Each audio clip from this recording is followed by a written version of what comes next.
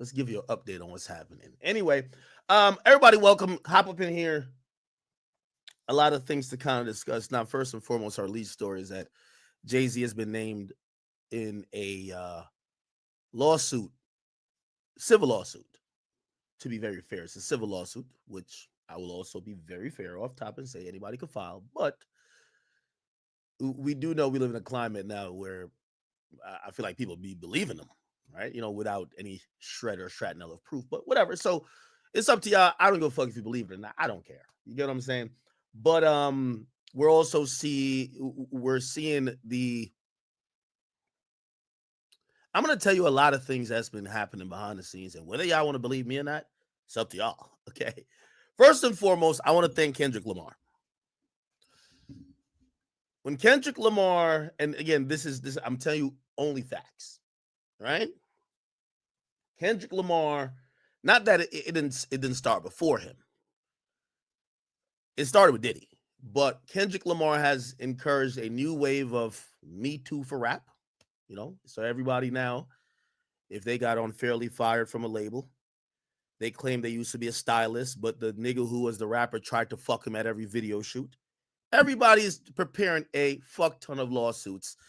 And this is going to be called the weird case era, okay? So thank you, Kendrick Lamar. Now, the thing about when I always say when you dig in graves, you got to dig too. Nobody's exempt from it.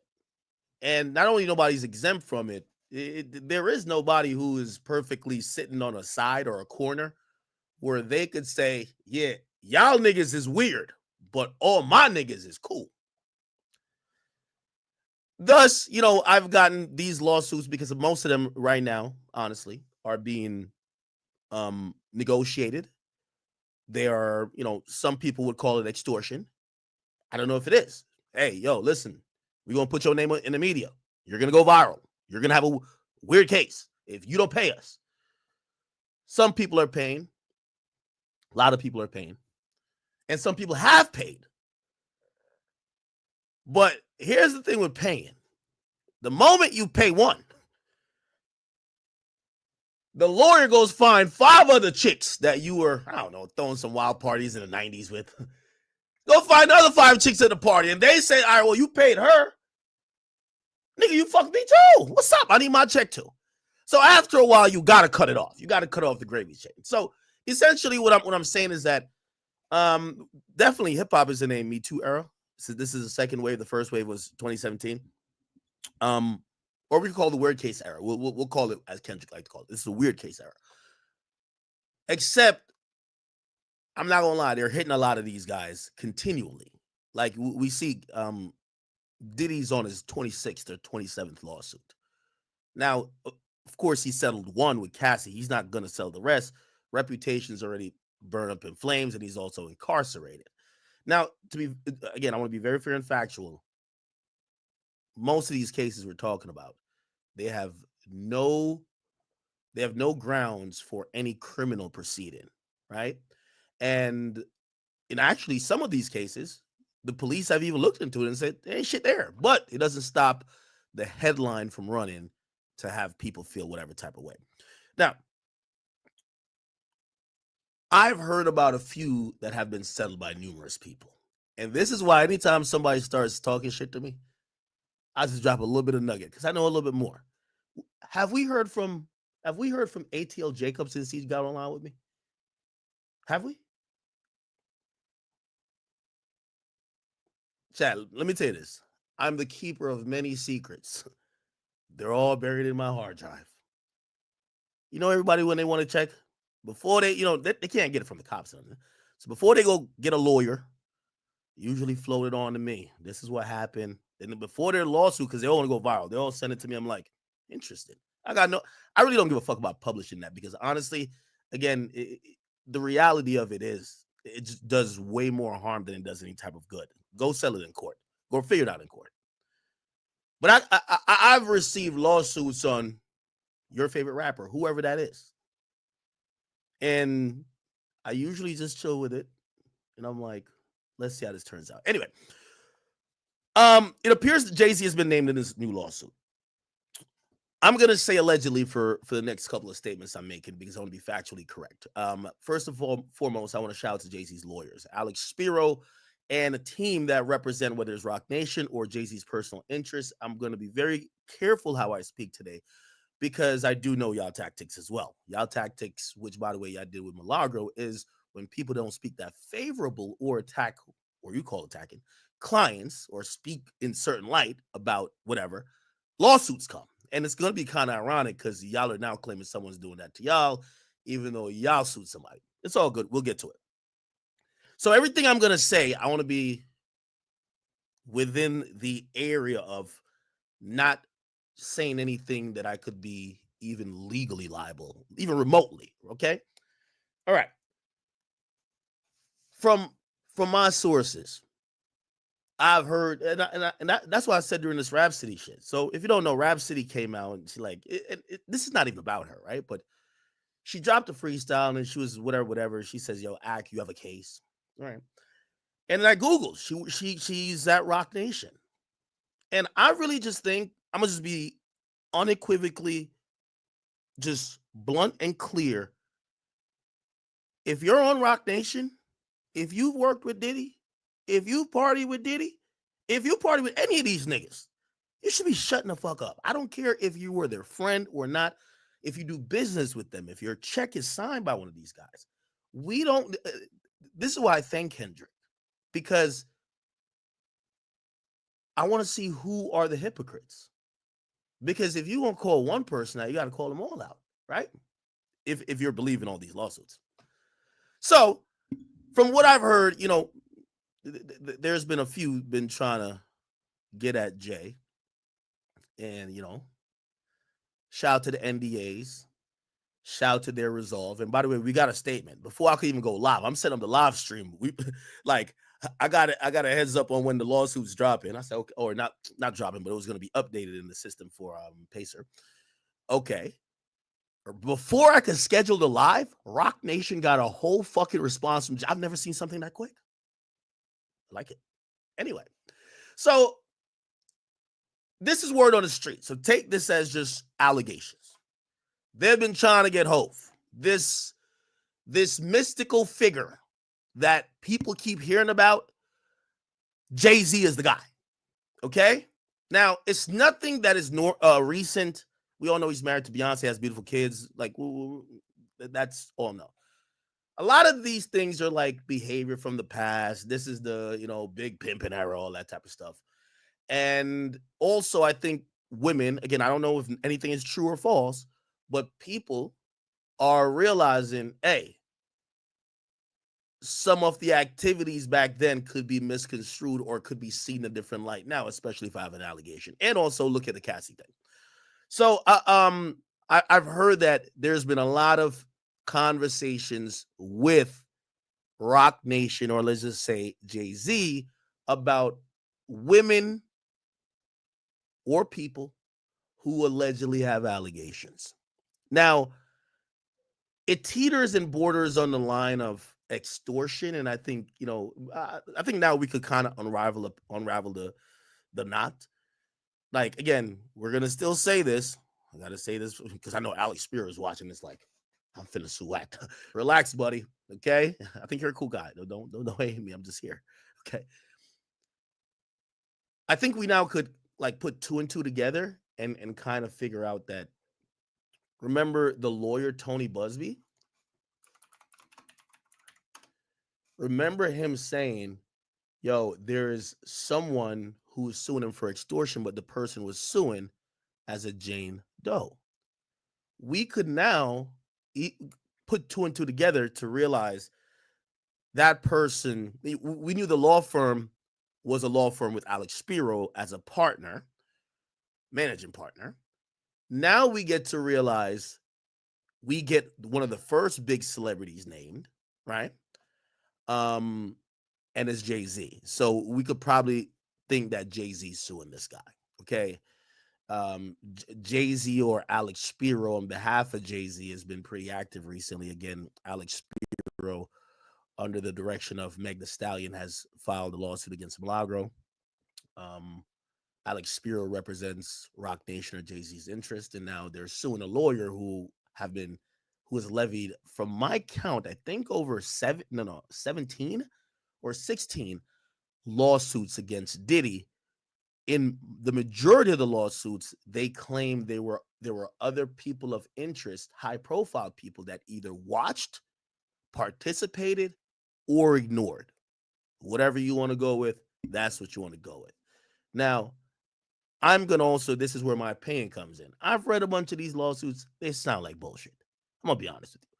Like, out of the seven, and I've read every single one on stream. Out of the 17, like, I'm going to be honest with you, maybe like 4, you could be like, maybe there's something that the others just sound ridiculous, something out of like a movie, right? And again, I'm not trying to shit on nobody's claims, but come on, bro. Like, some of this shit just sounds like, yo, it just sounds like he's like, yeah, I was at making the band, and Diddy says, how bad do you want to be a star? And I said, really badly. He said, well, come with me in this room, Playboy. Then he whipped his dick out and told me I gotta suck it. Like, come on, bro. Like, come on, bro. Like, come on. Like, that's just so cliche. But whatever, maybe it could be true. I don't know. Right? Now, we got the lawsuit here, and we're gonna recap it. We're gonna go through it. But I also do want to say this, and I like to put this out there because when we see a lot of things, it's very important for y'all to understand how media works. What Jay-Z's done that Sean Carter's Jay-Z is Sean Carter, sorry. What Jay-Z's done that Diddy didn't do. Let me tell you the really big difference I've noticed between both guys is that Jay-Z has put so many people in positions of power and helped so many entities, and also made sure his interests are represented even throughout media, that there are levels of cushioning for any type of, let's say, bad press or stories that would make him look in a bad light.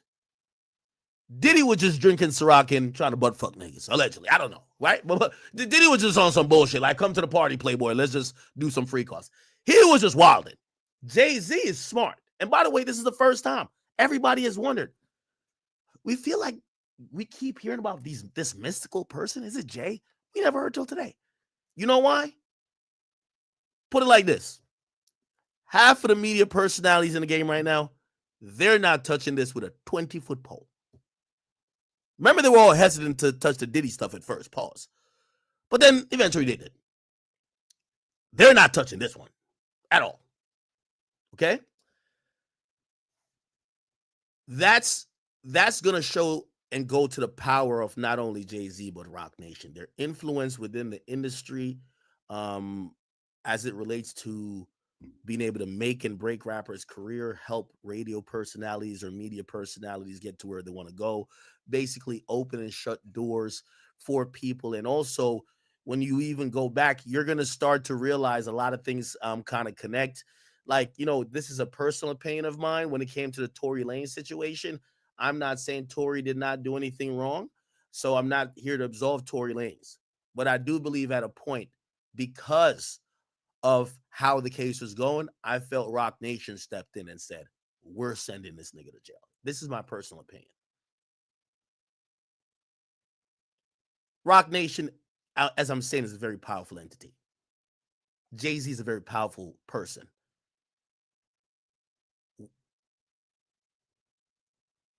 As we've discussed in many cases, none of this shit is like random.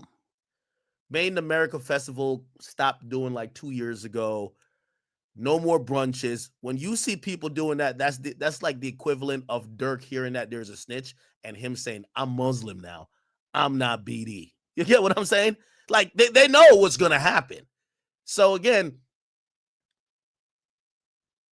we're dealing with some powerful people. And again, I am not here to say I believe these allegations, but I just like to shine the light on the people in the media who are going to be quiet, the sheep-like fans who only believe that the people that they don't like are the bad guys. Because that's going to be the question, right? Like, Diddy was easy to be villainized. Jay-Z's a little bit more up there. His cultural equity is, you can't quantify it. The way he's played the game versus Diddy's playing bingo and tic tac toe, and maybe like what's that shit? They're like freak off Twister. Jay-Z's playing top tier chess. Always has, always been. It's a different level.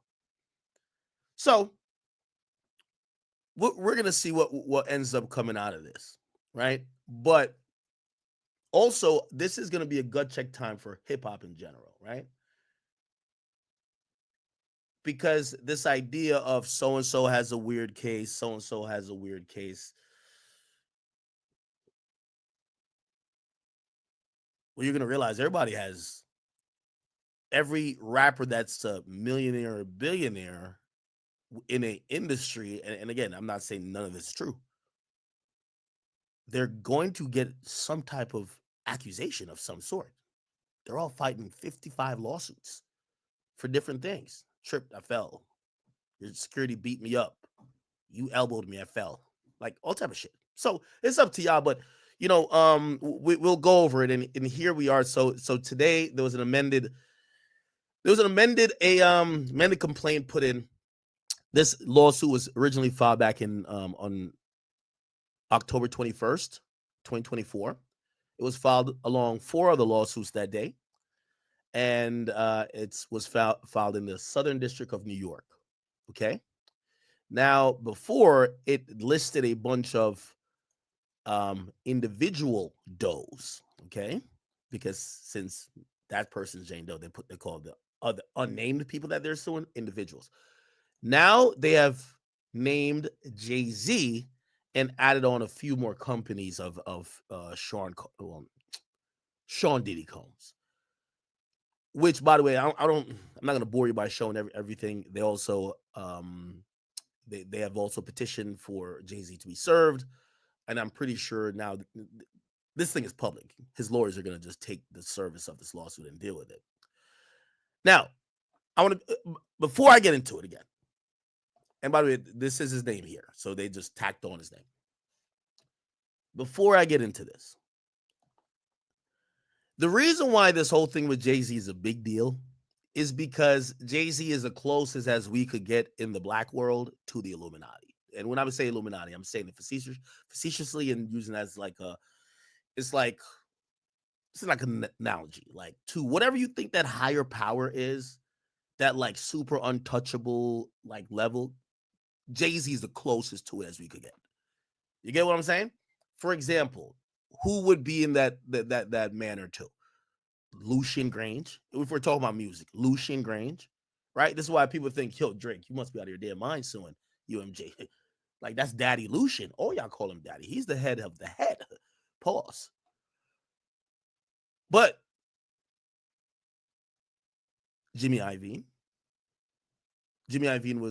was accused and sued of some of the same things. It's been damn near scrubbed from the internet. You can't even find it. The case got wiped away. You're never going to hear nothing more about it.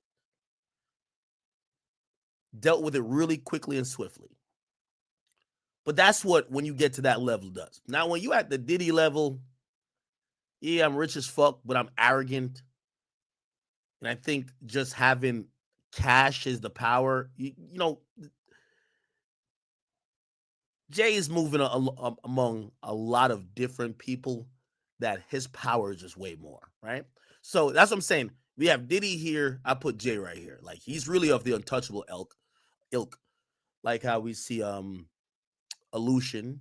You know, by the way, there was Lucian Grange was named in one of Diddy's lawsuit, not as a perpetrator, but he was named as a party. Not only him being the UMG's leader, but there was an allegation that he attended one of the parties that later on the freak off got happened at. And so they were accusing UMG of sponsoring the party, and they said the head of UMG, Lucian Grange, went there. Universal lawyers don't fuck around so much, and that's what I'm saying. That's if there would be Illuminati, that's what it would be. The fucking lawyer who filed it had to apologize for filing for including Lucian Grange's name in there. remove his name completely, and actually retract everything they said about him. Okay? Never seen that shit before. That's what I'm talking about in terms of power. And I do think Jay is near that. I don't think he's exactly there, but the closest a black man gonna get to, if you ask me. Anyway, let's get into the lawsuit. So this is a lawsuit that deals with a 13-year-old being drugged at an after party. We've read this before.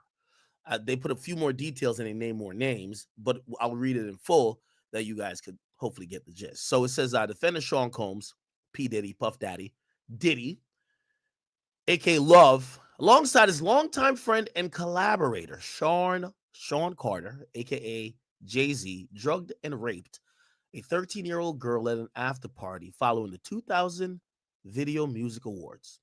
Another celebrity stood by and watched as Combs and Carter took turns assaulting the minor. Now, this is interesting. When I first heard about this lawsuit, before I pulled it back up, I actually thought that they were going to name Jay-Z as the person who watched. I didn't know that they're naming Jay-Z as the person who actually did the sexual act. Now, why is that important?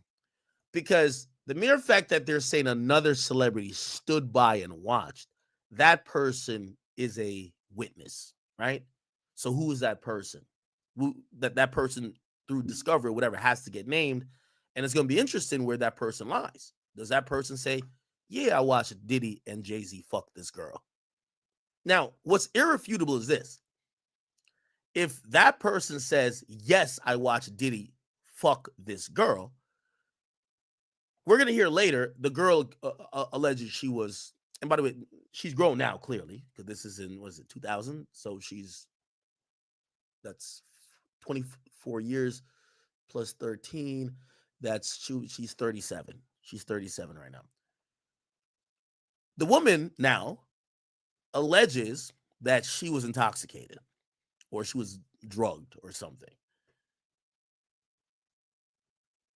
Now, that doesn't matter if someone says, like say the other celebrity says, nah, I seen you suck both of them off. You were not drunk, or you were sober. The problem here is the girl is 13. It doesn't matter if she's drunk, in any type of state of mind. That's a child, right? So if they had sex with this 13-year-old at all, that's a huge problem, right? Whether, and by the way, most of these lawsuits, we've read all of them, they have a pattern of saying, hey, we show up to the event, we get a cup, we take a sip. We usually know it takes like three drinks for us to start feeling away, but all of a sudden we start feeling dizzy, woozy, and we wake up and our pussy hurt, right? Or butthole if you're talking about a dude, right? But it don't really matter about the drugging if that's what they're going to allege, which they do. If this person is 13 and has sex with Jay-Z or Diddy, that's a crime, right?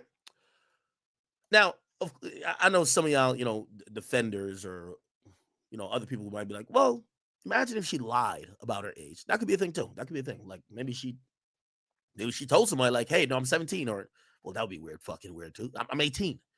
I'm 18. How old were these guys in let's see. How old was Diddy in 2000?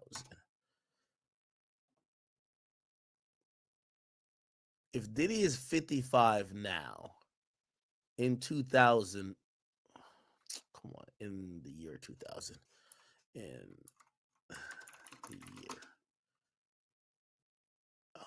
Okay, so we just got to minus 24 years, right? So 24 years, he would have been 31, right? 31, because he's 55 now. He would have been 31. Okay? How old was Jay-Z in 2000? Apparently, are they born the same year? Oh, they're born the same year. Okay. So they're both 31 at the time, right? Now, this is also the very interesting thing. And again, I'm not sitting here. I want people to know I don't have nothing against Jay-Z. I think he don't got nothing against me. I'm not also making up excuses. I'm just trying to talk out scenarios. These things could be all the way true or all the way false. We don't know. That's why we're trying to think out loud.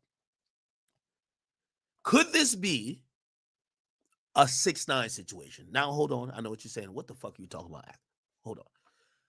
Now, 6ix9ine, who caught a charge of sexual misconduct or sexual conduct with a child or a minor or whatever, his story is this.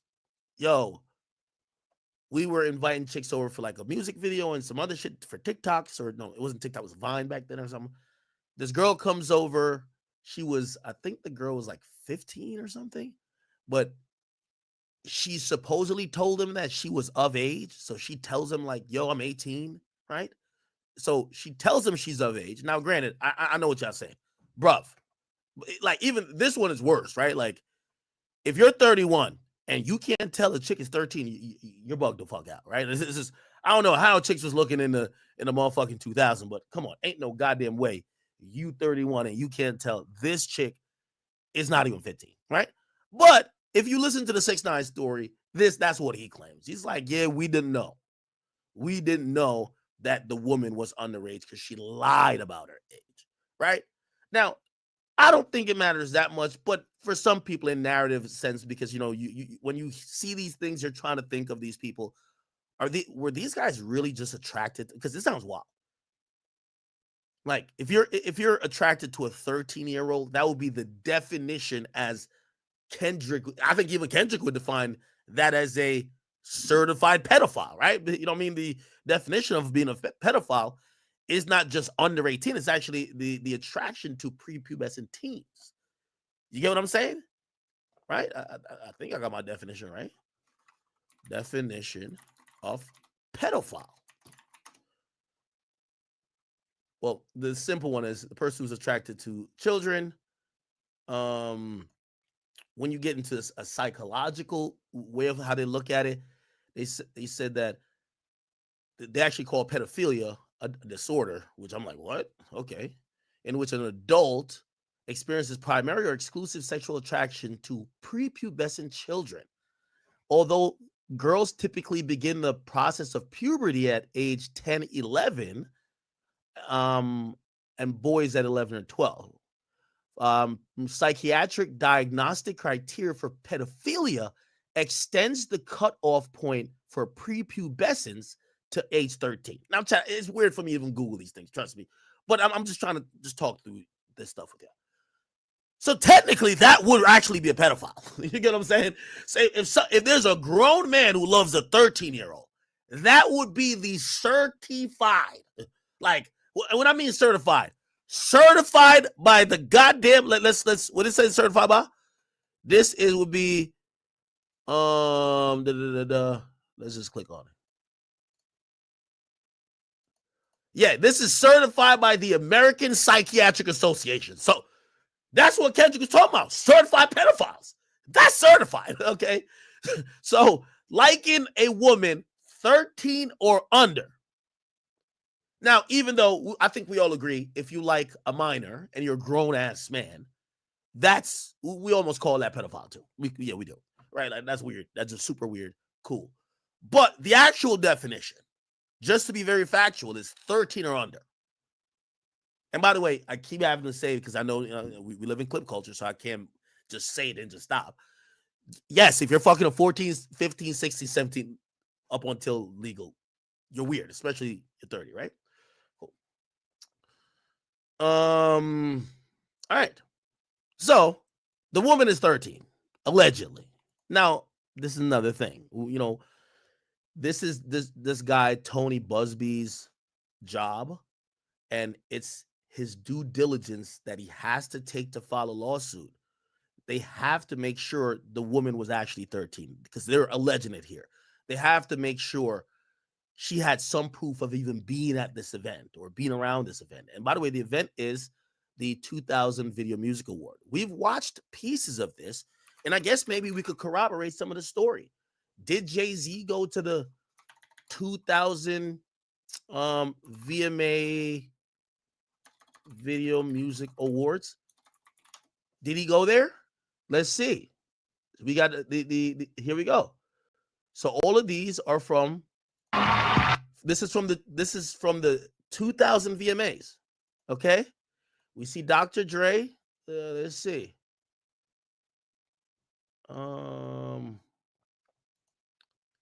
Okay, look like he got a nomination. Look, let's see.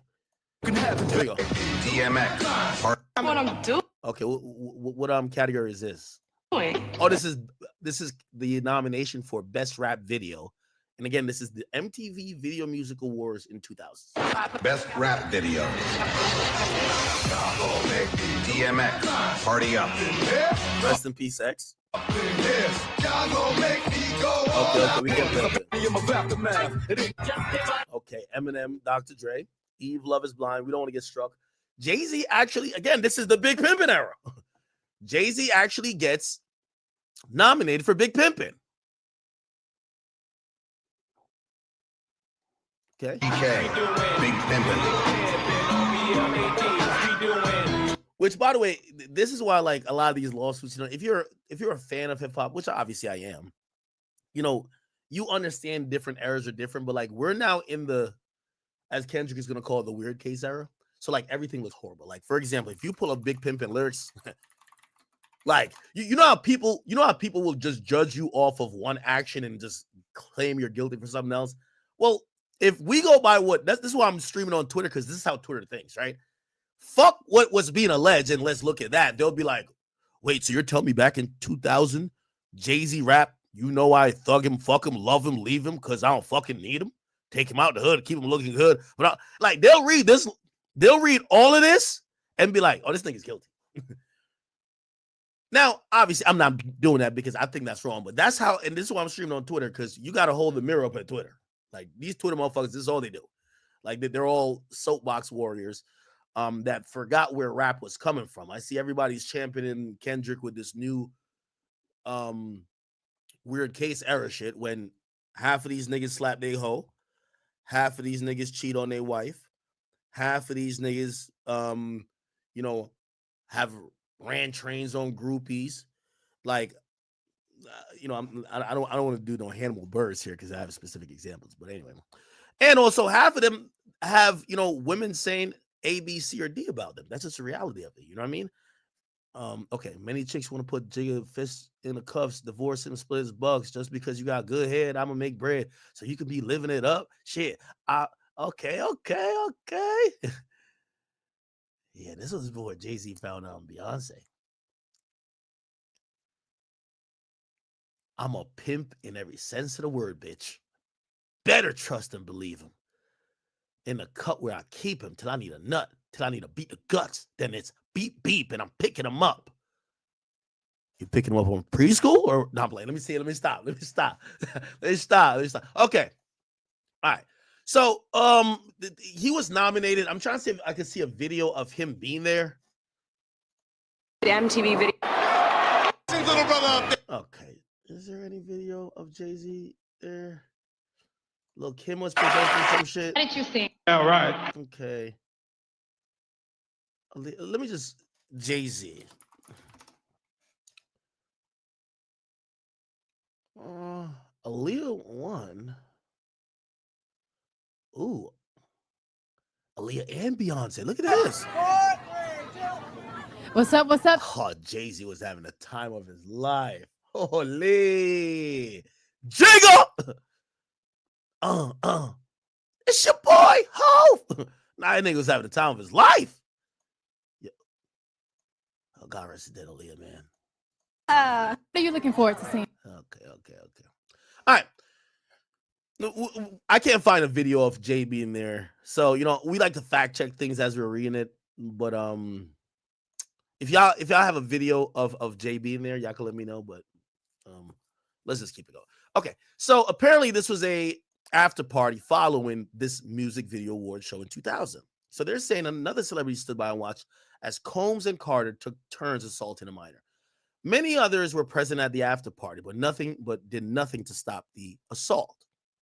Combs has been allowed for years to conduct himself in this manner without any consequences. He believes he's above the law. He is not. His close friend, Sean Carter, has been with Combs during many such instances. described herein. Both perpetrators must face justice.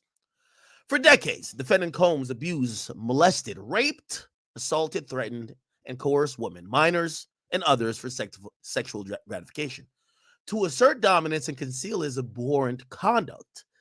He accomplished these acts by and through a criminal enterprise built on his success as a rapper, record producer, and record executive. Combs is one of the wealthiest musical artists of the world, behind the facade of a three-time Grammy Award winner and discovering and developing multiple famous music acts and ranking on Forbes' list of highest paid entertainers in the world, there existed something sinister, a dark, hold on, make sure I can put it, a dark underbelly of crime, sex trafficking, forced labor, kidnapping, bribery, and prostitution.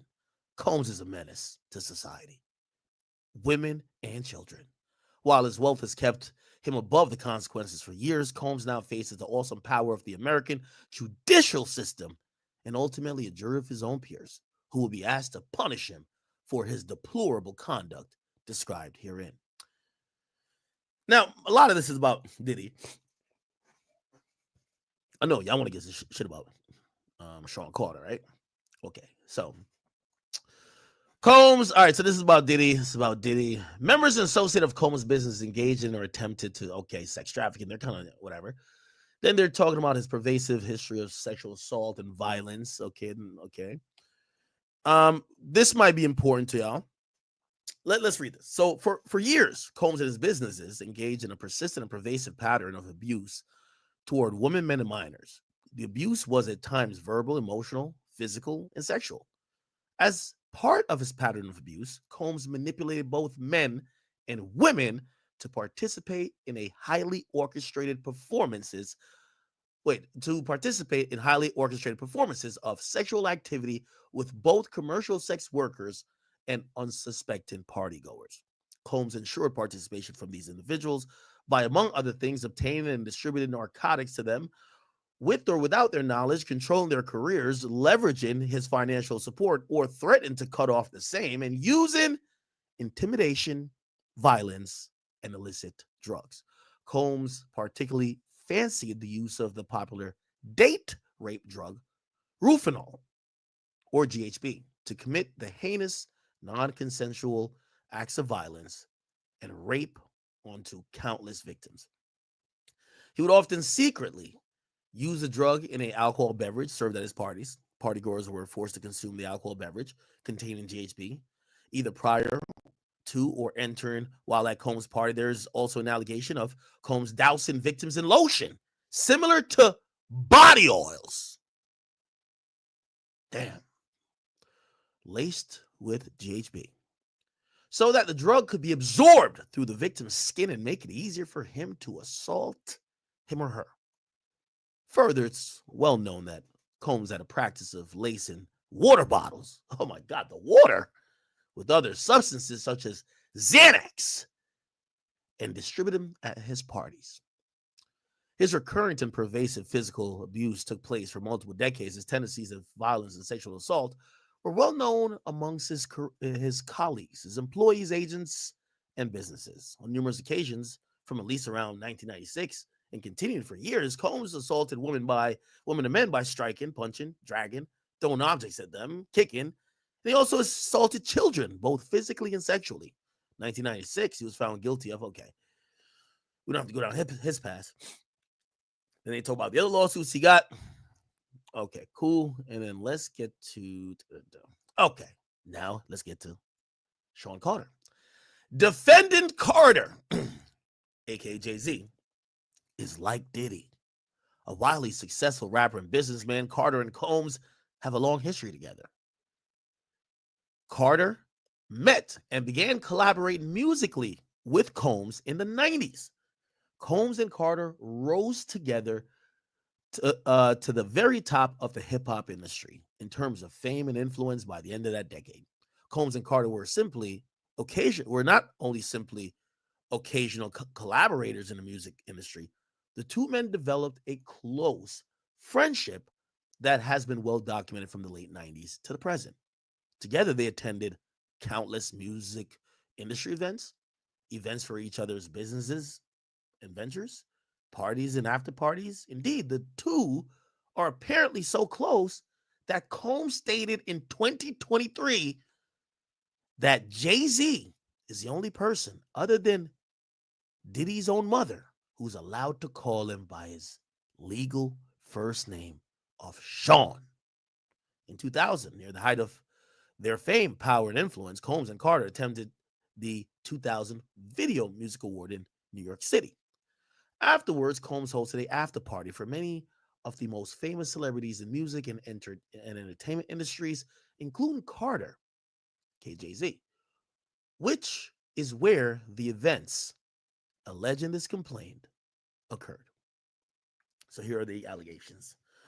Plaintiff is going to be unnamed. Okay, they're going to go by Jane Doe, and they reside in Alabama currently. Defendant Sean Combs is a male who, on information belief, resides in New York City through incarceration in the Metropolitan Detention Center in Brooklyn. On information and belief that all relevant times, Combs owned and or controlled Bad Boy Entertainment Holdings and all these companies. Cool. The facts of Combs' ownership and titles of Combs' corporations enabled and conspired with him to commit the unlawful sexual violence against the plaintiff described herein. Defendant Diddy. Okay, so there's talking about the parties here. We want to get to more of the interesting stuff. It's going to be about Sean Carter. This is about Diddy, about Diddy, about Diddy, about Diddy, about Diddy. Now, defendants. Okay. So it's organizational dose and individual dose. And then now we're back at Sean Carter. Defendant Sean Carter is a male who, on information and belief, maintains his residence in both New York and Los Angeles. He's more commonly known by the industry named Jay-Z. Carter was identified in plaintiff's original complaint as Celebrity A. Prior to the filing of this amended complaint, Carter has received a letter from the plaintiff's counsel requesting a mediation to resolve the matter, aka Jay-Z, pay the fuck up or we finna put your name in, okay? Upon present information and belief, Jay-Z responded to said letter by not only filing a utterly frivolous lawsuit, so now we could confirm what I said before. Jay-Z is the person who initiated that lawsuit of extortion against Tony Busby. It's clear now. So not only filing a utterly frivolous lawsuit, but also orchestrating a conspiracy of harassment, bullying, and intimidation against plaintiffs' lawyers, their families, employees, and former associates in an attempt to silence plaintiff from naming Jay-Z herein. This effort was meant to scare the plaintiff and discredit her counsel. The effort failed. Indeed, the plaintiff chose to file his amended complaint as a result of the egregious conduct perpetrated by Carter. Each of Combs' corporation aided and abetted Combs in committing the unlawful sexual violence against the plaintiff. Are alter egos of Combs, completely dominated by him and used by him for his personal interests to engage in wrongdoing, which later harmed plaintiff and others, and served have served as vehicles for Combs to move and dispose or insulate his assets, including in connection with his criminal activities, and to avoid compensating victims of his many crimes, including plaintiff. Okay. Then they basically say they're going for over $75,000. They don't have to list how much they're going to sue for. They're leaving that up to the judge, or they could later put in a request. All right, and then on a jury case, we get that. So here's the factual allegations. On around September 7, 2000, a plaintiff who was then 13 had a friend drive and drop her off near Radio City Music Hall.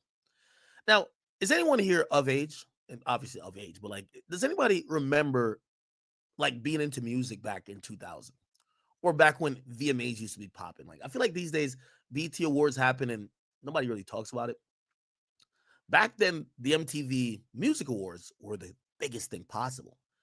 Now, I personally think it's weird if a kid is showing up, but it felt like some of these award shows, they had like little kid fans of these artists there. Like, oh my God, Beyonce, oh my God. Like, I felt like that was a thing. But I would still imagine that your parent is bringing you. I don't think you're just showing up by yourself. So that's a little sketchy to me, but it is what it is.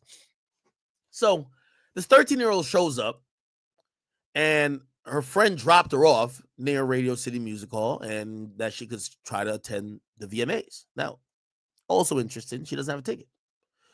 Attending the VMAs was on the plaintiff's bucket list. Well, that's also a little bit odd because you're 13. You don't have a bucket list. Your life is just beginning. Whatever, though.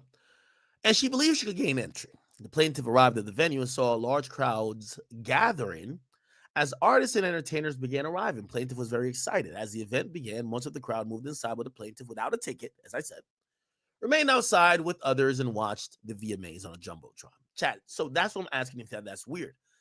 Does that sound odd that maybe a young child, or, I'm guessing maybe there wasn't much parental supervision, but did people show up to these award shows and it's kind of like, I just want to see a celebrity? These days, I feel like people are numb to celebrities to a certain extent because of social media. Like, if you like Usher, you could just DM him. If you like Chris Brown, Drake, you could DM them.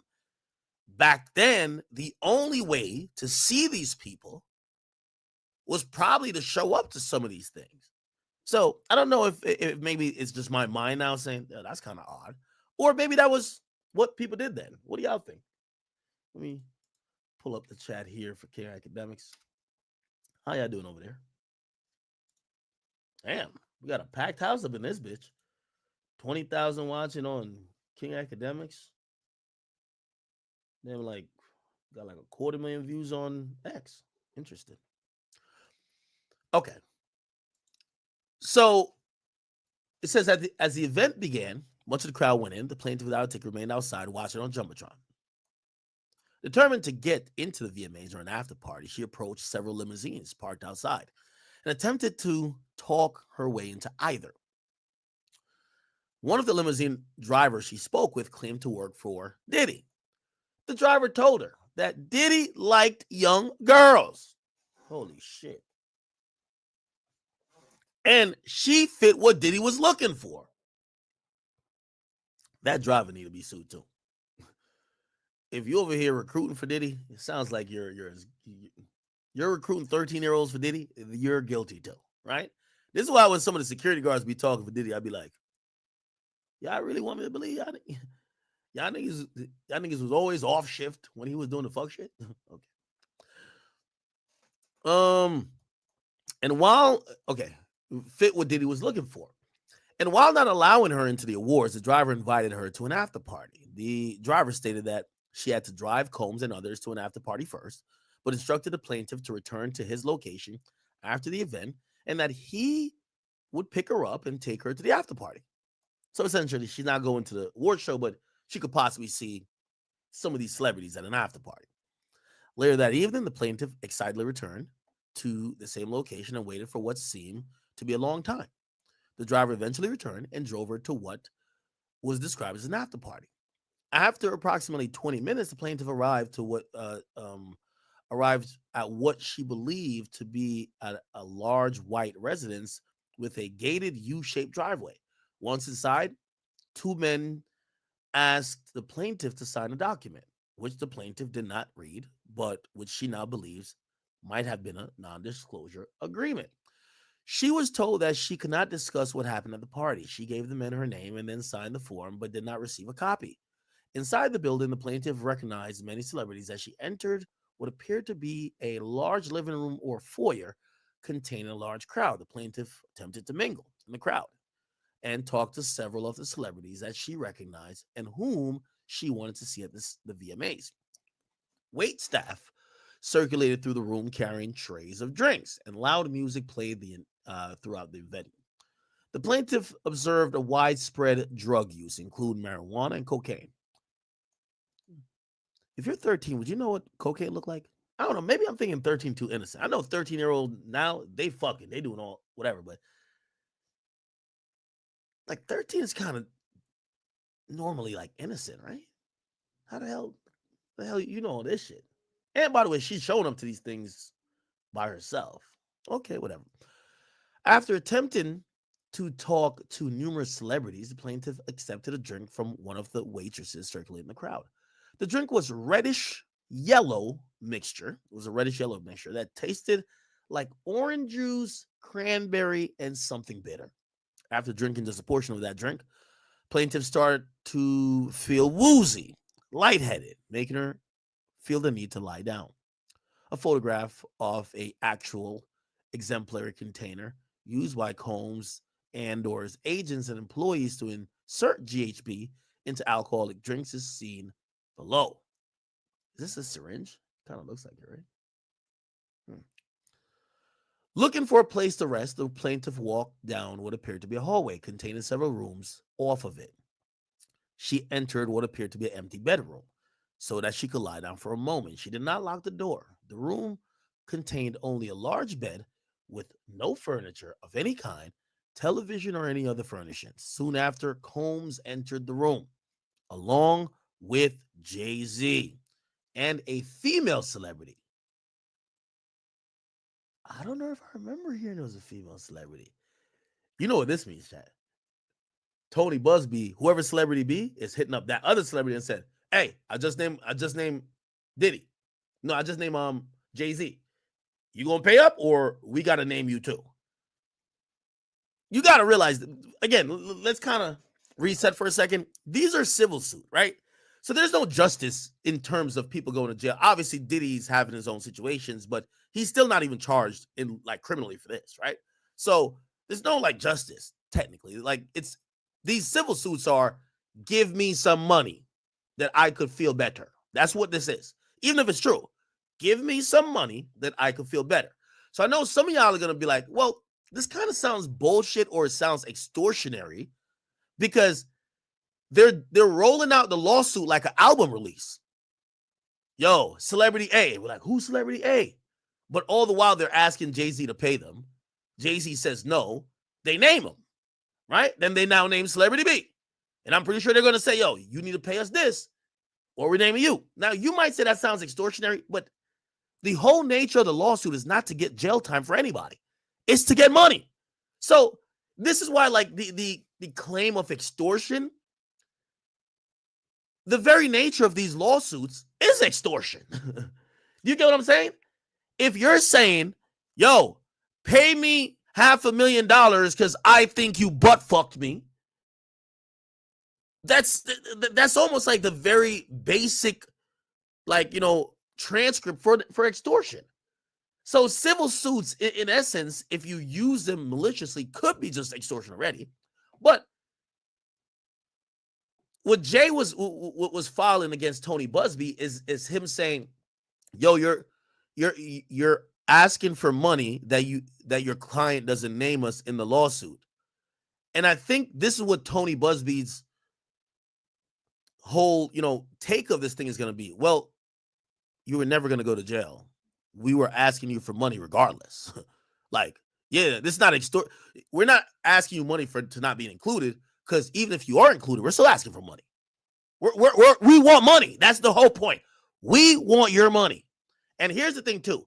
Jay-Z's a very, very big fish. I have to imagine. Let's think about this, chat. They've heard about alleged other people who are trying to do the same to Jay-Z. So this isn't a one-off. Jay-Z's been around, right? Tony Busby knows what that's worth. How would he know? Look at Diddy. Allegedly, when Diddy had settled, he settled between $10 to $50 million. Who has the pockets that's even larger than Diddy? Jay. And he's never been named till now. Sorry. So you know what? They probably went to him to say? Bro, check this out. Look what happened to Diddy. Don't make the wrong choice, brother.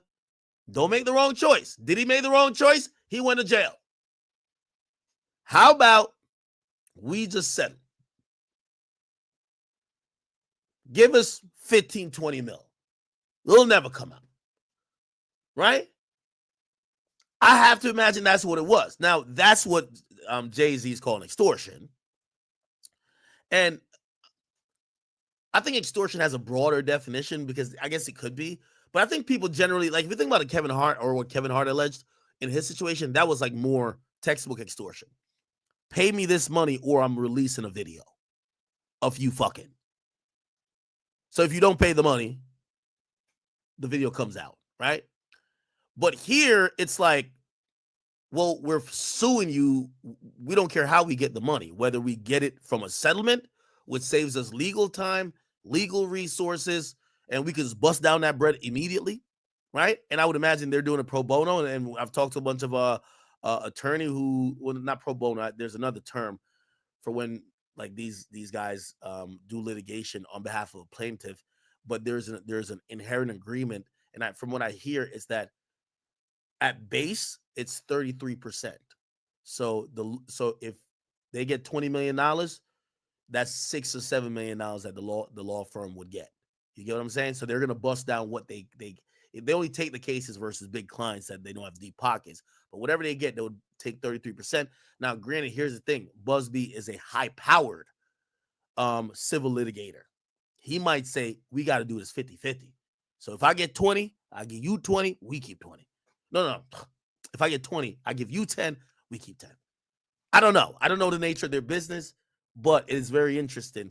And I'm only mentioning that because anytime you see someone specifically mentioned but not named, that means they're telling them, show us the fucking money. Not meaning it's not true. It just means this is always a money play, right? You know, again, a civil suit, you know, a civil suit, and that's another like misnomer people have gotten. Like when Kendrick said someone like Baca had a weird case, like he had a case that he was charged with human trafficking, like that had jail time. These are the cases we're seeing in hip hop. This Me Too movement is like, other than Diddy, because now the feds picked it up, all these are civil suits. Like, anyway, all right.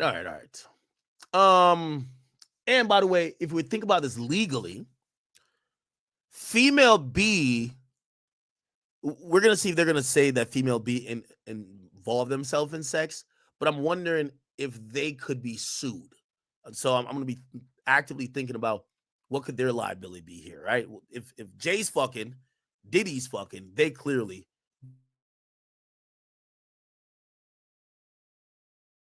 with a crazed look in his eye. I don't know what type of look. Grabbed her and said, "You ready to party?" God damn, I imagine this thing sound like Vince McMahon. Holy. So Combs then threw the plaintiff towards a wall, causing the plaintiff to fall. The plaintiff got back up. Okay, this is like a wrestling match. He threw her against the wall. Plaintiff got back up and stumbled, at which point Combs grabbed her again and threw her on the bed. At that point, Combs began to remove the plaintiff's clothes as she grew more and more disoriented. The plaintiff was then held down by Carter. Oh, wow. Wait, let me read that again. So Diddy threw the 13-year-old towards the wall. The 13-year-old fell. The 13-year-old gets back up. Combs grabbed her again, threw her on the bed. At that point, Jay-Z began removing the girl's clothes as she grew more and more disoriented. The plaintiff was held down by Jay-Z as he vaginally raped her while Combs and Celebrity B watched. After Combs finished, so I guess Combs nutted, pause, I guess, pause. He stepped back towards the wall, probably had some post-nut clarity. Combs then stepped forward. This is nasty work. Again, we don't know if it's true, but this is nasty work. You know why? Because if we're going by the MO that they're saying about Diddy, remember, we just heard a scenario. They said Diddy throw the girl on the wall. Then throw her ass on the bed. Jay-Z holds her down on the bed and starts taking off her clothes and fucking her. And Diddy, they're all in the same room, but Diddy's behind. We all know Diddy was jerking off looking at Jay-Z's butt, right? We all know. Come on. Like, y'all, we heard the stories now. Like, Diddy been whacking off in a corner for like 20 stories now. We know he's watching Jay-Z fuck. Like he's not watching the girl, he's watching Jay. Jigga man, Jigga man, what? Like, yeah, come on. Just think about it. They're describing it.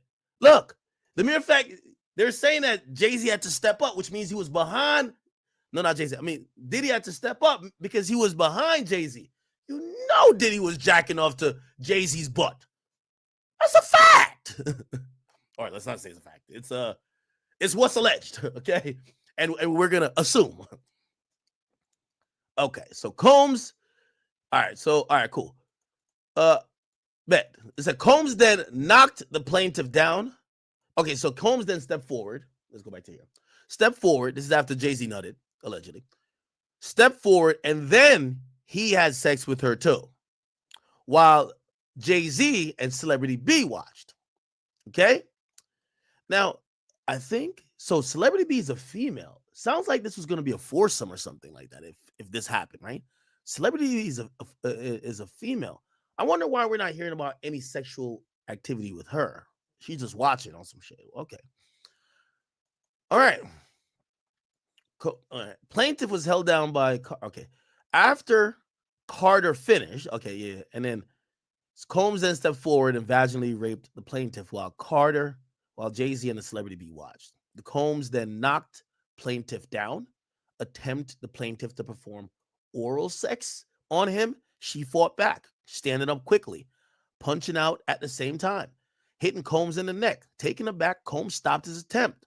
When Combs backed away in surprise, plaintiff grabbed her clothes and shoes and ran out the bedroom, holding her dress in the front like a towel. She ran through the residence until she found the front door and was able to leave the party. Although there were other guests at the party, no one appeared to take notice of the plaintiff's distress or attempted to help her. Once outside, the plaintiff put her clothes back on and left the scene in the dark. The plaintiff attempted to retrace the route taken by the limo. She kept running until she reached a gas station and noticed on her way to the party. A female clerk noticed her distress and allowed her to use the phone. She called her father, admitted that she lied about her whereabouts, and asked him to pick her up. The plaintiff's father arrived to pick her up shortly before dawn. Now, I had a source of contention with this part of it when I first read it. So you're telling me your daughter snuck out, lied to you about where she's going, went to not only the VMAs to stand outside, but then gets brought by a limo driver to an after party where supposedly she gets drugged and Jay-Z and Diddy rape her while there's another celebrity watching in the room. She somehow wakes up out of this blur of a stupor and just start punching, grabs her clothes, runs out of the whole residence, runs down the road to it's like a scary movie at this point, runs down to a gas station, calls the father. The father shows up, and you're telling me your daughter tells you that all this happened, and you ain't say, oh, it should have been two things. Let me go get my gun. I'm about to go murder them niggas. Or bring me back up to where you just came from. I got to see them niggas about this shit. That's the only thing I'm like, yo, that sounds crazy. That sounds crazy. I'm wondering why the father wasn't like, yo, I got to go see them niggas right now. Like, fuck that. Or be like, you know what?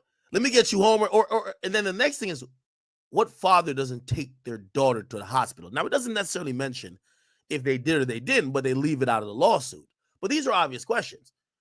So you as a father didn't try to go get your little Dirk on and slide and get revenge. Okay. You as a father ain't bring your daughter to the hospital. You as a father, like, you didn't make a stink about it at the time? Like, you just were like, okay, all right. You lied to me. That's what you get. Let's go home. What? Kind of sounds crazy. You sound a little bit crazy, right? Am I tripping?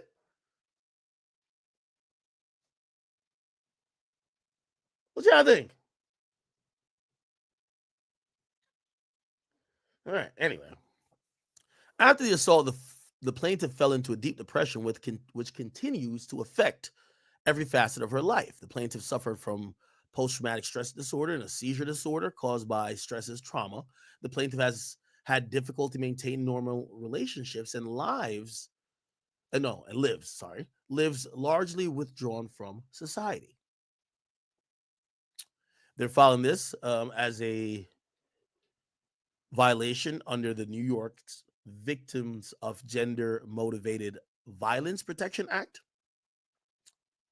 And this is how they explain it. And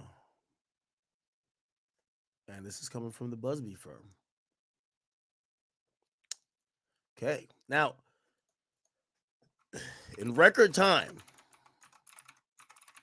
Rock Nation has released a statement from Jay-Z. Wait.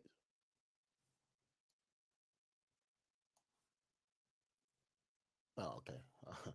I was like, don't tell me Rock Nation, block me.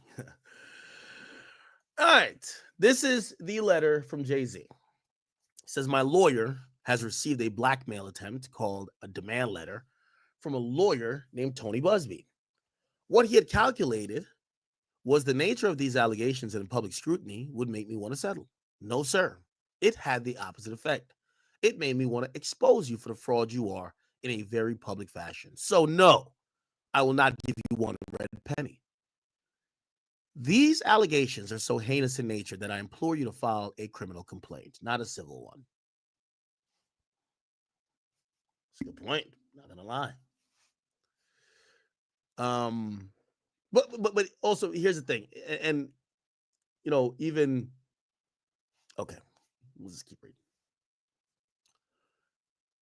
These allegations are so heinous in nature. I implore you to file a criminal complaint, not a civil one. Whomever who would commit such a crime against a minor should be locked away. Would you not agree?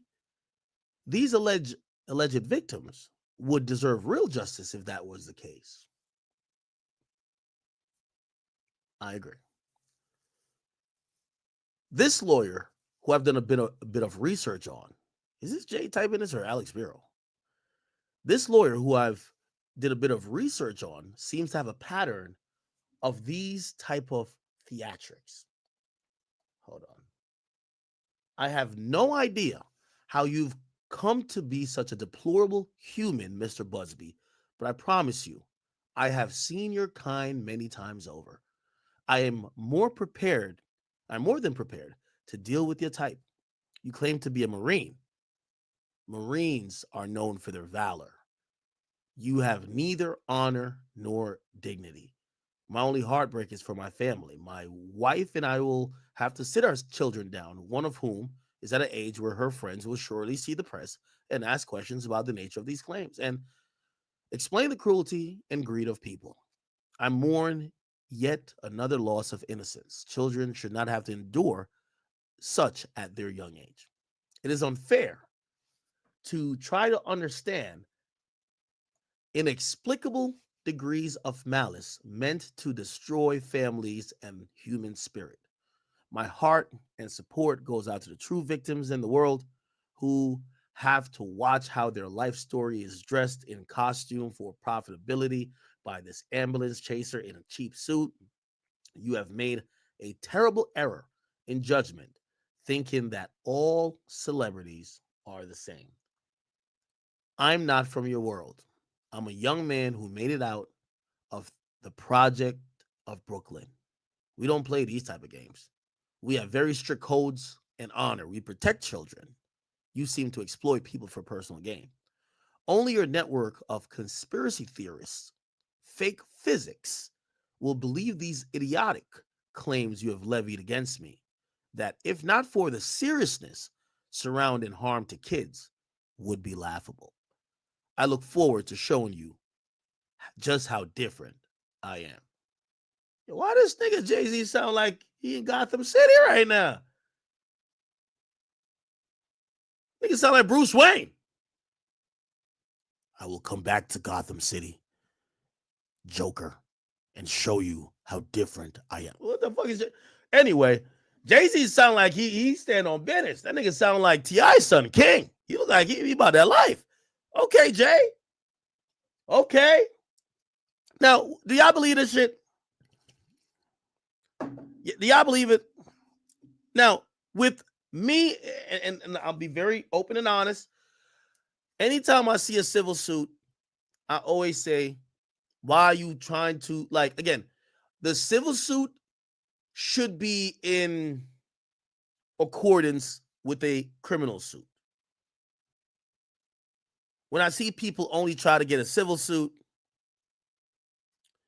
especially the way they're all rolled out now, it looks very sketchy.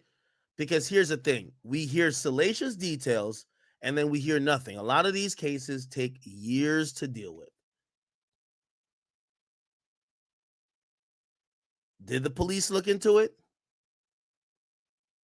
Did the police find that these allegations had some nature or was rooted in truth? Did charges get considered? Why weren't charges brought? These are real questions we do have to answer, right? Because these days, the accusation is just as bad as the charge, right? Like, again, and also what it does, especially for people like Jay-Z and Diddy, it breeds other people to say, oh, hell no, y'all not beating me to the punch of getting my money from that nigga. That's a fact. When they heard that Cassie got $30 million, man, they should have had a hotline back then. Everybody was trying to get a goddamn lawyer. Whether they sucked him off consensually or not. So again, I don't believe for 1 minute this is going to be the last of this. This is the beginning. Now, the only interesting thing I'll point out here is that, Jay, we're going to have to call you to the carpet. From what we're seeing, you and your lawyer use bully tactics too, gang. Y'all do underhanded, backhanded media things, it appears, to dirty the reputation of people y'all don't like, media members you want to silence, rappers that you want to devalue or hurt their career. You're also not a saint in terms of, maybe it wouldn't be blackmail, but maybe like these underhanded tactics that the industry plays.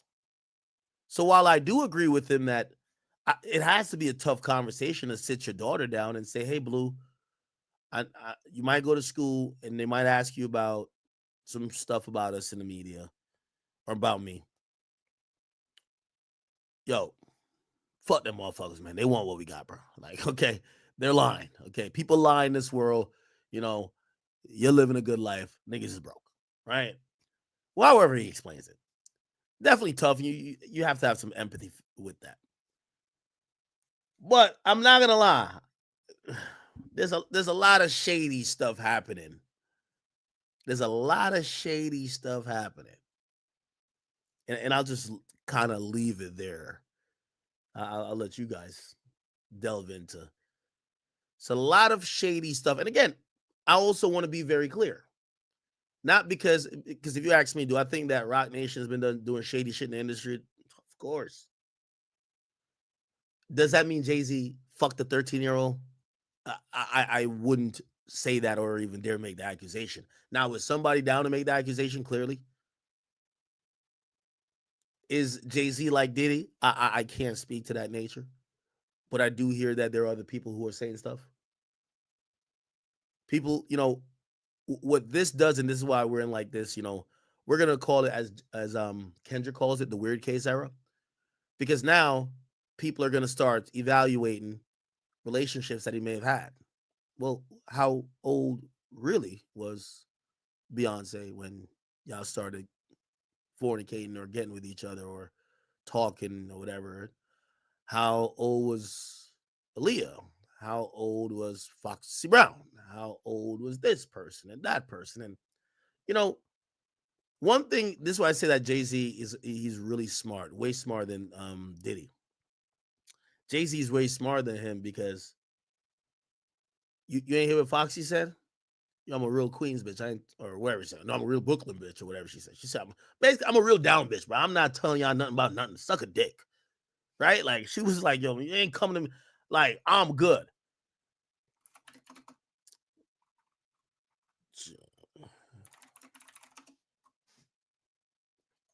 Right. She kept it like this with it. You feel me? She says, I'm an icon. Miss me with the fake news. NDA, a motherfucker alive that can stop my story. NDA on my shit, gonna run 100 mil. Then basically she says, stop playing with my name. Dying for a comment. Can't spin me with the sucker shit to take Hove down. Better ask about the cloth I'm cut from. You heard her. Better ask about the cloth she cut from. So one thing I know is half of these people in media, half of these people in the music industry, period, Jay-Z is a part of their story or is currently cutting them checks. Not to shut up or nothing, but like he's employed a lot of people.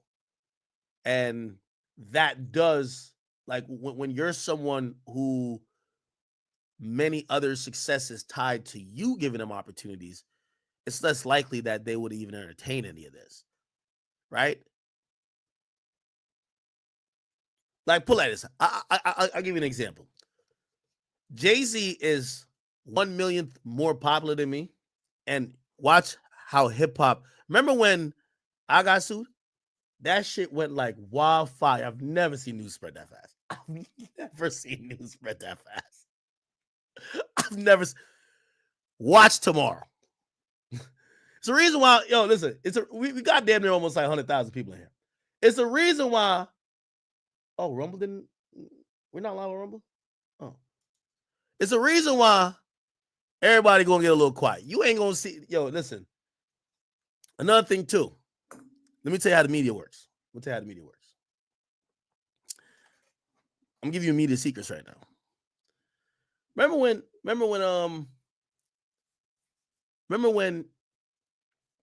you ever watch Charleston White, and he said, yeah, the police ever come pick me up, I always keep like 1 or 2 murders in the tuck that, you know what I mean, I could tell on some niggas to get out of this shit. Watch the next 3 days. If Rock Nation are who I think they are, they got one big story in the chamber to switch this all up. Watch.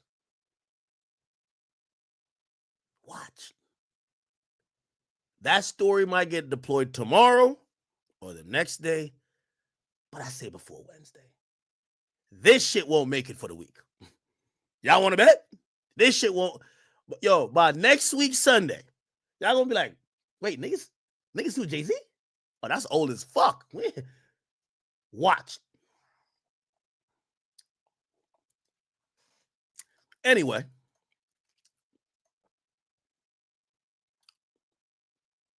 See, I want me to be anti-Hove so bad. Fuck out of here, post that.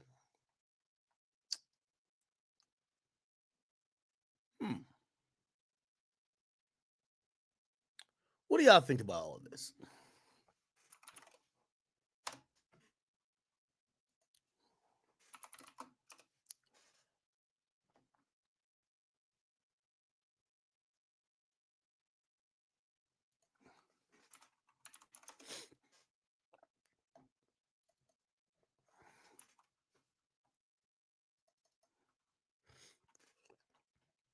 Let's hear this.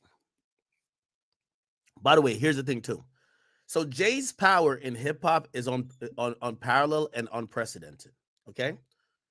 So hip hop outlets are going to be the most quiet they are today.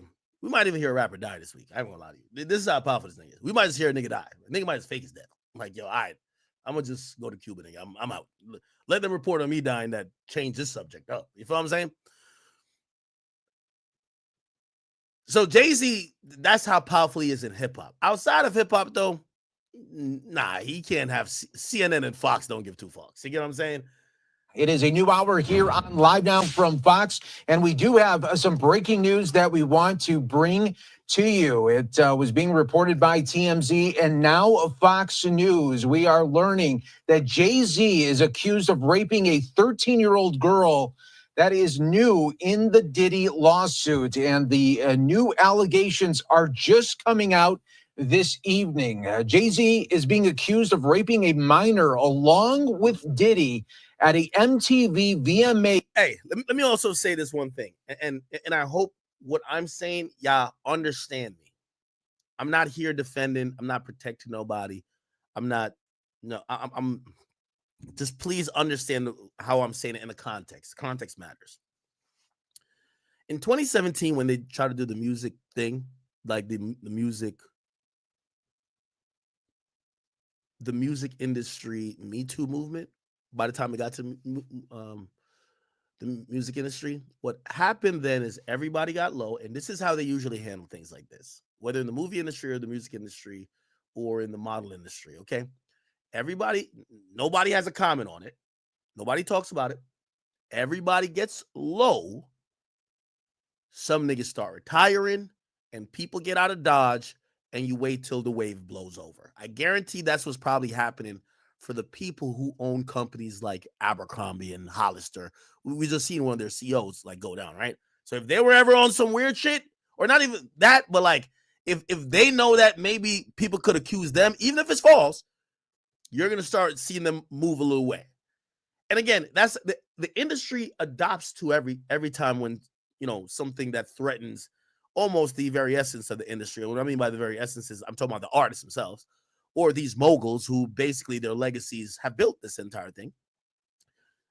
And even not the greatest analogy, but like shit, they just killed the CEO for the healthcare companies, and every other healthcare company removes their CEO from their website. So what I'm saying is that when one thing happened, everybody starts moving a certain way. Oh shit, they're killing CEOs. Yo, take all the CEOs off the website, right? That's how the healthcare, and obviously that's murder. When 2017 happened, they called out a few people. L.A. Reid, get your ass on out here. And they called out a few people, and everybody else was like, oh shit, let's chill back. Let's not jump on that person and act like they're just whatever. Because what usually happens is that, I'm telling you, you're going to have to think of all of this as one or two things.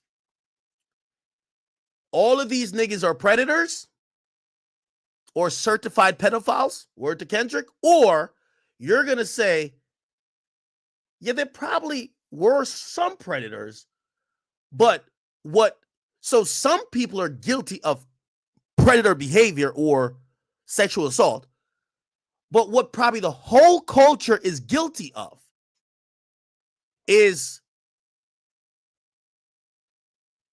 there was an atmosphere that resembled what this person or these people are talking about. And you're going to have to figure it out quick, because back in 2017, everybody kind of chilled out. Now people are gaslighting and soapboxing, right? So for example, and again, this is not a Kendrick thing because I think 50's at blame too. When Diddy's going through his thing, 50's pushing the envelope. And 50 never really chilled out until his baby mama came out and accused him of some shit, which he later sued her, which recently dropped. But he was pushing that line too. But Kendrick's pushing that line too. And again, obviously he's talking more about contemporary people. This is what I personally feel. And it's kind of like with the Cosby thing. I think Cosby was whatever they're saying he did, or he is. But I do believe he was an outlier of an already existing culture that was already super gray area-ish. Like they were fucking the models or fucking the wannabe actresses or whatever. Like they were doing these things. This is what I'm saying about this new era, especially these guys. Hip hop has finally reached the place where Diddy, billionaire, Jay-Z, billionaire, like Dr. Dre, billionaire, right? These moguls, these guys who have built this entire thing, they are so fucking rich, which, by the way, anytime the more money you get, you incentivize people to sue. But here's the thing. The culture of what happened in the 90s and 2000, and I'm down to debate anybody with it, the culture, the after party culture, it is very easy for someone to have the interpretation of, you took advantage of me. You did something to me. And this is what I'm saying about the soapboxing. Because Jay-Z ain't the only one they got allegations about. They're just looking up at the scoreboard of who got money. Hey, if you got a B, give us 50. We need 50 of that. We're going to shut the fuck up. So it becomes difficult, I believe, when all of these people indulge in that culture. Do I believe, and let me further explain that culture.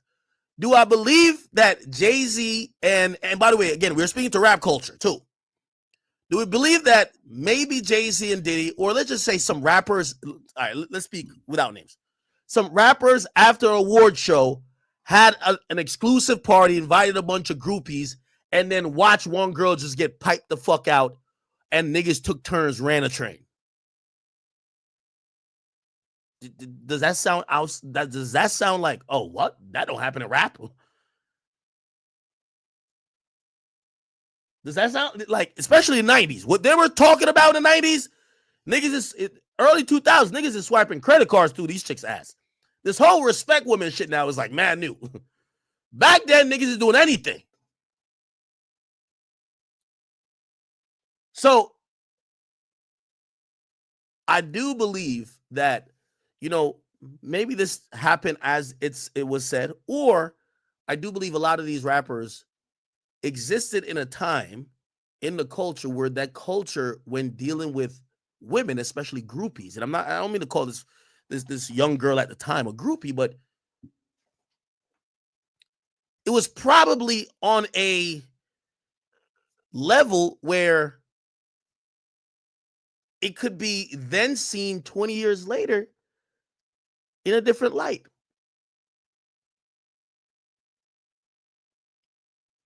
You see all these cases have, oh, yeah, we went to the party and they drugged us. Do you believe that they were just handing out just drugs, just date rape drugs to everybody? Or you think it's a hip hop party and everybody's just sipping on whatever the latest drink is to get everybody a little bit more comfortable? Well, what do you think it is? So this is a lot of what you think the era is. So you could think, oh no, Jay-Z and Diddy, they were drugging chicks, injecting stuff. Or you could say, well, you don't have any proof. Well, again, I just think it was people were drinking at parties. People may have done some other drugs. Do I think they were fucking lacing these joints? I don't know. I don't want to just say no, but if you've been to a hip hop party, these motherfuckers got coke, Xanax, pink cocaine. They got everything, nigga. Now, granted, when you bring that to a sanitized Twitter space, or you have a soapbox warrior like Kendrick talking about it, it looks really crazy. Yeah, because that shit don't sound good. But I'm pretty sure Diddy and Jay, well, obviously, by the way, if the chick is 13, like, that's crazy. And, that's another thing. Now, that I think is not cultural. But I think that's why they have buried and suppressed so much of the 90s. Now, I don't know if Jay-Z ever been with an underage girl. I don't know. I don't know if Diddy's ever been with an underage girl. I don't know. There's obviously this is an allegation, but I don't know as a fact. But I think we've heard enough about how niggas was getting down in the 90s that we do think that half or the majority of these niggas, again, we're not saying they have fucked some girl who may have been under 18. I think there's been some rap lyrics about how some of these niggas was giving it up, and they didn't seem to give a fuck. It wasn't like right now on Twitter, if you tweet it out, it's like, now obviously 13 still is, right? But like, I think back then they was just on some other shit. So what I'm saying is this. I think a lot of, everybody talking about it, it's very easy to, when these eras come and go, people realize you need to sacrifice one person. Bill Cosby had to sacrifice for the sins of the entire, not saying he wasn't maybe the worst or blah, blah, but you think he was the only one nigga doing that? I think half them niggas was doing it. You think it was only Diddy? If he did it? You think it's only Jay? It's the culture that was doing it, but everybody gonna be quiet, act like they wasn't there. You notice now one of these niggas ain't come out and be like, yeah, no, I used to do mad parties back then. But what they describing over there, we knew that only Diddy did that. They're always doing the same shit. I think. Me personally, I think all them niggas is doing the same shit. If he was in the 90s or early 2000s as a rapper, a lit rapper who had a crew or whatever, throwing parties, you was probably throwing parties that maybe an underage girl come through one time.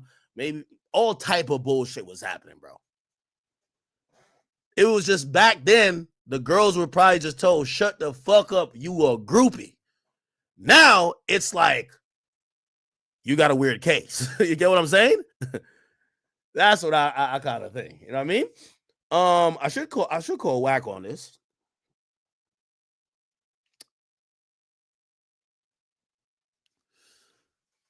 Okay.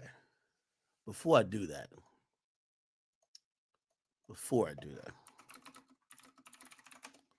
By the way, if you guys are just tuning in,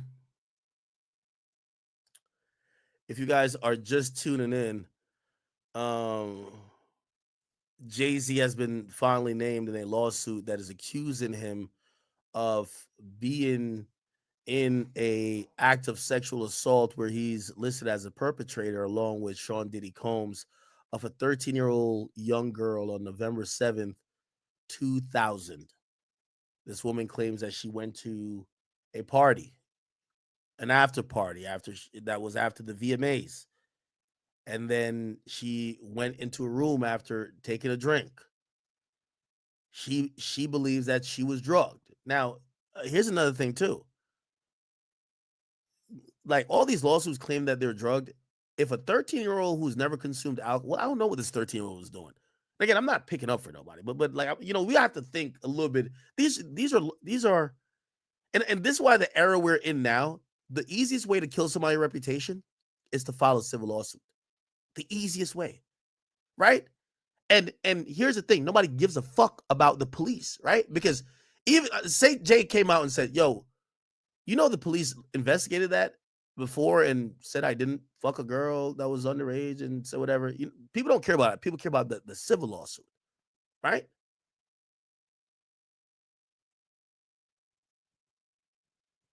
So we're in the times of civil lawsuits, but usually people don't give a fuck beyond. Let's see how they reported. ABC Chicago. Damn, they're on Jay's ass. We've got some breaking. Oh, by the way, I guarantee them people who the K-bots and the rest of the woke people who love Jay, you know what they're gonna say? Jay was finna go by, which I think he probably was finna go by like an NFL team, was finna go by a baseball team, an NBA team, or by like a fucking news network or some shit. Watch. News to get to. A civil lawsuit has been filed against Jay-Z, saying the rapper raped a 13-year-old girl back in 2000. The suit alleges that Jay-Z, whose real name is Sean Carter, raped the girl after the Video Music Awards alongside Sean Diddy Combs. The victim says she was invited to an after party after being spotted by a limo driver and was then assaulted by both rappers. Jay-Z is calling this a blackmail attempt. He released a statement on social media responding to the lawsuit, and Texas attorney behind the legal action saying in part, these allegations are so heinous in nature, you have made a terrible error in judgment, thinking that all celebrities are the same. I look forward to showing you just how different I am. Interesting. Not gonna lie, man.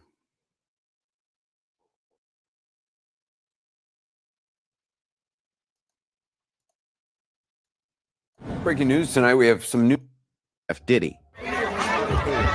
Belong to musicians. So remember when Diddy house got raided? They put out this video and they said this is how Jay was probably reacting. But it was just like, we've seen, you know, and y'all tell me what y'all think about this. Do y'all think Jay-Z's movements is a admission of guilt? You can't win an eye in the court of public opinion. If you go low, it kind of look like you're guilty. If you talk too much, look like you hella guilty. There's no real way to deal with it. So Jay-Z, they canceled the brunch 2 years in a row. Jay-Z brunch canceled, right? Jay-Z and Beyonce's annual Rock Nation brunch reportedly canceled. The sources say it won't happen in 2024.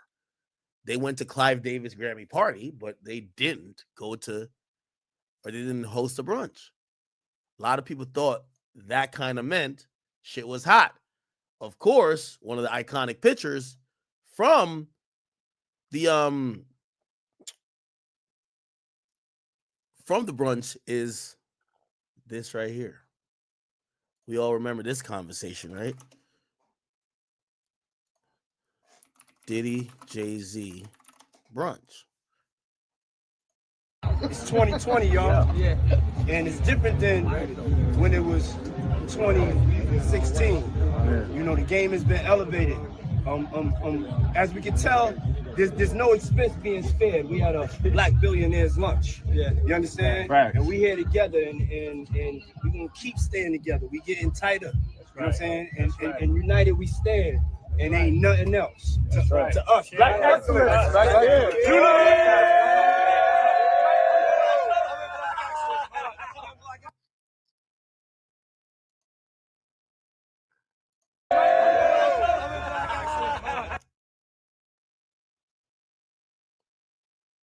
Incoming Meek Mill rant soon. Y'all think Meek Mill's gonna say he's no Jay-Z gang? That might have to be a thing, right? If you know Diddy gang, well, the other person who was also fucking the 13-year-old allegedly, are you gonna be no Jay-Z gang? As I said, it was easy to get rid of Diddy for a lot of people. Jay, this is gonna be a very tricky one. I got a list of people. I got a list of people who, well, you know what I mean? And honestly, some of them have, you know, they've kept certain type of distance and grace on all of these type of situations. So won't get into all those. But anyway, let's see. Hold on. Is it this? Okay. And producer Sean Diddy Combs. As Diddy's home in Los Angeles has been raided by Homeland Security. Now it's for breaking news. Music mogul Diddy's mansions raided by Homeland. Law enforcement sources are telling ABC News that right now authorities are carrying out searches. Two more accusers who have. We know all of these already, but do you also know there's someone watching with a stronger interest in how things turn out because he shares so much in common with Diddy? Oh, if it's not clear by now, I'm actually talking about Jay-Z. We've got the inside scoop on what's going on, and trust me, it's big. From the East. So this was 8 months ago. Coast to the West Coast, federal agents are making moves, raiding Diddy's homes in Beverly Hills and Miami. But through all that noise, rumors are swirling that those closest to Jay-Z have never seen Hov so shaken. I mean, can you really blame? Yo, is this like an AI voice? The guy? There's a certain dread that comes with watching your accomplices get caught. Who knows what anyone can say to save their own. Wow. Would y'all go to accomplish? Sounds crazy. Now, one person in the industry told me this, man. They said, yo, Ak, I'm gonna keep it a bean with you. Yo, I'm gonna be honest with you. This is 100%. It's 100% what's my time. They said, Ak, I'm gonna keep it a bean with you. I ain't gonna lie, some of these chicks might have a case, but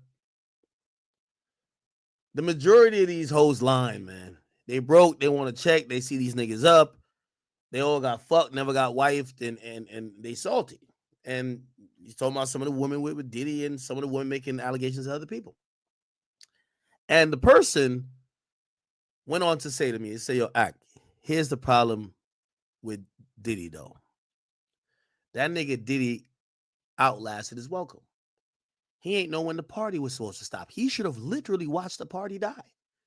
He should have stopped doing all of the shit he was doing because he said, listen, all them niggas was doing all that shit. Jay, him, but Jay realized when the tide was changing.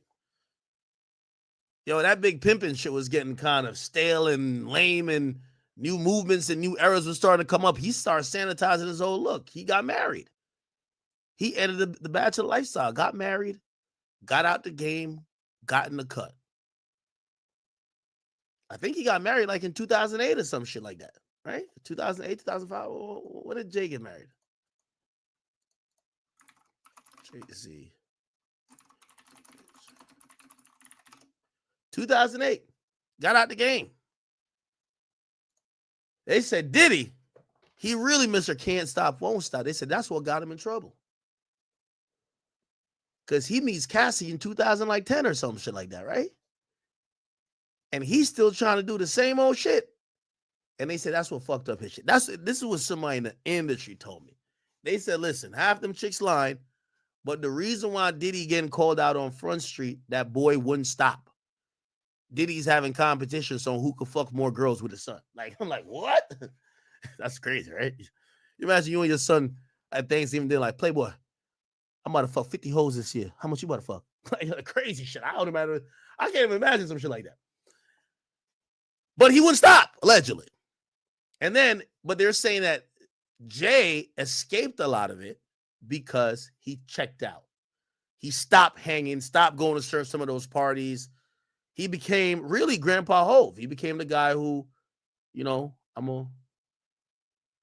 got to go home because wifey need me with the kids. I leave at 8 now. Before he used to leave at 4, he leave at 8 now. You know what I mean? To the point where, he boring now. You don't even invite that nigga to the shit. You're like, man, this boring ass nigga, man. Always talking about, like, he got to go home to wifey, like, shit. But supposedly that was good. Anyway, also, I just seen this tweet. Tony Busby 2. He says, regarding the Jay-Z lawsuits and his effort to silence my clients, Mr. Carter previously denied being the one who sued me and my firm. He filed his frivolous case under a pseudonym. What he fails to say in his recent statement is my firm sent his lawyer a demand letter on behalf of an alleged victim, and that victim never demanded a penny from him. Instead, she only sought a confidential mediation. Okay, now this is bullshit. Yeah, she didn't say give me $30 million, but going into mediation is basically saying they're going to then ask Jay-Z to give you some money, right? So it's still going to be money. So yeah, we didn't demand a number. We just said, let's go to mediate, and the mediator was going to give a number. Because that's what mediators do. It's a civil lawsuit. The only penalty here could be money, right? Since I sent the letter on her behalf, Mr. Carter has not only sued me, but has tried to bully and harass me and this plaintiff. His conduct has the opposite impact. She's so emboldened, I'm very proud of her resolve. As far as the allegations in the complaint filed, we will let the filing speak for itself and will litigate the facts in court, not the media.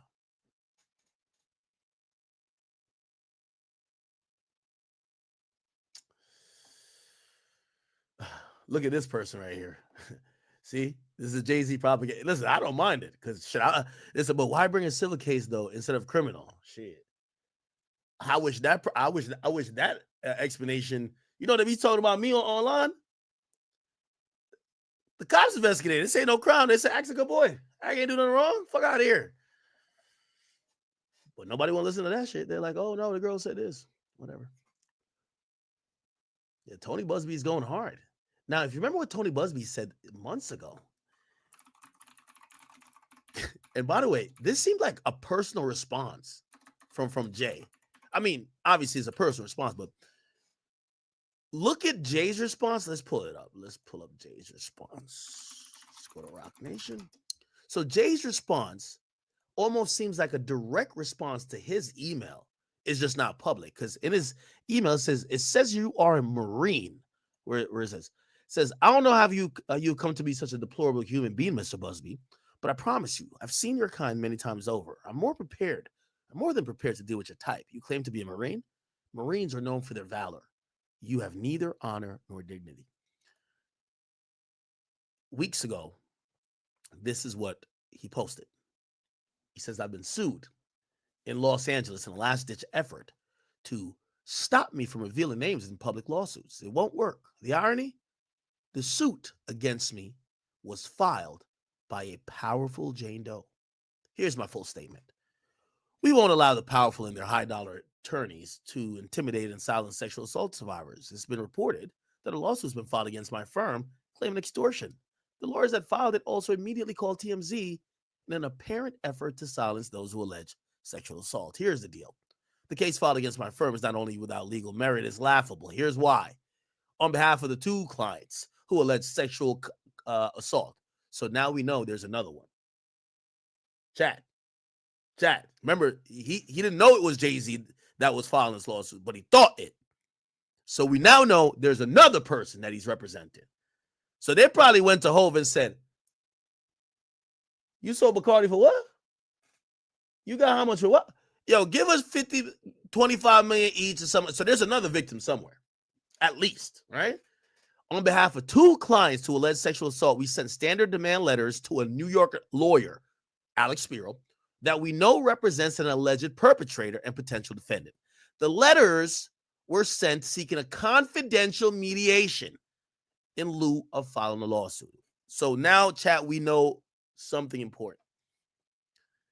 So allegedly, there's a 13-year-old victim, and there is another victim.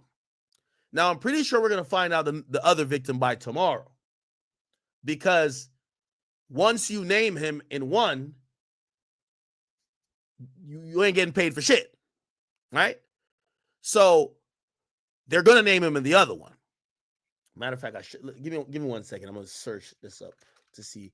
I know he's mentioned in one. Wait 1 second. By the way, the reason why they filed it today is that the court accepts it tomorrow.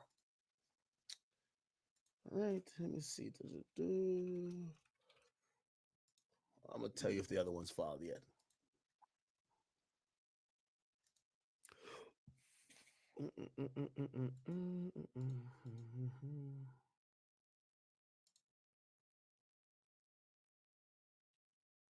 Okay, nothing that I see yet, but it might pop up. But there's definitely, so now we know there's a 13-year-old woman, or there was a woman that was 13-year-old at the time, and there's another woman. Okay? I think I know what the other case is, but I won't bring it up until they actually put the amended complaint in. So we now could kind of deduce that Jay-Z is being accused of sexual assault by two women, or we think are women, two people, right? Okay. So they said, and this is Tony Busby, said they said a standard demand letter that they wanted a mediation. No amount of money was included in the demand letters. No threats were made. The demand letters are no different than the ones routinely sent by lawyers. Now, also, this is kind of cap. Like, those demand letters usually say, hey, you might want to hit us up to talk to resolve this amicably, or else we're going to sue. There's always a threat. The threat is to sue. Now, legally, he's going to look at it like, that's not a threat. That's just how, that's a lawsuit, right? But yeah, the threat is, yo, I'm going to sue. And by suing, it's public. You get what I'm saying? So the reason why anyone would entertain these demand letters is because you don't want it to go public. When the lawsuit's filed, it's public. So when he says the demand letters are sent is no different than ones sent routinely by lawyers across the country in all type of cases, it's obvious that the frivolous lawsuit filed against my firm is an aggressive attempt to intimidate or silence me and ultimately my clients. The effort is a gross miscalculation. You know, I like this. Finally, Rock Nation is punching in their own weight class. To Jay-Z, Sean, Alex Spiro, and to Desiree Perez. Bullying rappers, trying to do underhanded tactics, whether it's with label deals or whatever, or bloggers, especially bloggers who could never compete with y'all. Y'all are a subsidiary of Live Nation, a multi-billion-dollar company that's currently in court, being accused by the Department of Justice for running a monopoly, that they have a monopolistic control over live music events and ticket sales, and they feel that the company is so big it should be broken up. Yeah, when y'all pick on rappers, yes, of course you're just going to squash a rapper. Duh. When y'all pick on a blogger, of course you're going to do like this. Pick on this guy, even though he's not your side, but he's much bigger than everybody else. This guy's a guy who brings in billions of dollars, okay? billions of dollars in revenue for clients in personal injury per year. So he got a heavy duty firm. So this is like lawyer versus lawyer. Okay? And yeah, let's see how this one go. Listen, if nothing else, we get to sit on the sidelines and just watch the mess happen all over. And I can't wait to see how far it gets, because here's the thing. There are going to be some good old depositions. They're going to be depositions probably with Hove. Good deposition, maybe with some other people in Rock Nation. It'll be good. He then says, I'm a U.S. Marine. I won't be silenced or intimidated. Neither will my clients. Since our professional efforts at resolution obviously has failed, we will instead disclose the demand letters we sent at the time we filed suit. Abuse of the legal system unfortunately runs rampant. The lawsuit filed against my firm is a prime example of that. Sunlight is the best disinfectant. I have confidence that with full public disclosure, all of this will sort itself out.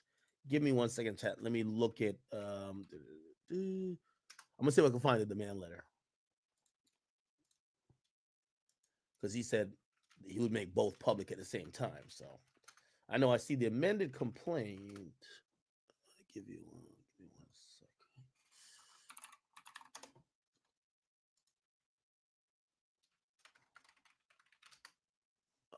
Okay, no, I don't need that. I need this right here. Yeah, I'm using like two computers.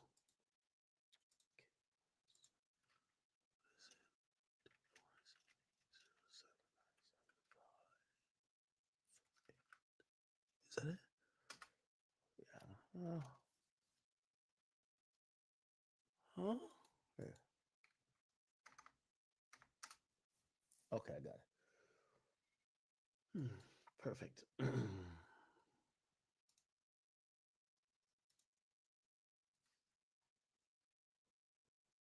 Oh, we do got more. Oh, wow. Well, hold on now. We got some more. We got some more, Chad. What's this? Okay.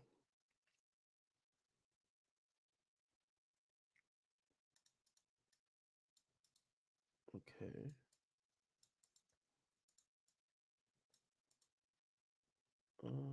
Okay.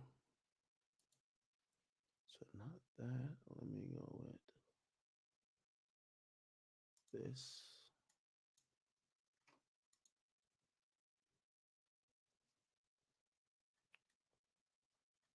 Okay.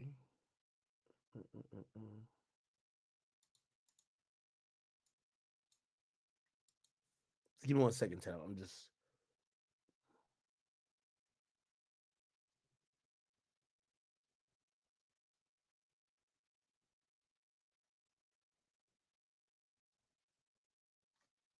All right, let me see.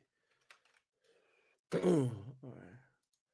I'm going to put these on the screen as soon as I'm just looking at ones that are relevant.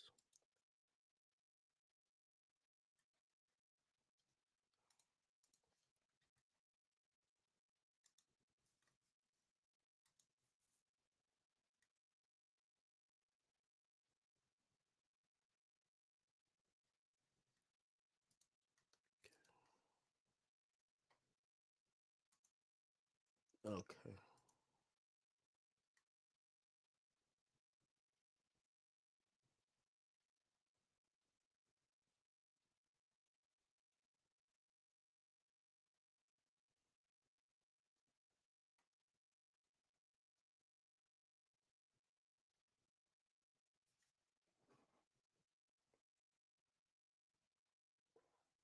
Okay. All right. Good. Give me 1 second. I'm gonna bring all these things up. I'm just.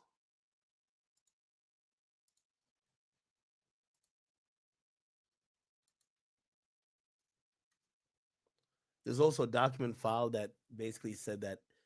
So the person's a Jane Doe.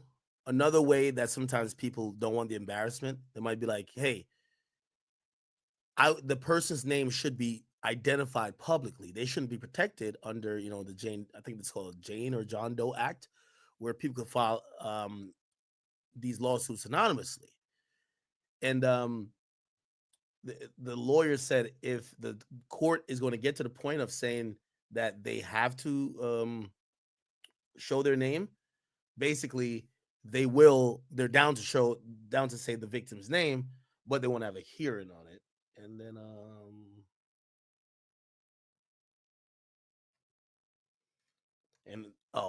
okay, so I think that's the whole motion.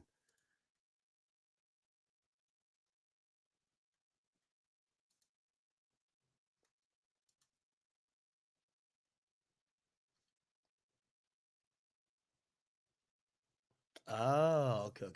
Yeah, no, never mind. The others, you don't need to see it. So it's basically, so they added Jay-Z's name, and then Diddy's lawyers filed a motion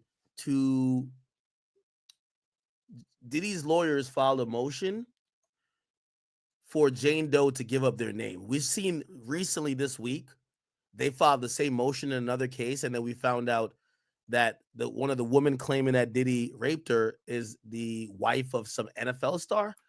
NFL player wife Diddy, right? It says Sean Combs, Diddy sexual assault accuser, is actually revealed as the ex-wife of, and so this was a 17-year-old who flew out, right? This is a 17-year-old who flew out from Detroit, Michigan via private jet, fucked Diddy in a studio with some guy, and then also sucked off Diddy's president of like his record label at the bar before, or like at some place with a bathroom before she got on the plane. So apparently her name is Anna Kane. She's now married to the Edmonton Oilers forward, and I think his name is Evander Kane. So now we get to find out this is him. They got black people playing in NFL? No, I mean NHL? It's a black hockey player. What the fuck? Jay-Z and Beyonce. Hold on. Evander Kane? Nigga, this might be a bigger story than anything. There's a black nigga playing in the NHL. What? Oh, shit. Okay, brother. Anyway, all right. So, yeah, his wife is the one who is claiming that, is he a current player? He's born 91. He's now 33. Is he still playing?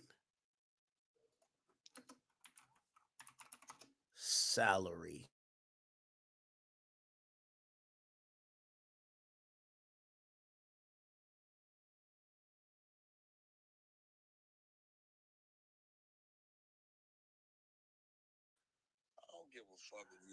What that mean?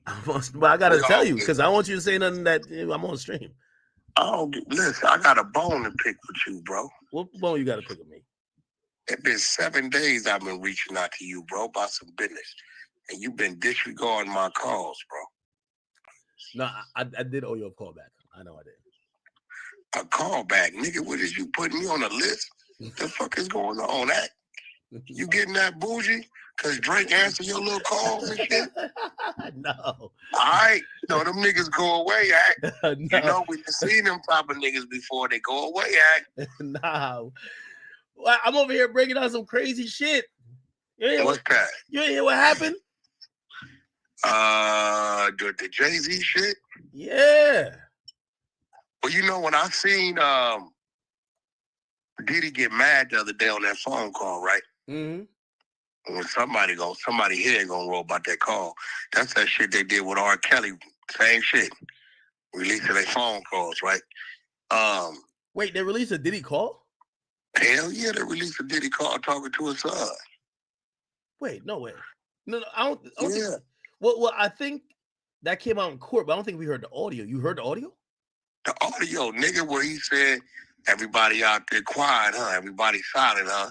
He said, yeah, man, ain't none of them saying nothing for you. He said, yeah, we gonna see who laugh at who gonna get the biggest laugh and it's all over with. Oh, shit. Yeah, we played that shit on the 100 side a couple days ago.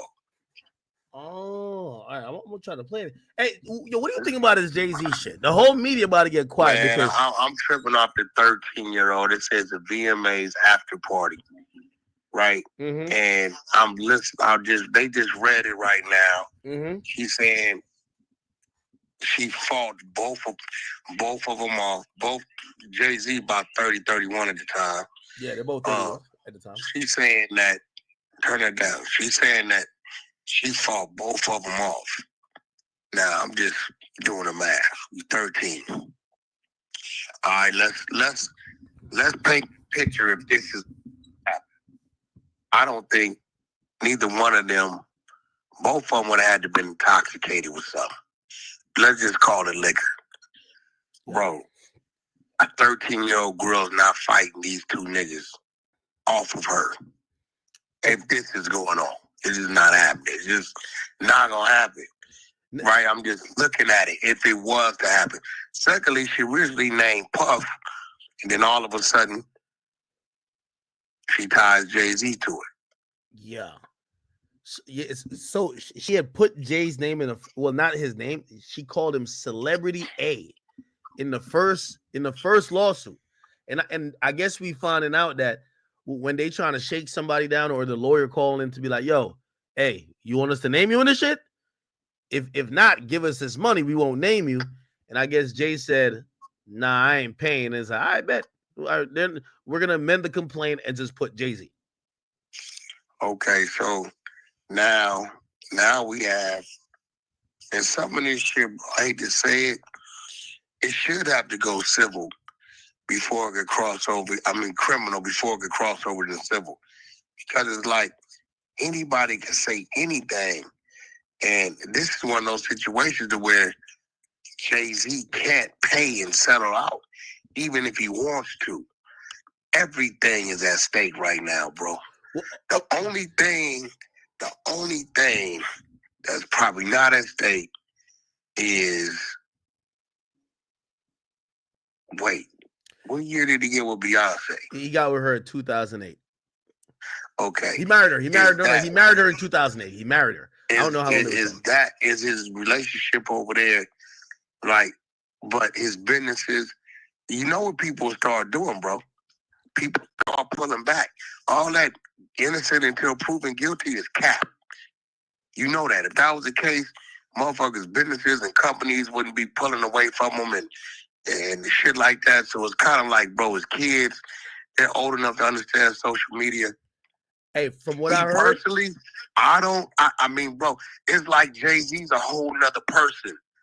You know what I'm saying? Yeah. You see, with Diddy, we looked at him as the party animal, so it's easy for us to believe that. Jay-Z is removed so far from that. Like I went back and played some of the 2000 VMA stuff. Like he was nominated that year for Big Pimpin'. That's a whole different guy. If you listen to Big Pimpin', that's a whole different man. You get what I'm saying? So like, you know, because we've seen him so different, it's hard for us to even think that. But this is what I heard. I heard that, again, you're right. And for everybody who's listening, sometimes when people settle, it's not because they did it, just that they don't want this, which sometimes this is more costly than even if you beat the shit. Because whatever, but I heard that it's been, they have looked at the people with the deepest pockets and they know Jay-Z's one of them. I heard that there's been a couple of people that's been trying to like, hey, listen, what you want us to do?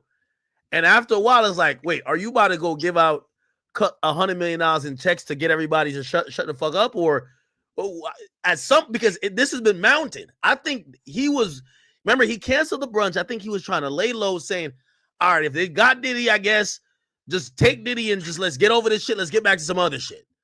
And he's been quiet on everything. Jay-Z went underground on us. Yeah. Straight up, bro. It's a lot of shit you usually see him pop out on. You didn't see him, bro. He was just Beyonce was making her rounds. He usually there's a lot of shit. So do I think that Jay-Z may have been in, I don't even want to say present, may have been around in the vicinity when Puff did some shit? Yes, I do. Do I think he was right there, hands-on, knew what was going on? No, I don't. Okay. You know what I'm saying? All right, well, hold on. Let me challenge you on this. Let's challenge. We're doing this for the sake of the conversation. We don't know, right? even with what you first, I fully agree with you, right? It kind of do sound sus that she's saying, yo, I pushed off 2 grown men and she's 13, ran out, and I can't, and she says she's 13 running with her clothes like a towel around her, and she's I naked. want you to stop right there. And nobody says nothing.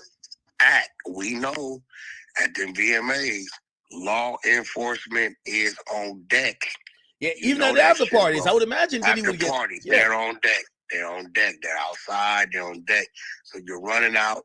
I'm assuming was this what was she white? Was she black? Was she Asian? We don't know anything about her. We don't know yet. We don't know yet. Okay, but 13 running out, holding your clothes, just got sexually assaulted allegedly by Puffy and Jay-Z. Okay, did you drive your car up there? How'd you get home? Was fucking Uber around in 2000? She said the driver brought her there, and she said she ran out of the place and then ran down the street till she saw a gas station she was familiar with. She asked them to use a phone. Okay, who did she call? She said she called her father. And her father didn't go back up? She said her father came. I know it. The father came, picked her up, and must have just brought her home. We heard nothing about hospital. Like, I mean, that's the time you'd be like, I'm about to go up there, go see them niggas. Hey, bro, nigga, off the rip. I mean, end of the day, man, it's just like, it's a sad day for our moguls.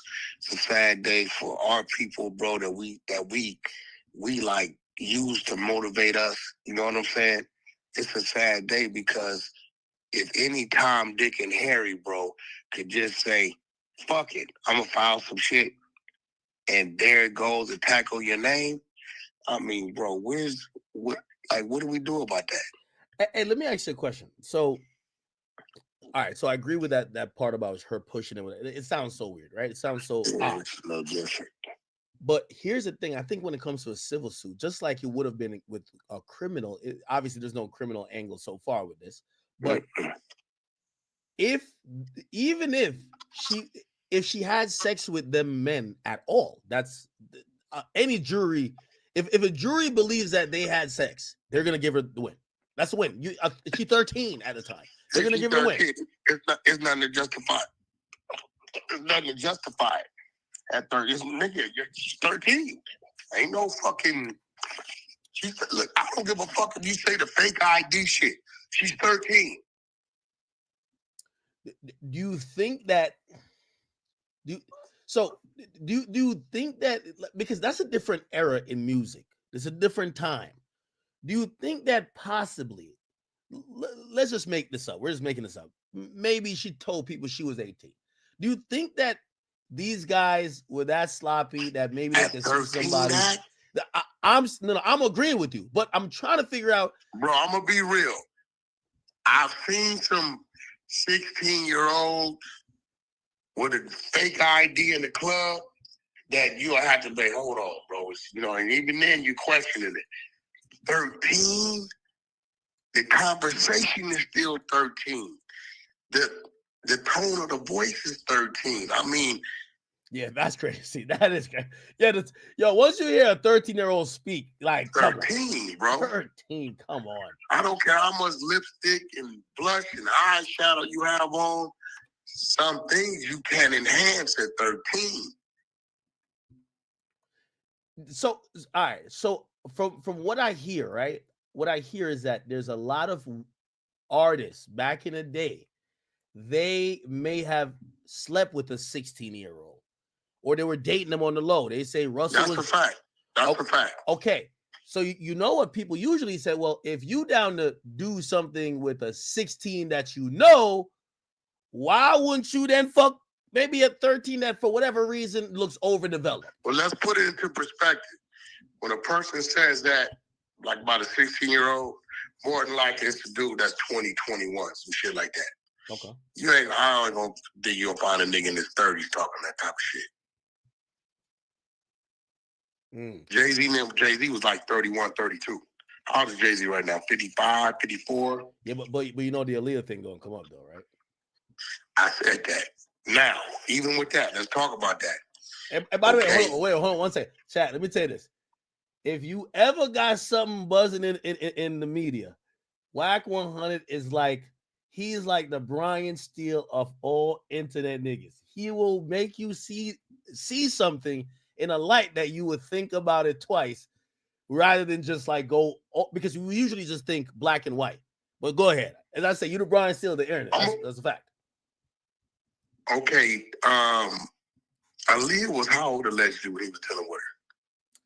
That's the thing. Was he before R. Kelly?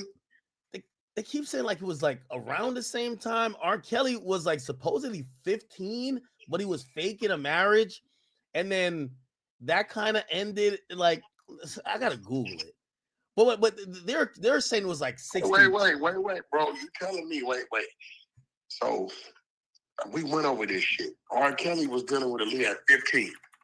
Yeah. And Jay-Z was like a little prior to or after? I think he might. I'm hoping it's like after. So, but like, Jay-Z was before Dame Dash, right?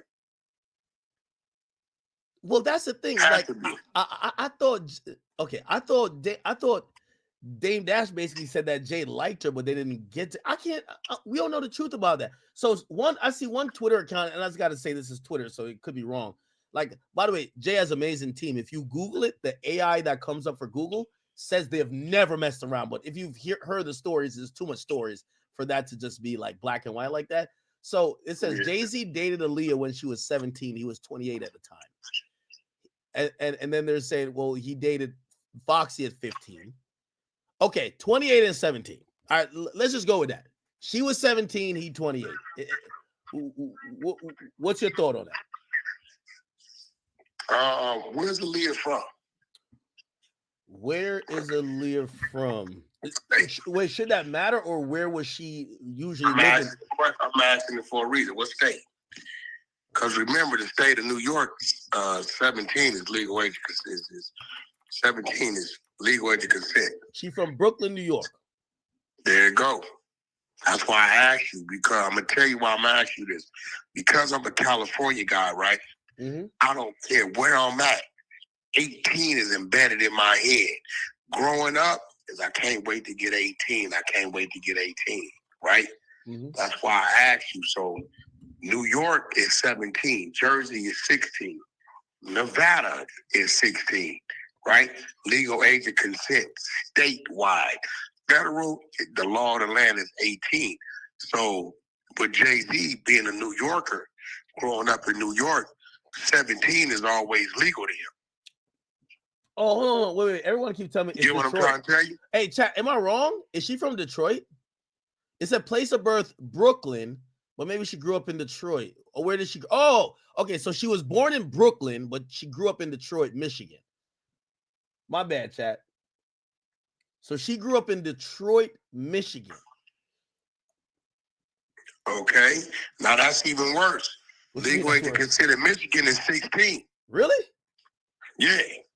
Hey, we ran through this on the other side of the clubhouse. I didn't know these by heart. Google it. Okay. Legal age of consent Michigan. I was just about to say, just tell people why you know this, because they're going to think that you're looking it up for your own purposes. Just no, we know this. You want me to tell them why we know it? Yeah, tell them.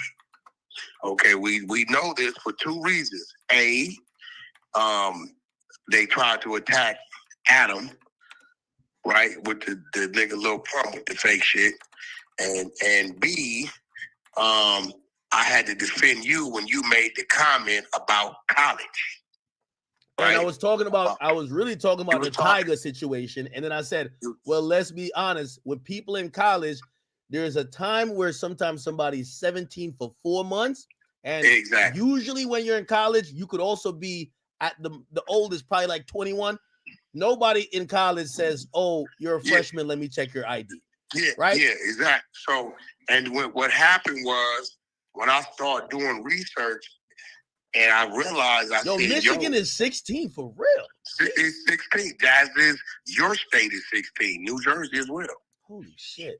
New Jersey 16. So when I was researching, I'm like, listen, when you're dealing with people who grew up, I grew up in California. all my life without me knowing anything else. I thought the whole world was 18 because that's what I grew up under. So now I have to put myself in the shoes of somebody growing up in New York or Jersey or whatever, to where they're being taught when you're 17 this, when you're 16 that, as if I was taught when you're 18 this, when you're, you know what I'm saying? Now, so Jersey is 16. Wait, hold on. New York is 17. Now, I'm probably gonna regret bringing this up because I'm not trying to have you pile on my guy now. But I seen you recently on No Jumper, and when in that conversation of the lawsuit that was filed, you said, well, did Kendrick defame him by saying whatever? Drake was on stage with a woman that was 17. And the legal age of consent in Colorado is 17. Okay, I know this. I know all the states. Okay, so technically he wasn't. I said all that. You were so fucking emotional, you didn't want to catch it. I said, listen. I said, this is my exact words. I said, legal age of consent is 17 in the state he was in. I said, now, I don't know if Drake falls up under the federal mandate because he's not a U.S. citizen. He didn't cross our border from Canada. Federal mandate is 18 across the board. Was it distasteful? Yes, but because legal age of consent is 17, they couldn't put that on him. I said all that. You was just so fucking turned up, you didn't catch it. Hey, by the way, not to even just keep jumping like back and forth stuff, but you see, this is why, even with what you said is right. Anybody can say anything and make it a lawsuit to like just kill your character. But yeah. I really look at the father and say, you know why the father should have at least brought your daughter. If she got penetrated by two men at 13, two grown men at 13, in the lawsuit it said Jay-Z finished, which I'm assuming ejaculated. Your daughter has to be in some type of pain. I'm assuming. So if you bring her to the hospital, not only should you bring her because that's your daughter and you would imagine that she just went through traumatic stuff, you went to bring her to the hospital, but it would document that she had sex. And that date, and then if it could then be corroborated now in post that it was Jay-Z and Diddy, it's already game over, right? But if there was nothing documented, people could be like, well, how do we know if this woman was even at the VMAs? How can we know if she was even at the after party? But because they can file anything on a civil, right? Anything on a civil, and people say, hey, look, 80% of the time they just settle out. People go for it, and then guess what? What else? You know what else they need to do, Act? What? If you are caught or found to be lying in your civil suit, right? Yeah. Then it should be some criminal some action on that, bro. There's nothing that happens to the person that's just bullshitting. It's either I get some money or I don't, and that's it. Yeah, so I do know simply because I got sued for somebody who I never met. They said on my stream I defamed them, and they asked for some money. Of course, I ain't paying it, but the legal fees are mounting up. The only thing my lawyer said, because I ain't gonna lie, I'm $200K in the hole. Like, these lawyers cost a lot, bro, and they're dragging it. This has been for 2 years. They said I defamed them. Now, the only thing my lawyer said, listen, this might take another 2. Are you down and prepared to possibly pay us another $150? And said, or we could just tell this, like, this chick is broke. We could just say, hey, you want 30 and we could wrap it here, but you're taking a loss. Or you could pay the 400 overall or 500 and win. It'll be 400. No. This is what they say. Instead of be 230. No. This is what they say. So I pay, say 400, 500. This is us. We're gonna win. Like, they don't even want to go to trial, right? They claim they want to go to trial, but they don't want to go to trial. They're in appeals right now. here's the thing.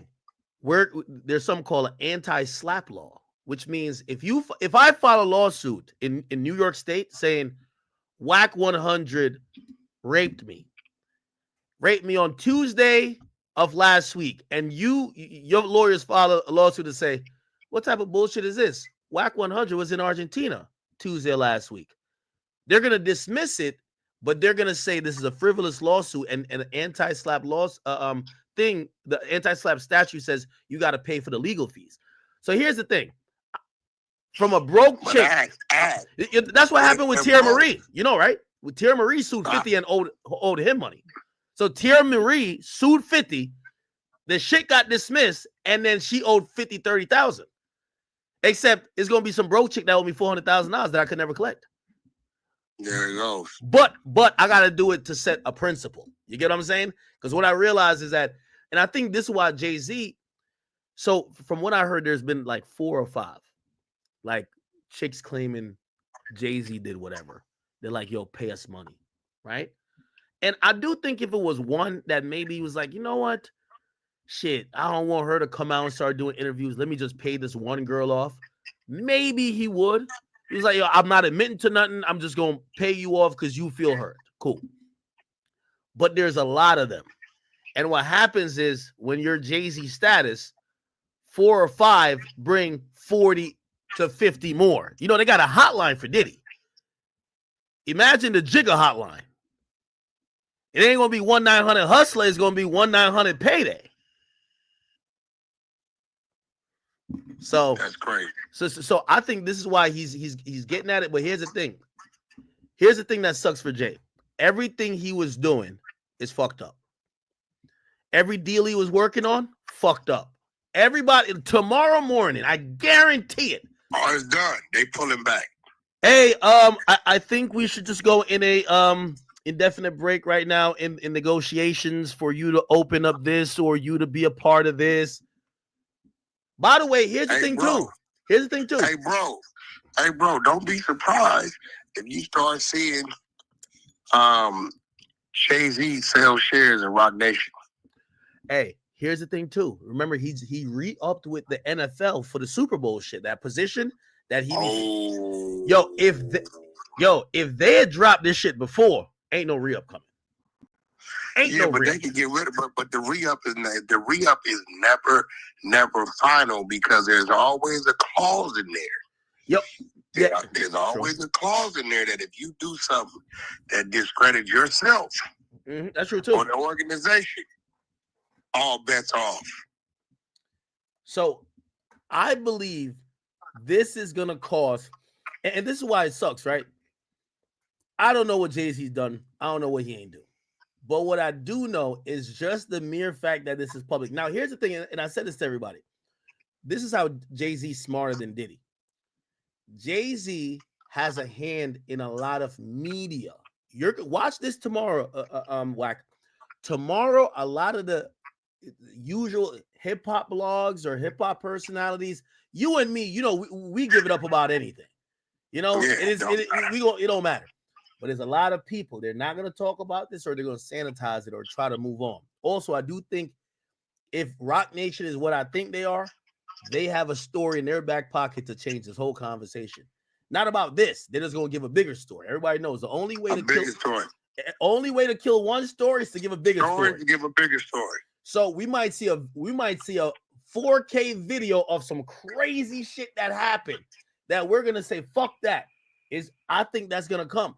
But right now, Jay is going to all his business. By the way, you know he's on the board of Square. So Square owes Cash App. When he sold Tidal, he sold it to Square. And he became a board member there. He's been racking up power moves. A lot of people said that he was trying to either get, I don't know if it was the Dodgers or something. Like he was about to make some major moves in terms of even buying a sports team. He's been doing some good shit. This is going to fuck up a lot of things for him. Depending on how they drag it, the mainstream. I just said that. I said he cannot afford to drag this out no 2-3 years, bro. He cannot afford that, bro. It'll fuck some shit up. This got to be something that get resolved quick. Yeah. I don't know if there's a quick resolution. It looks like they're about to go to war with this lawyer because exactly. I think they're gonna try to discredit him. They discredit the lawyer, a lot of shit goes away. You know what I'm saying? That's exactly what he's about to do. This is why, honestly, again, I don't know who did what. I don't know who did nothing. I was surprised I saw Dr. Dre do Drink Champs recently. I think a lot Why? You keep going that Dre, bro. No, like no, Dre it's not ain't going that Dre. It's not going to Dre at all. No, what I'm saying is that you could tell it starts with the niggas with the big pockets. Dre is a billionaire. Anybody who feel wrong or they might just have no money, even if it's frivolous. Like Jay knew his I think Jay knew his card was gonna be called the moment he knew that. Yeah, because he started shutting shit down early. What I'm saying is that if I'm a billionaire, they're getting at the billionaires now. They're getting at Kanye too. The thing is, Kanye's an enigma. He's just still doing what he want to do. But every hip hop billionaire is getting sued. Kanye got a lawsuit by Lauren Piscota in Stanley Moss Court in LA. I know Lauren personally. Worked with her direct on the side with Kanye. Know her personally. I spoke with her since she filed a lawsuit. It's a little shocking to me. But very nice lady, cool as fuck. I mean, we work like side by side. You know what I'm saying? Like, she was with us when we went to see Elon Musk. She was right on the side of us. She was with us. Yeah, I know her personally, bro. And I got text threads and history of, you know, Wack, help me out with this jet. I'm caught up with this. Can you do this? Move the Wack. We literally, when I introduced Tory Lanez to Kanye for the first time down in Miami, she was there with us. Right? Yeah, like I know her, like she cool people. So it was a little shocking. The first lawsuit was she didn't get paid. You know, he was paying her $1 million a year. Yeah. Yo, okay, so let me ask you this question. And 6ix9ine knows. Remember when me and 6ix9ine flew into Austin that time? Yeah. Lauren was with us. Hey, by the way, it's okay if you don't want to answer this, but do you believe that? Remember, the first lawsuit did not accuse him of any sexual stuff. He was paying. Do you think that? Do you think she only threw this on to say, "All right, since you're not taking me serious," or do you think that this is really her story that she's trying to go with? Well, one has nothing to do with the other. The timing matters. Her getting paid, right, is one thing, right? And I believe he was supposed to re-up her contract. I do know her original contract was like $1 million a year. He was supposed to re-up it, and she was supposed to get more. So I don't know what happened, right?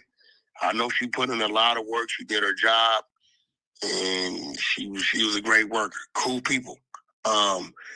This situation, right, is a little odd to me because it sounds to me like she's saying this happened prior to, because whoever Ye's girlfriend was, Lauren was assigned to her. You know what I'm saying? When she moved, the other one moved, right? Yeah. So it was like, okay, did this happen prior to, and then you became his assistant? You get what I'm saying? Mm-hmm. Like, did you guys meet? Because from what I'm read, it's like they met over here, whatever happened, whatever, okay. But then you ask yourself, well, why did you go to work for him? Well, they're going to say, well, he offered to pay $1 million a year for an assistant.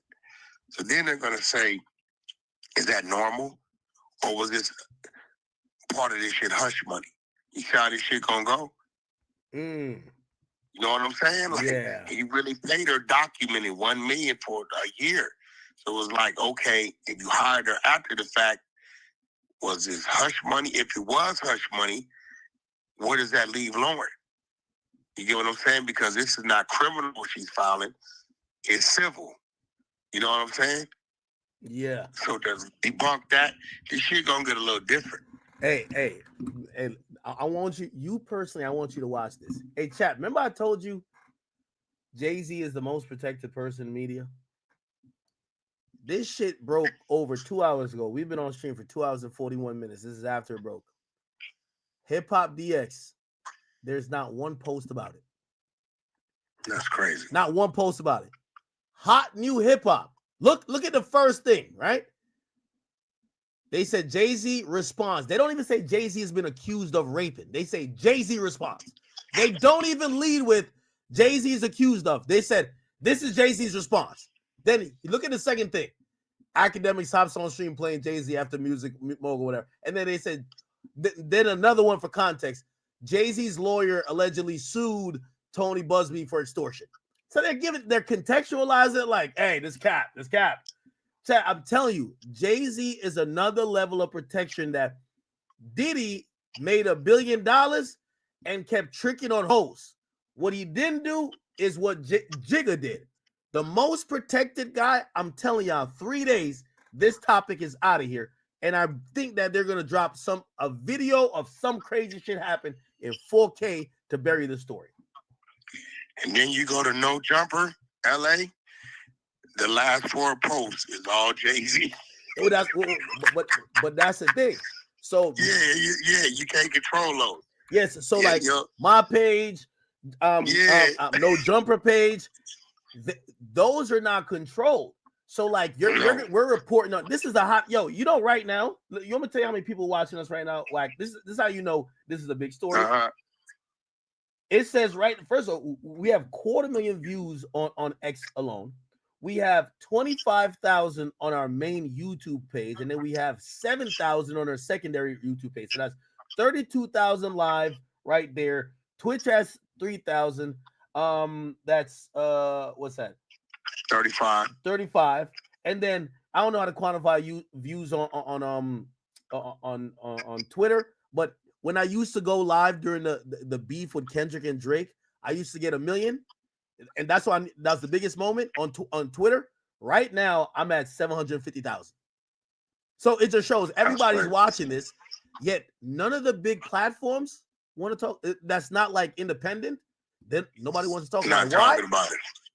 I'm telling you, Rock Nation controls most of it. Hey, I'm not mad at it because I ain't gonna lie to you. When you get money and power, you got to work the system in your favor. I'm not mad at it, but I do want to point it out. Hey, let me ask you this question. How do you think we get past this? Obviously, and this is super preliminary, but we're going to assume Jay-Z's not going to be sitting in a jail cell over nothing, okay? He's not going to go down like Diddy. But I think people have seen a formula that works. Accuse you, have it go viral, and if you ain't pay us before, you're going to lose deals that you're going to wish you paid us. Because right now, I got to imagine there might be hundreds of millions of dollars that I'm not going to say it's getting off the table for Jay, but it's getting pushed back. So how do you handle these in the future? You're a manager. You're like a crisis manager of sorts. You deal with a lot of. You mean like if he beats it, comes out of it? No. Or just right now, what happens? Okay. So what I'm saying is that say any other rapper who people have looked at to say, oh, this nigga got mad money. Shit. Well, I slept with him back then when he had the tour bus and 2 of his friends fucked me. And really, I ain't gonna lie, like I don't know if I was with all that shit. There's nothing nobody can do because how is set up. But cross your fingers and hope nobody gets any bright ideas, bro. Anybody could go and file a fucking civil suit, bro. If okay, you're the manager of a mogul, right? Do you tell them, especially in this time, hey yo, listen, let's do like a Christmas gift for all of the chicks that you've like dealt. Make sure everybody's good. You do that? No, hell no, bro. And again, you got to just walk and cross. For one, like they're not gonna be thinking that this is gonna happen, especially if they haven't done anything. They're not thinking about a motherfucker could just go make up some shit. They're not thinking about it. You know what I'm saying? They're not seeing it that way because it's like look, bro, you're not worrying about the cops coming to your door about you being little BMF because you don't distribute drugs, Yeah. right? You're not worrying about that. But what if a motherfucker out there just straight up saying, yo, the drugs I got in my trunk is for Academics. Straight up said it. And these motherfuckers that went and got a warrant because this nigga said it and came to raid your crib. You're not thinking about none of this shit, right? So there's nothing you can do. Now, unless you know you have a client that be like picking randoms up and shit at the clubs and all that crazy shit, then you sit them down and say, yo, you need to cut this out to see what's going on. You know what I'm saying? But other than that, you're not thinking about pacifying some people that you know you didn't do any wrong to. Yeah, but if I'm Diddy, or not Diddy, if I'm Jay-Z, say you're Jay-Z's right-hand man, you're his counsel. And once you see that happening to Diddy, what would you have done from like the beginning of this year to maybe at least a couple months ago? Because remember, you're watching lawsuits start to come out, then you see a raid happens, and you have to say, even if you don't distribute drugs, you've been in the room where maybe they were packaging the drugs, and you want to kind of just all that's over with. Like, bro, let me be real. BETs, all these awards, all these fools were so stressed out. You know what they were saying? Whack, ain't nobody giving no parties. There were no parties. Yeah. Bow Wow said it. Bow Wow said ain't no more parties going on. No more parties. Fuck no. Right? So, end of the day, all you could do is shut it down, bro. Shit's about to get real simple. You know what I'm saying? No more parties. You got to tell your client out. Some of these dudes, they think they bigger than the program. They going to keep on till they get caught up. You know what I'm saying? They're going to keep on until they eventually get caught up. And by the way, chat, of course, Revolt hasn't reported this yet. Okay. I don't know. Maybe us and TMZ and WAC, we just a little bit ahead of their writers. They ain't get to it yet. Oh, shit. They know what's going on. They knew what was going on before it came out. But again, like you said, you know what I'm saying? The worst thing Jay-Z could do is go fucking over here to the children's hospital. This is going to start looking crazy. He just got to resume normal program, bro. Now, what he needs to do, going to have to do, if any of these companies he's dealing with are pulling back, he need to try to keep that as quiet as possible. Hey, yo, listen. You know why I'm looking? So I'm on stream. I'm looking up who posted this. I remember the day. So first of all, I remember. You know, I ain't gonna talk too much about it, but I'll say this part. When that attorney sent me some fucking letter saying, "Hey, listen, you want to?" No, actually, no. The dude sent me an email saying, "I've been criticized because he represent mad people for Diddy," and he's like, "Yo, you know I could sue you." Basically, what he said, and I was like, "What?" So anyway, I had showed an attorney, but anyway. The day that lawsuit came, right, nigga, every 20 seconds, because I have like an alert, Rolling Stones, TMZ, CNN, everybody, BT, they posted it. It felt like they were all in one group chat, like, let's post the news on Act right now. And me, I'm not as 1 millionth as popular as Jay-Z. Yo, I'm on BT.com. I'm looking at their news. Ain't not one thing about Jay-Z. BT ain't running it. Revolt ain't running it. Not gonna happen. I need to have that type of power and control. But I will tell you this. It's because of this conversation right here, people may start looking at Jay-Z a little different. Yo, bro, what are you trying to do? You know what I'm saying? What are you trying to do? Like, are you using your influence to shut it down? Like, because now it's another side of it. It's a 13-year-old girl who's, she's 34, with 24. She's 37 now, right? We don't know what's going on with her. It was traumatized. Or now she can't have children or whatever. Let's say she's not lying. Let's say she's not lying. I mean, my man Mystical, I used to think they was bullshitting until he caught a second one. Yeah, nah, Mystical was tweaking. I ain't gonna hold you. You know what I'm saying? I'm like, nah, they fucking wilding on Mystical. Now, so it's like, we have to really pay attention to this shit and see, like, you're doing damage control for what reason? All right. Wack, I'm going to bring up a topic. And I know you're going to ready to be arguing with me.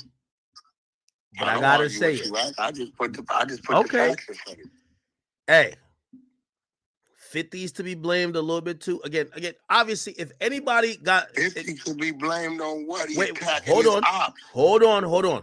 No. What I'm saying is that when you encourage a culture of what we're seeing, and now I think we all could know, we don't know what's true or what's not, because some of these stories sometimes it don't make no sense. But whatever, but the allegation, well, you know who gotta be blamed too? Who that? Kendrick has started the weird case era. We're in the weird case era. What are you talking about? What do you mean? No, I'm gonna tell you why. Kendrick just had a hell of an album. No, by the way, did you congratulate him on the 319,000 for the first week? Yo, no, I read one of your texts saying, "Ak, are you mad at me because Kendrick sold 3?" No, I did congratulate. Yo, why people think I'm mad that Kendrick is selling? Matter of fact, I think Kendrick was gonna sell more. Kendrick. Whoa, Drake doesn't mean you have to be anti-Kendrick. Wait. You think I'm anti? You don't think I'm anti-Kendrick? No, we know you are. No, I'm not anti-Kendrick. Yeah, you are. That's hold on. I'm gonna be honest with you. I'm not anti-Kendrick. If I do come off anti-Kendrick, which I might these days, is because his fans are too annoying. Like his fans are annoying. Get the fuck out. What? You know what I challenge Kendrick you to do? fans are the worst fans in hip hop. You know what I challenge you to do? A one-on-one sit down with DJ Head. You probably can't handle it. He's an intellectual, but you should think about it, bro. Take a few months and get ready for him. Have a sit down, one-on-one sit down. I think the people want to see that with DJ Head. Hold on. So two. All right. Let me gladly respond. Number one, I spoke to him on stream already. I would definitely even sit down with him. I schooled him on stream, and I would definitely school. I schooled him on just his. Yes, I did. I schooled him on his hypocrisy, because all I have to point out is the fact that no matter how impartial they claim I am for Drake, he's a one-sided penny. He's a one-sided penny that only just DJ Head. He only spouts points for Kendrick.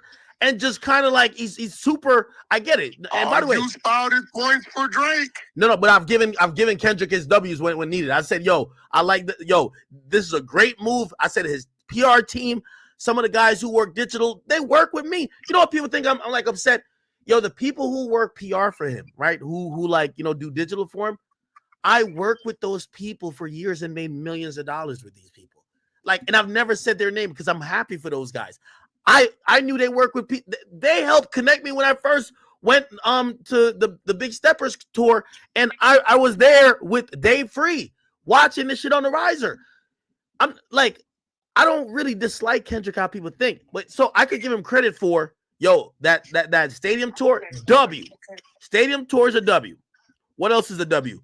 I think every move he's done, the timing is impeccable. But prior to, you would have said, no way Kendrick gonna sell out a stadium tour. No way. It depends on how. Depends on what. Now, I'll probably be skeptical, but you add SZA on it. Like, bro, we did the math on it. This is not hating or anything. Out of there. Okay, but let's be real though. Kendrick, I watched him sell out LA. The crypto for 2-3 days in a row and go 20 miles down the road to Orange County and sell that motherfucker out. Whack. Respectfully, and I know, I've realized, just be real, bro. I think some West Coast niggas hollered at you after you said that Drake was in the lead after push-ups. I don't give a fuck. Hold on, no. Okay. I told them, fuck you. Because Drake's in the lead, and I still say today, Drake was in the lead the first two. And I told you, if they keep rapping, Kendrick gonna out-rap them. Okay. Definitely. They called me and said, Wack, you're one of our voices. what you say matters. Even if that is, you can't say that. Fuck that. This is fucking rap battling. Fuck what you talking about. Okay, I'm cool with you. I'm cool with that. I'm cool with that segment of it, right? They definitely called me though. You're right. Here's where I realize you have doubled down in your West Coastness, and now you're starting to be unbiased because Whack one. Hold on, Whack. I'm gonna talk a language that you talk. You see, I try. A big part of my job is trying to communicate industry things to fans who don't either have. And no disrespect, because I know my fans. I'm waiting. Hold on, I know my audience. They're really smart, but they're not in the business. You know this game that I'm about to talk. Okay. Kendrick is not of equal or even close by touring proximity in terms of a touring artist as Drake. Ticket prices for the same seat in a Kendrick concert, Drake charges 2.5 times more. Drake went on a tour that grossed $4.3 million every venue. I went to Kendrick Arena's tour at Barclays. Drake also did the same venue. Drake earned 2.5 times more money for what the people he brought in for the ticket prices and also whatever. Now you could factor in because Drake had a different type of stage orientation, which is a 360 stage. Kendrick had a 270, which means you couldn't have people behind there. I get all that, but if you compare Drake and Kendrick touring wise, it's not even close. It's not even close. Are you done? So for you to say that if I was so for you to say if I was skeptical that he could do an arena, come on. Go ahead. Okay. Before now. And by the way, shout out to SZA. By the way, SZA's a bigger touring artist than Kendrick. I simply said. Hold on. Wait. No. Because I remember that day you called me. You said, "Ak, what'd you say about SZA?" And you know what? You're my man. We talked through it. What? And so now I gotta put it on your table. Who's a bigger touring artist? We're going numbers for numbers. Kendrick or SZA? Because again, we're not talking about who's hotter now. Who historically has sold more tickets? You know what? Historically, I think Kendrick's been out longer than SZA, so he got to jump. Their last tour, the SOS tour versus. So are you saying historically? That means everything. If you're telling me, yes, right Kendrick now, has toured longer. Kendrick has toured longer. So that means he would have sold more. He got to leap. So now let me ask you the question. Historically, when it comes to Kendrick and SZA, SZA will outsell Kendrick on the R&B tip, and Kendrick will outsell SZA on the rap tip. That's why they've come together and they're selling out stadiums. You see how that works? Hey. Now, if the man wants to go see Kendrick, he doesn't have to beg his girl because she wants to go see SZA. Whack. Hold on, I'm not gonna let you get no. This is a couples therapy situation, and it took some West Coast niggas to put it together. No, I'm not gonna have SZA being from Jersey, but she been up under the claw of the West Coast. So at the end of the day, Kendrick's a bigger rap artist, and SZA's a bigger R&B artist. You bring rap and R&B together, you got Whack 100 and Rakita Bradford Jones. Hey, Whack, I'm not. Hey, by the way, I like. No, my woman's name is R&B, right? No, as I said, I like that little double entendre. See that? See that? I like. Hey, Whack. What I'm not gonna let you get off. And I know you're not trying to have them West Coast niggas on your back no more. But I'm gonna have you admit this. We're talking just the numbers. Hold on. Let me just say it. Admit the fact. Wait. Hold on. Admit the fact. Drake could do a stadium tour by himself. Kendrick still needs SZA. That's the whole point I'm trying to say. By the numbers. By the way, it was cute. By the way, hold on. It was cute when you said Drake has never done any tours by himself. Yo, hold on. Drake did 21 Savage saved him. Future said you heard what 21 Savage saved Drake? Yes. And I'm glad you said it. You need to stop it. Yo, Whack. You need to stop it. Whack, you need to stop it. Hey, Whack. Soulja Boy saved Hey, Whack. By the way, just to let you know, when you were bragging about Kendrick doing, oh, he did 2 dates here and went 20 miles there and did a date over there. Drake did 8 dates in New York City. You know how small that is. 8 dates. 8 dates. So put 8 times 18. That's not small, bro. Huh? You know how fucking big New York City. Get the fuck out of here, bro. So that what I'm trying to tell you is that Yankee Stadium could hold 45, 50,000, probably 45 with the orientation. He could have done Yankee Stadium 3 times instead of doing 8 days. He didn't do it. You know why? Because hold on, he gets more money. He gets more money doing.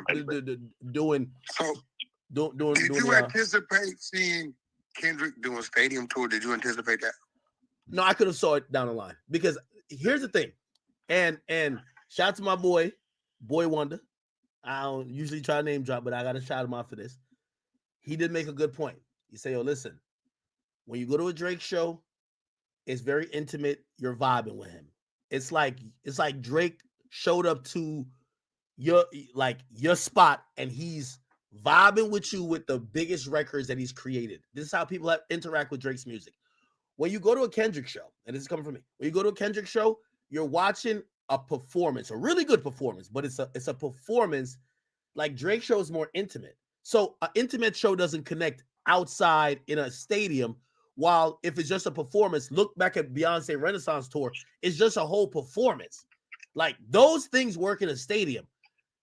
An arena, it's the biggest venue for. Kendrick outperforms Drake. You said what? You're admitting that Kendrick outperforms Drake. Okay, keep going. I got you. You just admitted that, right? No, you said Kendrick's more of a performer, right? That's what you said. His show We'll take that Drake is more intimate than Kendrick. We'll take that. We'll take that. Go ahead. Because he's like an R&B singer. Okay, all right. So who sells more tickets? No one talk about I would. Well, R&B always sells more than rap. Hey, yo, pull like this. Does Drake, it not? Yo, Drake sells more tickets. This is facts. Drake averages. I'll tell you the numbers. You could have I'll come to the 100 side if you want. We can set a date now, and you could have. I know you have the exposures. You have all your soldiers over there. We could go numbers for numbers.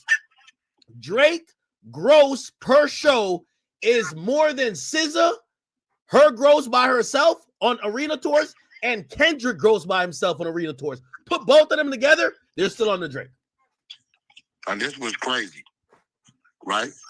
At first you would say that they couldn't sell them out. Now you see that they can sell them out, right? Now you see they can sell them out. Now you want to talk about how much the ticket's selling for. Because it's supply and demand. Hey, Beyonce was charging $1,000. Taylor Swift. Hey, it's only so many people you can fit in there. You got to raise the price at some point. Yo, if you want to go see Kendrick's tour, if you got $40, you could go see that shit. $40 won't get you in the parking lot of a Drake show at an arena. Facts. What you talking about, bro? You can't find a $40 tickets at Drake show. That's a fact. The only place we selling $40 tickets at is up there in Canada because we feel sorry for the people. Stop it. Yo, stop. Yo, hey, Wack, did Kendrick hit you up? Because I ain't gonna lie, recently you've been holding him down a lot, man. Either him or Top Dog hit you up. I know Top Dog's your guy, you know, like those are people. What do you mean? What have I lied about? I've been telling the truth. Lefty gunplay is whack. That's not a verse. That's not a bridge. That's not a fucking goddamn hook. That's not nothing. There's 4 words at the end of the song, and you dropped the album the same day. Didn't want to tell nobody and sold 500 copies. That's what we've been on. Wait, y'all don't fuck with Lefty gunplay? Listen, man, Lefty fun play. Listen, the dude that kissed the dude down in Texas. Wait, somebody hit me up asking if I want to interview him, and I want to get back cool with the West Coast. So, like, I think I'm gonna do it. Like, hell no, that dude ain't nobody. He's not popping. Fuck no, the dude. So listen, pull up Lefty Gunplay's album, November 22nd. He sold 500 copies, bro. And he had the Kendrick Lamar clout. Kendrick dropped on the 22nd. He dropped on the 22nd. That's what I like about Kendrick fans, though. Kendrick fans, put it like this: Kendrick fans only support him. They're like Barbs. Like Nicki Minaj would do 15 collabs with, like, you know, oh hey, this is my collab with Glorilla or whoever. Yo, after that one song, They don't fuck with nothing else that artist drop. They only stick with their guy. And then you know what I don't like, bro? Lefty Gunplay says he wouldn't want his daughter to date anyone black, anyone Asian, anyone white. Right? But here's the problem. Wack, you trying to kill his career for us. No, here's the problem. Wack, no, it's a fact. It's what he said. But here's the problem. Left come to find out through our research, Lefty's dad is white. So when Vlad asked the question, I don't know why he asked the question, but he asked the question, Lefty, would you let your daughter date somebody white since your dad is white and you're half white? He said, I only identify with my Hispanic side. So now he's just letting us know, I don't know what type of racist this dude is, but he don't even like himself. What I do know is he sold 500 albums. He ran around, told us he had a verse on Kendrick Lamar's song. He had 4 words: crazy, spooky, scary, hilarious. That's it. And they looped it, and it went off. And this dude is jumping in joy, talking about he got a verse. Act. 4 words is not a verse. It's not a bridge. It's not a hook. I don't know what it is. We call it, maybe it's to the left, to the left. Ain't there a song like that? Yeah, it is. Hey, hold on. The song to the left is like you kind of like get the fuck out of here, right? No. Hey, hold on. Just save that thought. To the left, to the left. Hey, save that thought for a second. Hey, chat. Once again, I told you about media. Complex. These are all of the places that when you say something about Jay-Z, you see, like, remember I said, you know, I helped build part of Complex in terms of, like, you know, with everyday struggling with. Look, Complex doesn't even report originally, hey, a woman is suing him. All it says, Jay-Z slams the lawsuit. You never see the original story saying Jay-Z is being accused. They report on his response, not the original thing. So now think about it, chat. We have Hot New Hip Hop, Hip Hop DX, BET, Complex. Not one of them is saying, hey, let's see what is being accused of Jay-Z. Just think about this. And again, this is why Diddy never had the power as Jay-Z. Hold on, I'm not done with you, Wack. So okay, let's get off. Well, you know, shout out to Taylor Swift because she outgrows everybody. Since you want to talk about who makes the money on the tours, Taylor Swift, and you know we got to put Drake up there because Drake's a pop R&B artist, not a rapper. I ain't like what you was hating on my nigga Drake when it came to the lawsuit. He's not suing Kendrick. He's not salty over a rap battle. Nobody ever said he saw it. Bro, you know what he's doing. Don't get me started at because you know I know this business. Okay, all right. Very same. All right, no, hold on. All right, let's no. I would. Oh, what? No, because fuck with me? I know what you about to go down the road of. Yeah.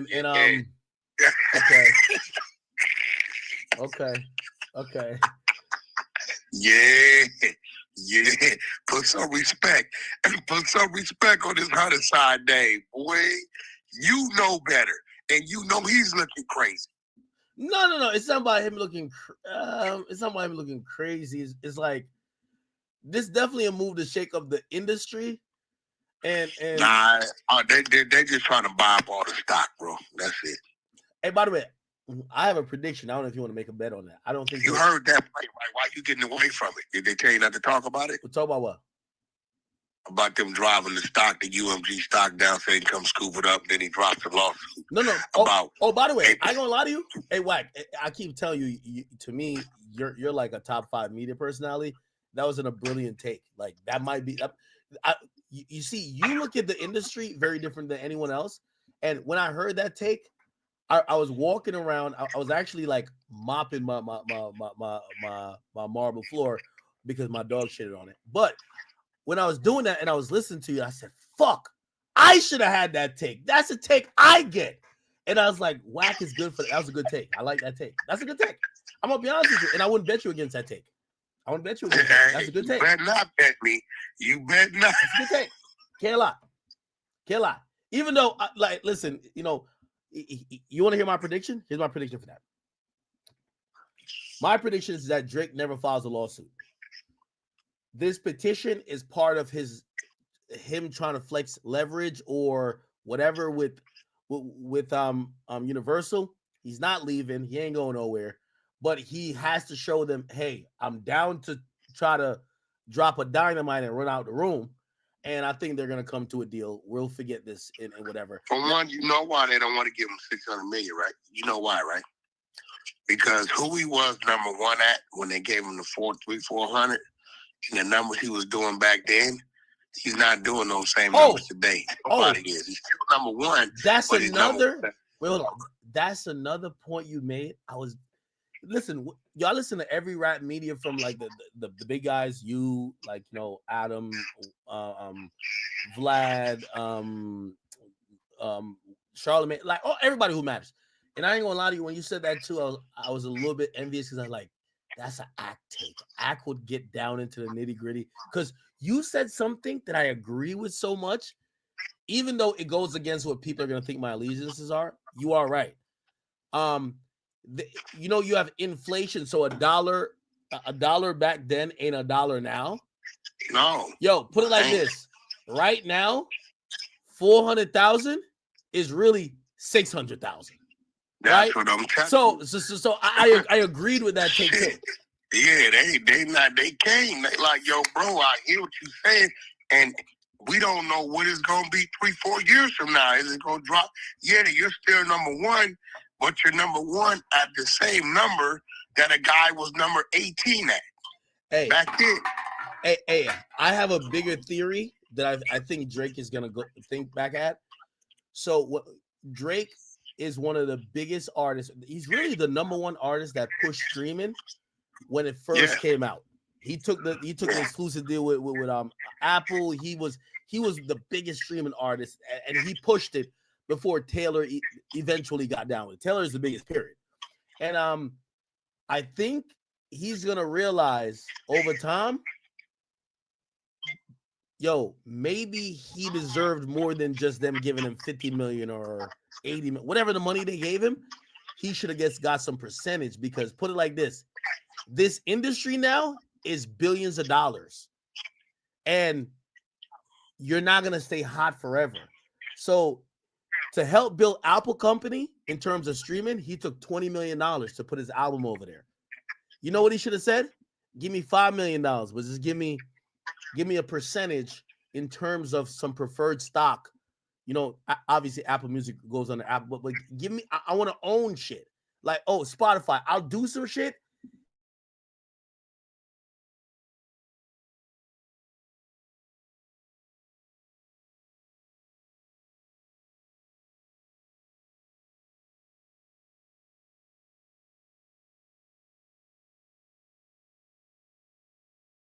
Time when they need you.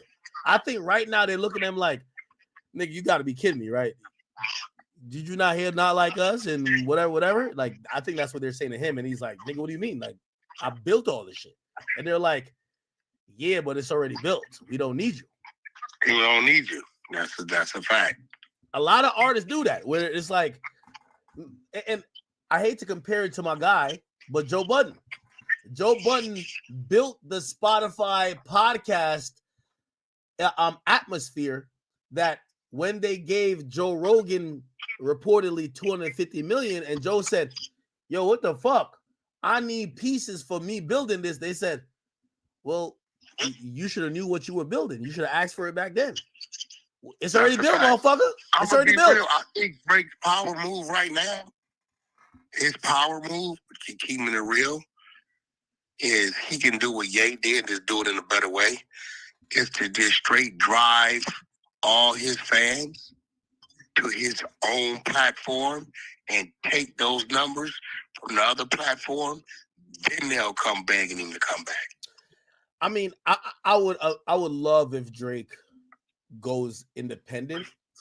But here's the thing, though. I think Drake lives a life that is not an independent life. You know what an independent life is to me? The independent life is Kanye begging CEO of Disney, Elon Musk, and people for a loan because he say he's in debt. Then the next year he's a billionaire. Like when you're independent, you're playing with your own money. You're putting that up, you might lose it. You don't know. The life that Drake lives is, I'm rapping about 600 or 400 million I already got. I'm not gambling with my own money. I get 400 million, and I'm But buying. it doesn't take him nothing to do a project, bro. He can go fucking create his own platform right now, bro. I agree. Put his out right there, drive it all there on the subscription base, keep it all, and pull all the numbers that was going to Spotify and these other platforms to stream Drake, put him right there where he's at.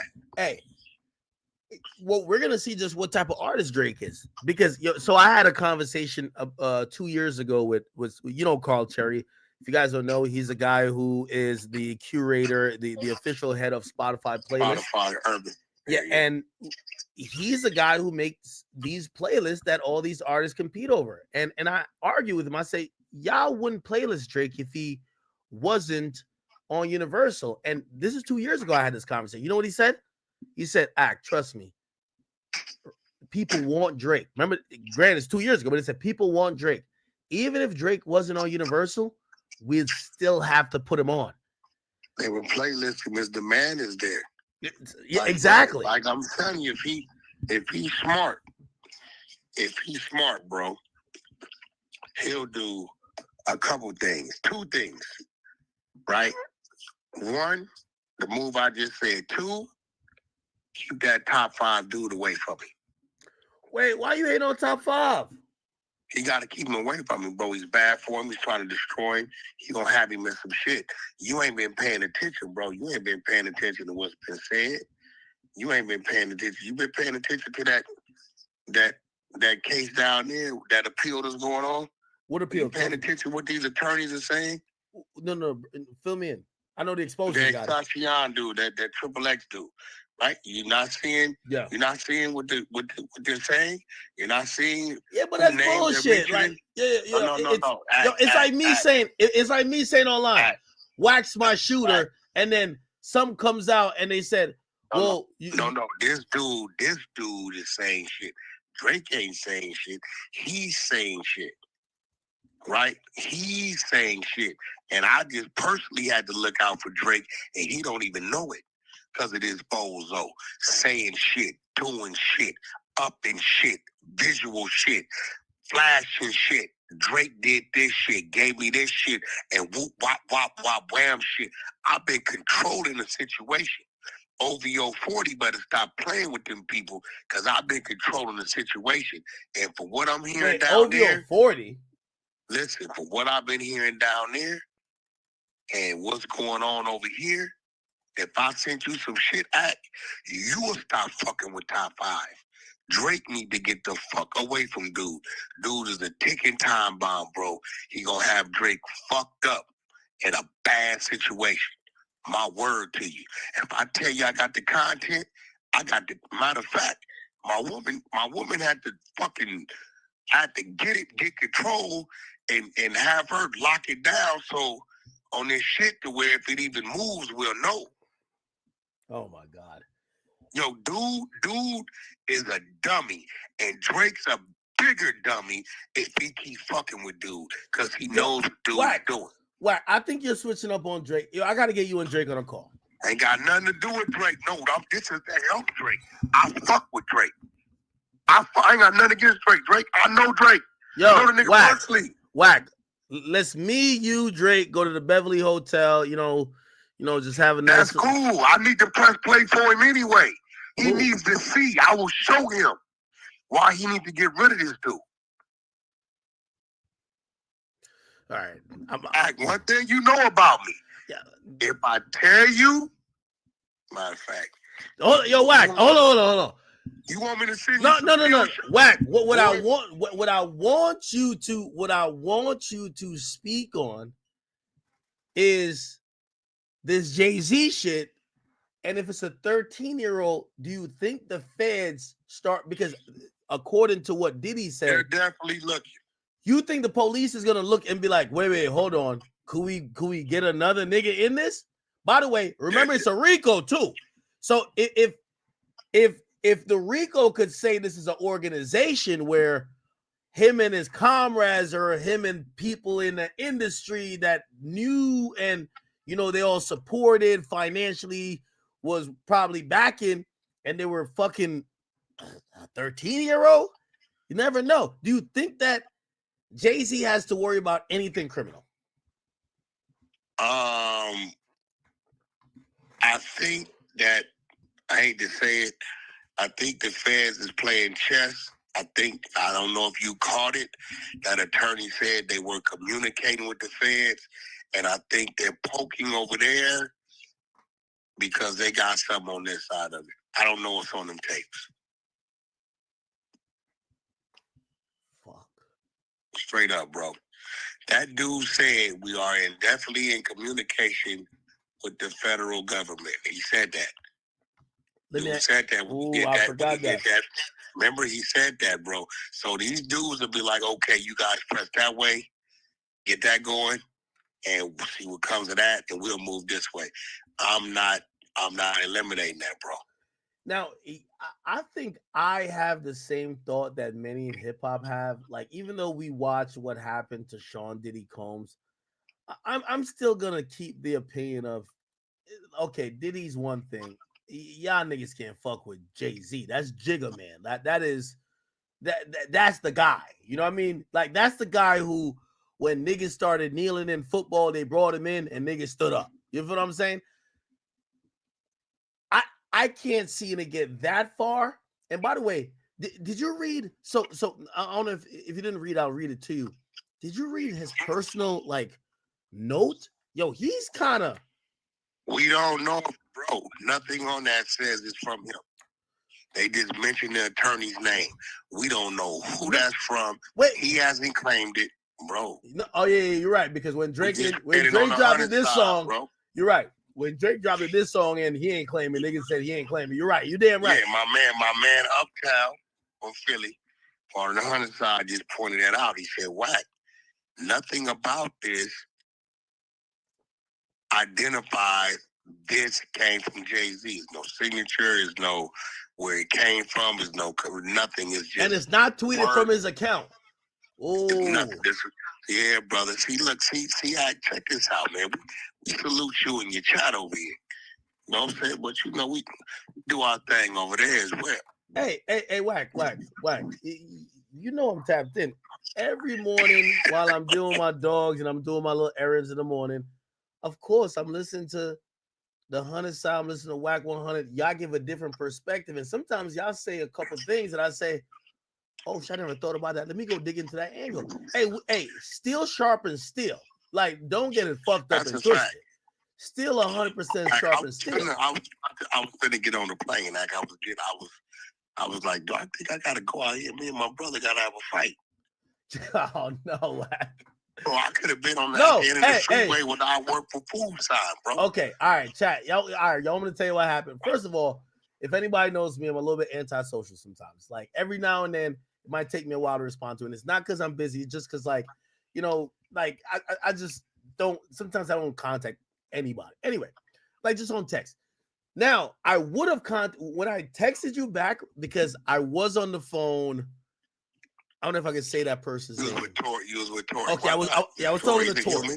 Yeah, I was with Tori, and I said I was gonna call you back.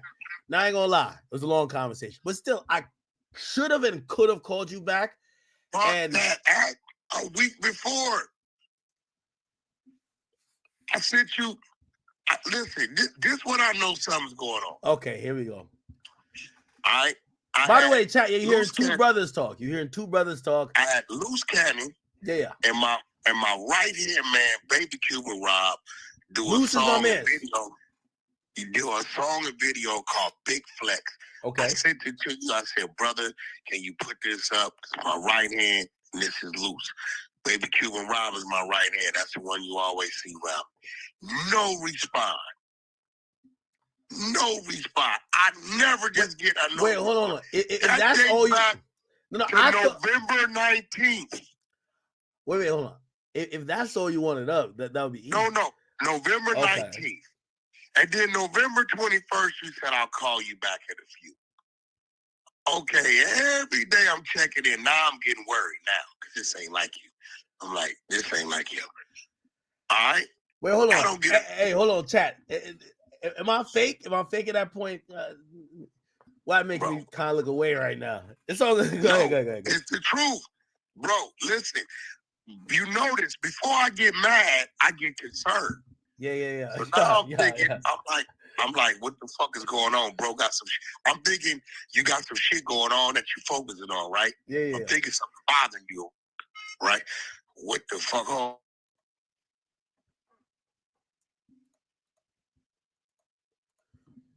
I think it cut out for a second. Check. He'll be back. Yo, Wack did mention something interesting. Jay-Z's Instagram did not post this. A goddamn artist called me 10 times. I just sent him to Miami. I said, let me answer. I hope they ain't getting fucking stuck up over there some shit.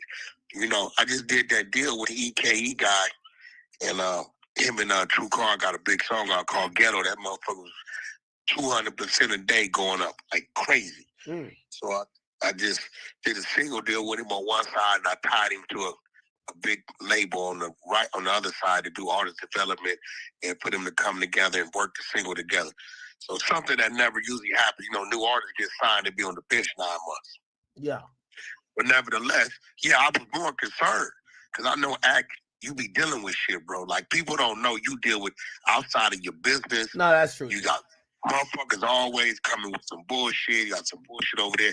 And the problem you have, which is not a problem, is you're not a fucking pushover or a punk or extortion case, and you don't be fucking feeding the threats. Wack, one thing I like about you is that I think you understand me a little bit.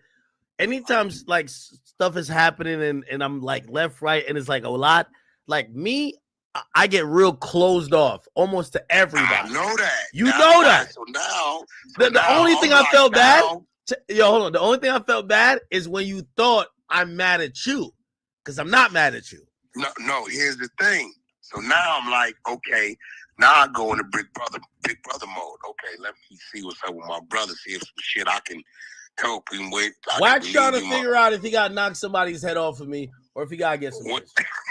That's what's going on, right? Yeah. Like, something's going on, right? It could just be some regular shit or whatever. Or when you get in this mode, you're trying to create and develop some new shit. Yeah. So, you know, so they hit me immediately. They say, Wack, Ack said he's about to call you. Fuck that, I'm calling him first. Right? You know, your chat is crazy. My chat, everybody been tuned in. Well, first of all, I told you that I also owe you a 100-side appearance because the last time you came on here, you kicked it with us for like 3 hours and you gave us so much content. I got to go to the 100-side, and you know, I got to shout out to the 100-side a lot. You know, I got to shout it out because what I have now done, and you know this in terms of expertise, is that we're going to get to the documents. We're going to get to the paperwork. We're going to get to the nitty gritty. We're going to get to the facts. If you mention paperwork, you got to mention Wack and the 100-side because they get to it too. So that's a synergy where I'm like, all right, I know y'all like to deal with paperwork and accuracy. And I'm somebody who I've realized, well, my name Akademiks, I've always been a news guy. What could I give people other than, like, I talk shit and you talk shit, like we both talk shit pretty good, but it's like I want to give you the shit that you're not gonna go see on these other websites that's not reporting what we. That's real. We digging in on Alex Alonso now. Who's that? Alex Alonso? Who's that? Yeah, dude, street TV dude. He be running around, you know, with the anti-gang bang shit. Come to find out he was a gang member. We found his mug shots and all that. Then he still got a job with the DA. So we digging in that now. Then we had the other dude, Dookie Wild, who hit me, wanted to come on the show. We let him on the 100 Live show on YouTube. He said he wanted to expose Rollo, right? Yeah. So I let him on. Rollo the rapper from Atlanta, right? He said he did 7 years. Rollo told him. So I let him on. I let him come on there. I let him do his dance for 45 minutes. Then I asked him, could I read him something? He like, cool. So I read him 4 pages of his proper telling on Rollo. He didn't know I had his paperwork on. Yo, Wack, you need Jesus, man. You need Jesus. Yo, listen, don't we all? You know what I'm saying? I already found heaven. Hey, you know what I'm saying? In the form of R&B. Other than that, I'm just floating, man. Wait, hold on. Real quick. Meek Mill has jumped in the conversation. I don't know why, bro. He needs to sit down and, bro, he says all you got to do is mention it 300 times and it's going to be everywhere. Well, let me ask you a question. Does this put Meek Mill in like a, I hate to say it, and I know you don't like the pause thing, but I got to pause it. It's like a tough position because these are the people he's been really heavily associated with and been banging with. Associated with. Right? Exactly. So like, you know, him and Jay-Z and, you know, at a point he was almost kind of like purporting as like the black guy being mentored by Jay-Z. Dream Chaser Records was over at Rock Nation at first, right? He was being managed by Rock Nation, right? He was getting his boy toy. Now he just started saying no Diddy all of a sudden. Yeah. And now I think what he's doing is he's showing, hey, I'm going to speak up for you, but I don't think Jay-Z wants to speak up for him. Hey, if I'm Jay-Z, I don't want Meek Mill saying anything he's gonna right say now. Some dumb shit. Because he's gonna say anything, some dumb shit. Yo, listen, Meek thinks he's you. I'm gonna tell you why. If you knew somebody for, I'm making this up. I don't know how long they knew each other, but if you knew somebody for 15 years and you felt like you had a good, a good, like, you know, grasp on what they into, what they do, when the internet comes up with some shit, you don't just switch up your whole stance and say, hey, I'm no Diddy gang.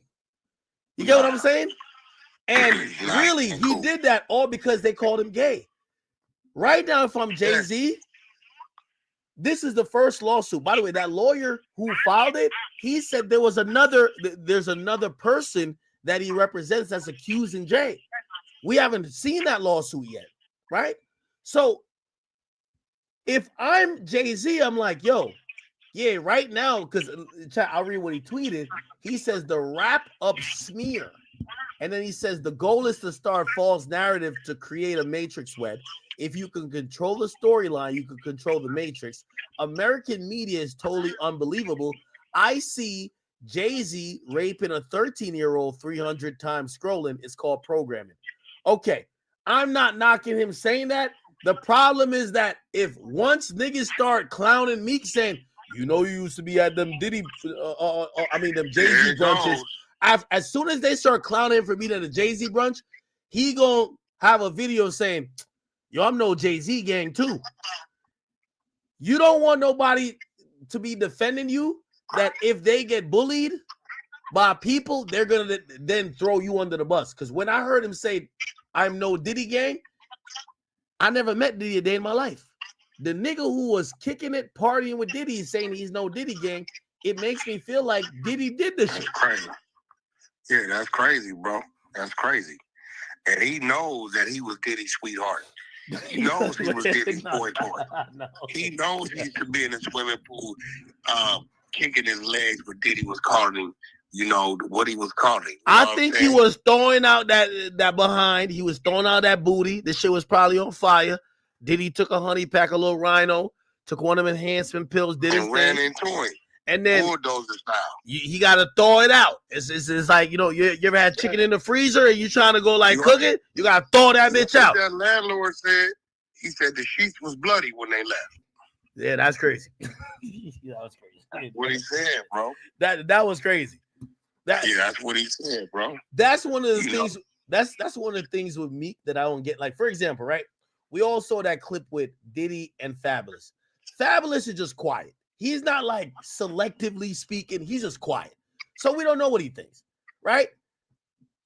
Meek will try, like, he cares so much about the internet, he'll come out. I don't want to do this. I don't want to do this. Let me listen. The dude's been telling us who he is from the beginning. Okay? The definition of Meek, quiet, gentle, and easily imposed on. Submissive. Like, bro, he's telling us who he is. Diddy put the Diddy on him, and there it is, bro. And you like that's what it is. Every time he folds under pressure. Come on, baby. Come on, Big Daddy. Come on over here. Come on, baby boy. Come on, deserve it. It's just me and you. You deserve it. Come on, you need to experience this. How you think I got where I was at? There it go. Gentle, easily imposed on, and then submit, and then pop goes the weasel. There go the bloody sheets, and the motherfucking landlord's making a report. I think Jay right now, wherever he's at, and by the way, they listed the lawyer listed as $200 million. Like, chat, I'm not gonna show it, even though y'all could just Google it and find the address. But the address that they're saying that they're trying to serve is his $200 million house in Malibu, the one that overlooks like either the ocean or some shit, and it was worth $200 million. I don't know if he stays. We don't know where he stays. If I'm Jay-Z right now, if you're Jay-Z, you have all these resources. You're connected to Jack Dorsey, the guy who, and by the way, I'm gonna be honest with you. I think Drake right now is probably cracking a smile, even though I think nobody should crack a smile. You know why? Well, it took this story took the light off him. Well, but here's the thing. The reason I think nobody should crack a smile, after they come for Jay-Z, who they gonna come for next? This isn't about certain type of individuals. This is about power and money.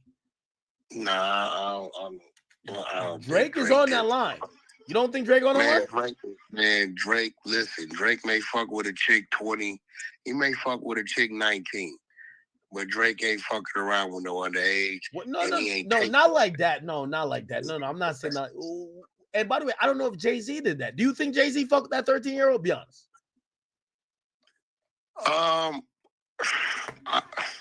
That's the answer. I think it's some truth to the Foxy Brown shit.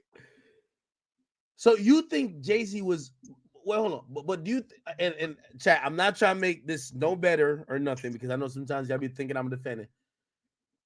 Maybe he's 19 or 18, and maybe she's 6. I don't know. I thought, nah. So you think Jay-Z might have been over 25, fucking like 6? Nah, I don't. No way. Huh? Okay. Okay. Foxy, Jay-Z's what? 10 years older than Foxy? All right, let's look it up, chat. Foxy, what? 46. Jay-Z 54, so 8 years. And by the way, he's about 24. Yeah, Foxy is 46. Yeah, she's 10 years younger than him. Yeah, so he was about 24, 25. Bro. Okay, let me then ask you the question. That ain't right. No, I'm not saying it's right. Do you think it was the culture where maybe No. Hold on, maybe rappers at that point, they didn't give a fuck as long as the girl 15. No, maybe they weren't asking for age. As long as the girl got some big titties and a decent ass, they were fucking. Nah, but that don't make it right, bro. No, I'm not saying make it right, but you think it was a don't cultural problem? Because I think it was a cultural problem. She had to go to school, bro. At some point in time, he had to know that she was 15. Because he was 15 before her. And there's some things about a 15-year-old that just not going to change. Hey, let me ask you this question. If you can knock something down 15 and 25. Hey, Wack, let me ask you this question. Do you think for a second that Drake, because let me tell you this. I think, this is me personally. I didn't ask Drake about this, so just know this is from me. I think Drake personally realizes that after the Kendrick thing happened, yeah, you could blame Kendrick, or you could just be mad at Kendrick, but who's put him in the position to be at the Super Bowl is Jay. You know, him and Jay been having some shit. You remember what he put up after he played the song? So he did the song in the club and he said, yo, you got niggas hating on you. He was saying people like whatever. He said, sometimes you realize in this world, all you got is yourself. And he dropped the Beyonce song, Me, Myself, and I, right? That was a song he dropped. Then he later posted on his Instagram. He posted the picture of Solange in the car after she gave Jay-Z a 42 punch combination out of Tekken 4. Do you think that Drake may have had any hand in this coming down? Nah, bro. You come on. You talking about Nah, that's putting Drake That's putting Drake in a realm that I don't think he's there. He's a big artist. He got a lot of influence. He got a lot of business. Yeah, but he got to partners, play in the game that Jay-Z's playing in. Jay-Z is doing a proxy attack on him. Jay-Z don't fuck with Drake, and he's not gonna do nothing himself. He puts Drake biggest op at this moment to perform at the Super Bowl, knowing what he gonna perform. Drake, why would Drake post up Solange? Why would Drake play Me, Myself, and I by Beyonce? That's clearly setting a shot towards Jay. Everybody said your Instagram shit ain't gonna work. Maybe he knew something else. Fuck my Instagram shit. Wait till y'all see this lawsuit. That still ain't gonna stop the Kendrick situation. No, definitely not. But Drake is a petty nigga, and he always wants to return the shot. Also, you know what I wanted to ask you? I forgot earlier. I'll ask you now. What do you think about? Do you think Drake feels any way about the Solange thing? I haven't asked him because the last time I told you when the Solange thing happened, you called me. It was two people. I mean, other people were calling, but I don't give a fuck about them. Two people called me, and I said, you know what, Solange, that's not my intention. And I really backed off of it. And the two influential people, I talked to Whack 100 and I talked to Drake. And I said, and both of y'all, like you asked me too. You're like, yo, Ax, so what's this thing with you and SZA? And I was just like, yeah, it's not that big, but I explained it to you. And for anybody who ever asked, Wack's my brother. Wack don't call me and be like, yo, nephew, you got to do this or I'm going to punch you. No, he wants to understand your side. And also, he's with you, even if you say, nah, I really feel this way about it. He's not going to just try to bitch you. Like, he's a really good guy. So anyway, I talked to you about it and you're saying, well, you know how she is and you know how that comes across. And we talked about it and I said, Wack, I don't give that much of a fuck up about it. But yeah, in that moment, I was trying to go crazy. And I talked to Drake. And both of y'all, I kind of gave the word to it. I said, you know what? It's not that serious or whatever. And I appreciated that whoever SZA is cool with, they had a line to you who is someone who I respect. And I knew you, and you knew you could get me on the phone to have that convo to try to de-escalate something. I appreciate you for that. And I appreciate Drake for that. So here's the thing though. SZA is co-headlining on Kendrick's tour. Should Drake feel away? Be honest. Because I'm gonna tell you why. SZA signed to who? TDE, but he not on TDE no more. You on PG Lang. No, but that's still family. You know that, bro. It's just like saying Drake's not on fucking Young Money. If Wayne wanted to do a play and say, yo, bro, let's fucking go fucking do some whatever, right? And he's straight OVO. He's not Young Money, Cash Money no more, right? They're gonna come. That's gonna happen. It's like Drake will never walk from under that umbrella. Not to say he needs it, but that's always a home for him, as is TDE is for Kendrick. You know what I'm saying? You seen when the whole shit kicked off, most people would have thought Top Dog, he ain't fucking with that. Kendrick went and did whatever he did and got his own deal. You seen Top Dog there front and center. He gave his presence in the video. His presence was at the pop-out tour show or whatever. You know what I'm saying? That's family. Motherfuckers go through shit, but when it's time for somebody to be there for you, is no hesitation. So, Drake is smart. He understands SZA is TDE. Understand Kendrick, it will always be TDE, right? So, no, I don't think he should feel any type of way. Plus, it's SZA. We don't mix her into no bullshit, bro. No, you're right, but put like this. We're still, like, this is one thing I hate for both artists. Like, for example, I ain't gonna lie, I had a good time during the battle. I like rap battles. I love beef. I like when people kind of get into it. It gets more attention. I like all that. But at this point, it's over to me, right? And I don't foresee any violence. I don't think there'll be no violence. Like, it was never that. I told you that. No, you're right. But here's the thing. Both artists' names are so interconnected that anything Kendrick does, like for example, right?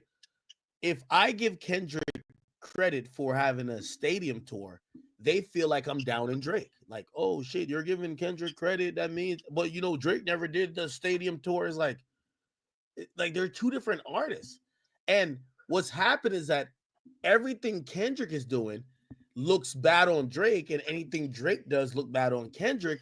So that's why they're going to look at SZA and be like, well, you're kind of in this now, right? You don't think so?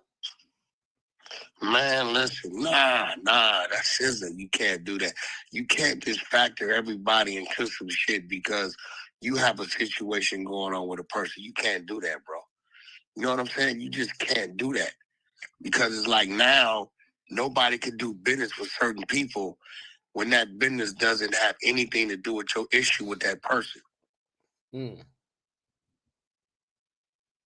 You know what I'm saying? Yeah. I didn't cuss you out about Snoopy Badass being on your show.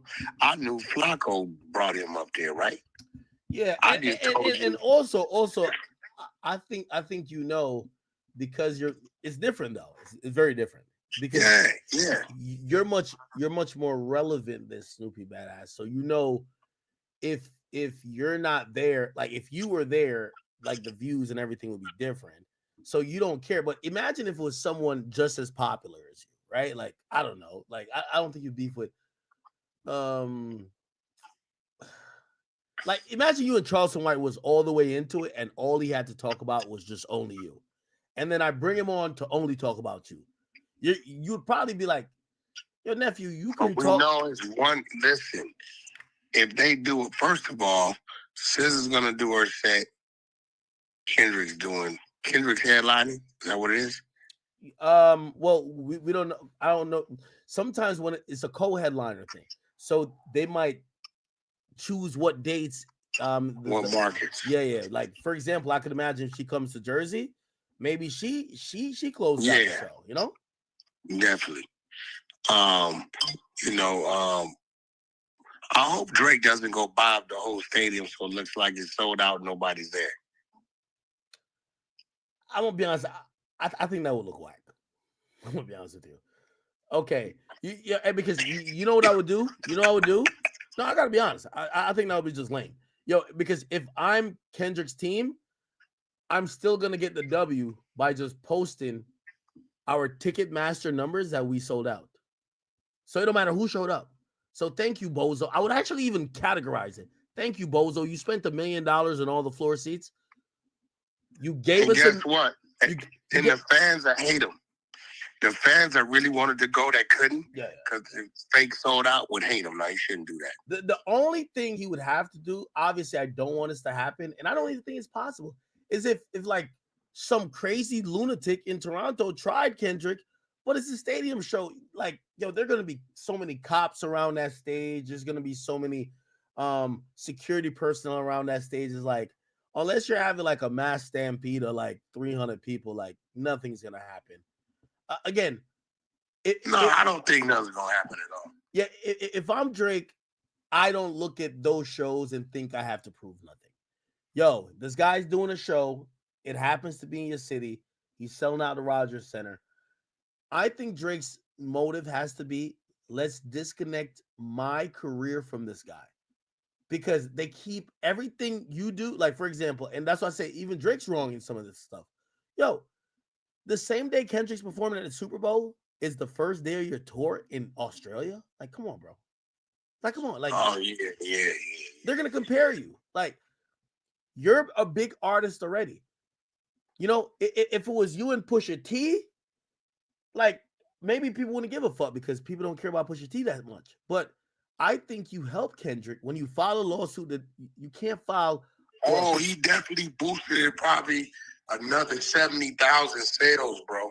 Definitely. Yeah, you're giving the guy like you're playing into, and I ain't gonna lie to you. This is why I say people like Kendrick is smart. I said this about Dirk. 6ix9ine is, 6ix9ine. We both know we know how cerebral he is. 6ix9ine went at Dirk. Dirk entertained him until he got the Drake record. Once the Drake record came, he never entertained him again. He basically used it for the attention. He did the same thing with YoungBoy. Dirk is really smart with that. I see Kendrick. Kendrick has one of the smartest teams. I ain't gonna lie to you. Whatever they're doing, and that's what I'm saying. For everybody who claim I don't like Kendrick, I'm telling you, no one's pulling better moves than a nigga. Everything he's doing is so well calculated. You almost have to be like, Jesus Christ, how do you compete with a nigga like this? I mean, at the end of the day, bro,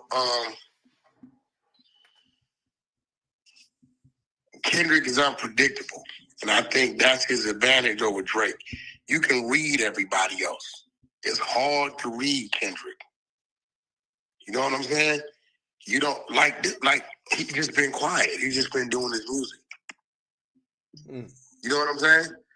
Everybody got all. It still looks like Drake is in an uproar over some shit, and Kendrick done dropped a whole motherfucking album.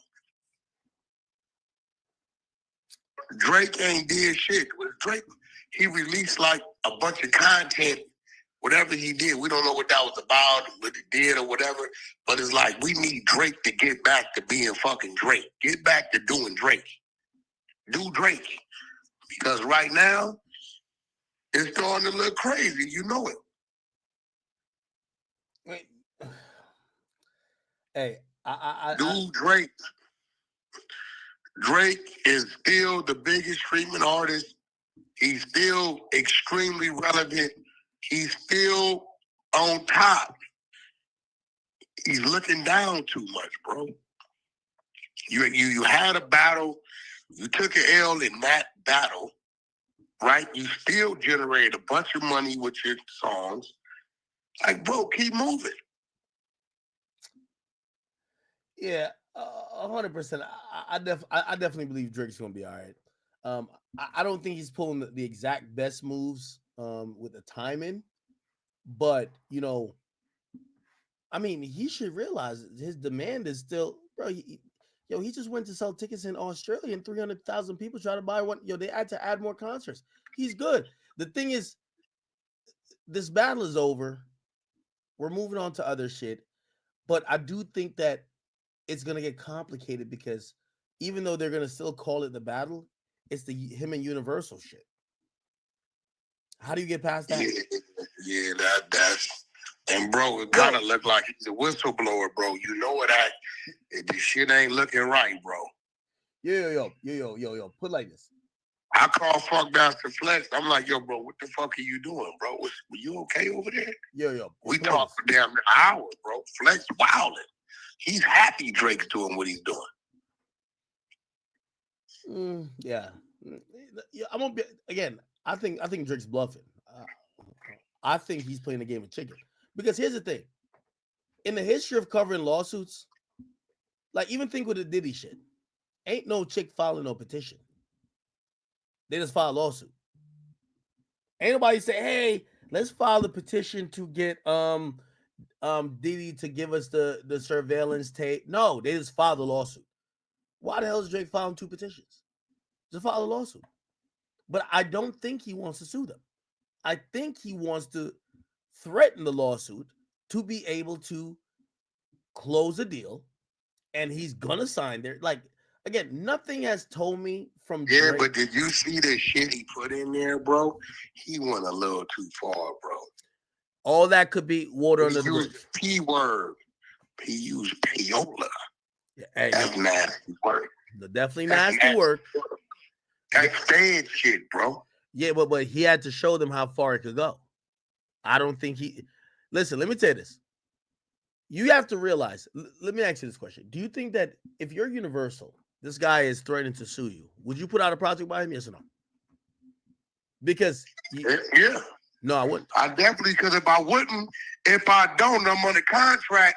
He gonna sue me even more. No, hold on. Again, if you could push it back, and remember, when you push music back, it hurts the artist's career because they're losing momentum. I'm not putting it out because I don't want you to then claim that anything to do with this is part of the lawsuit and you add it to it. Like, once you file a lawsuit versus these companies, they start backing up from you and they start isolating you, right? Again, they're very aware of lawsuits. So I think that Drake is not going to have music out until, that's why people were like, oh, this party album, that party album's a dub to me. That's not coming out. If it's going to come out, it's not coming out before March. Unless Drake fixes. Nah, bro, you can't wait that long. Why would they put that shit out? Yeah, bro. Hold on. Why would they put it out? Knowing that if Drake is claiming y'all spiced up Not Like Us. They should put this shit out straight up direct. Yo, they're gonna think without the tools. No, they're gonna and let him see who he really is. No, they're gonna be thinking, well, if he might then claim that our us putting out his music, we're now suppressing it. So again, no, not suppressing. He needs to see who he really is. No, without I get what you're saying. Without him tweaking it. No, I That's get what the fuck you need to see. I get what you're saying, but play this. Universal will never admit that they're doing anything that he's claiming they do.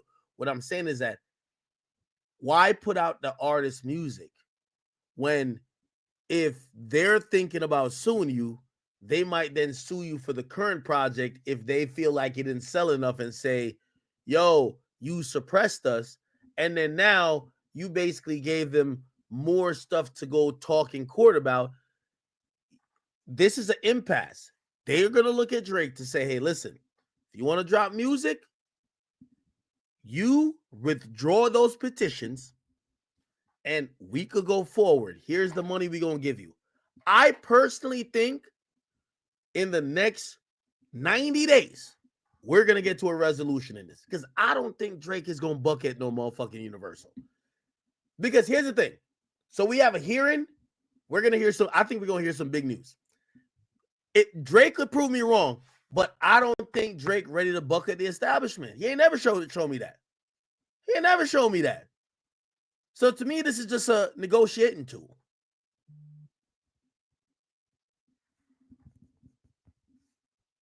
You hear? Well, you could be right. You could be right. I don't doubt that. But look at it like this. There's no way the next project they drop on him, I think the numbers are going to be a little different. Well, here's the thing about that too, right? Here's the thing about that. Get what I'm saying, you get what I'm telling you? The numbers are going to be a little different, brother, because now you're going to have to do it raw and uncut. You can't administer something to a motherfucker and he going to go blow the whistle. Yeah, you got to let him do it. You got to let him do it. I think he shot himself in the foot, bro. Yeah, but here's the thing, though. And this is why I think there's going to be a whole game played about this next project. So from what I've heard, this next project is the last project in the $400 million deal.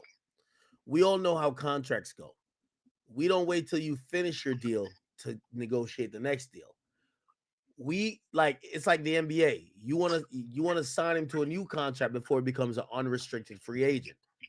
Because when he's a full free agent, he could fuck around and drop a song on TuneCore and start seeing the magic of his own power. You want to keep him on a contract. So I don't think if Universal doesn't get a new contract with them, they're not going to make this new release easy. And that's going to be the thing that they're playing with. So no way they're going to have this project go out without them having a new deal with Drake. Drake is too big of an artist to allow to go into a free agent situation because you're going to have Sony Music Entertainment say, hey, we ain't going to give you the 600, but we give you 5. How much? Right? Then you have Warner say, shit, Universal been dominating us for so long. Universal owns the majority of the market share. Hey, listen, we'll give you 520. And then now you cooking. So because you could go back to Universal and say, well, I could get 520. Y'all said because of this battle with Kendrick and this other shit, y'all say y'all only match the 400 y'all gave last time. But see, that's where y'all saying crazy shit. I do not believe Universal has said because he lost the battle with Kendrick, we don't want to do this. I believe they're telling him your numbers aren't what they were. You're still number one, but the market is down overall, not just him.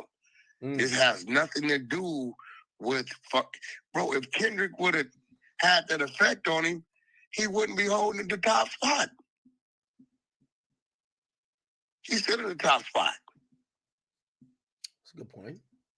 You know what I'm saying? So this has nothing to do with Kendrick won the battle or none of this shit. Well, it is projected though, right? So it's like, I personally believe that if Drake probably took this battle, so they've been negotiating for a while.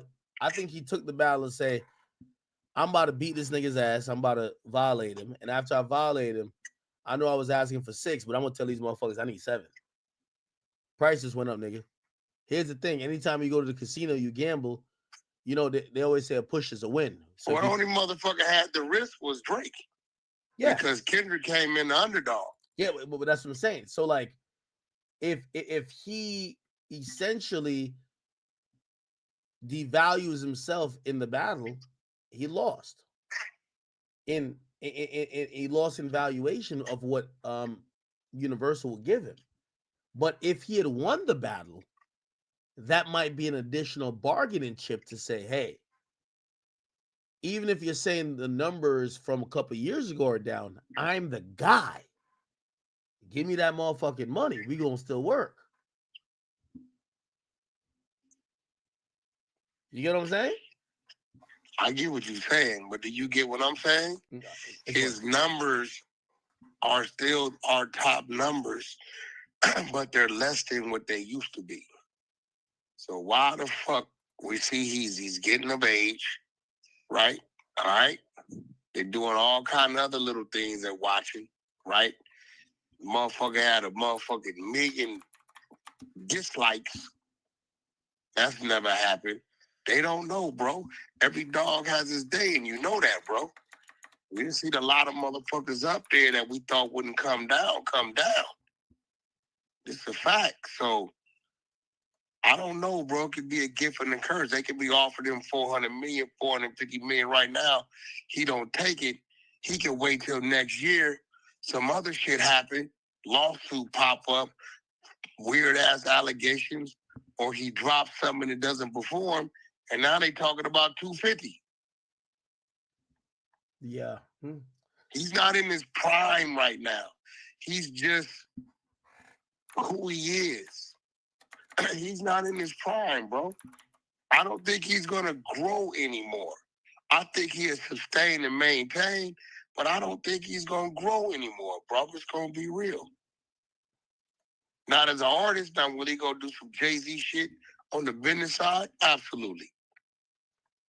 But as far as music, in the state that music's in, not putting it all on him, not saying he's going to make whack music and shit like that. I'm just saying in the state that this is in, unless he crosses the street and try to go fucking Latin and some other shit, bro, he's going to be where he's at. And it does not, when they look at the numbers, it just doesn't add up. Hey, they don't want to be recouping for 10 years, bro. You know that. Hey, by the way, chat. Again, we're tracking, you know, as the story, the lead story for the day as it goes on. So Hip Hop DX, you know, they posting everything but it, man. They got to post Rhapsody, Nas. They posting everything. They ain't nothing. So chat, you could easily tell what's going on. You scroll down on this page, you see that Rock Nation hat. I'm gonna assume that Rock Nation, you know, has some influence here, because they refuse to post a big story. Right now, I do know Elliot Wilson's over there. Elliot Wilson used to be one of the executives over a Tidal that Jay-Z once owned.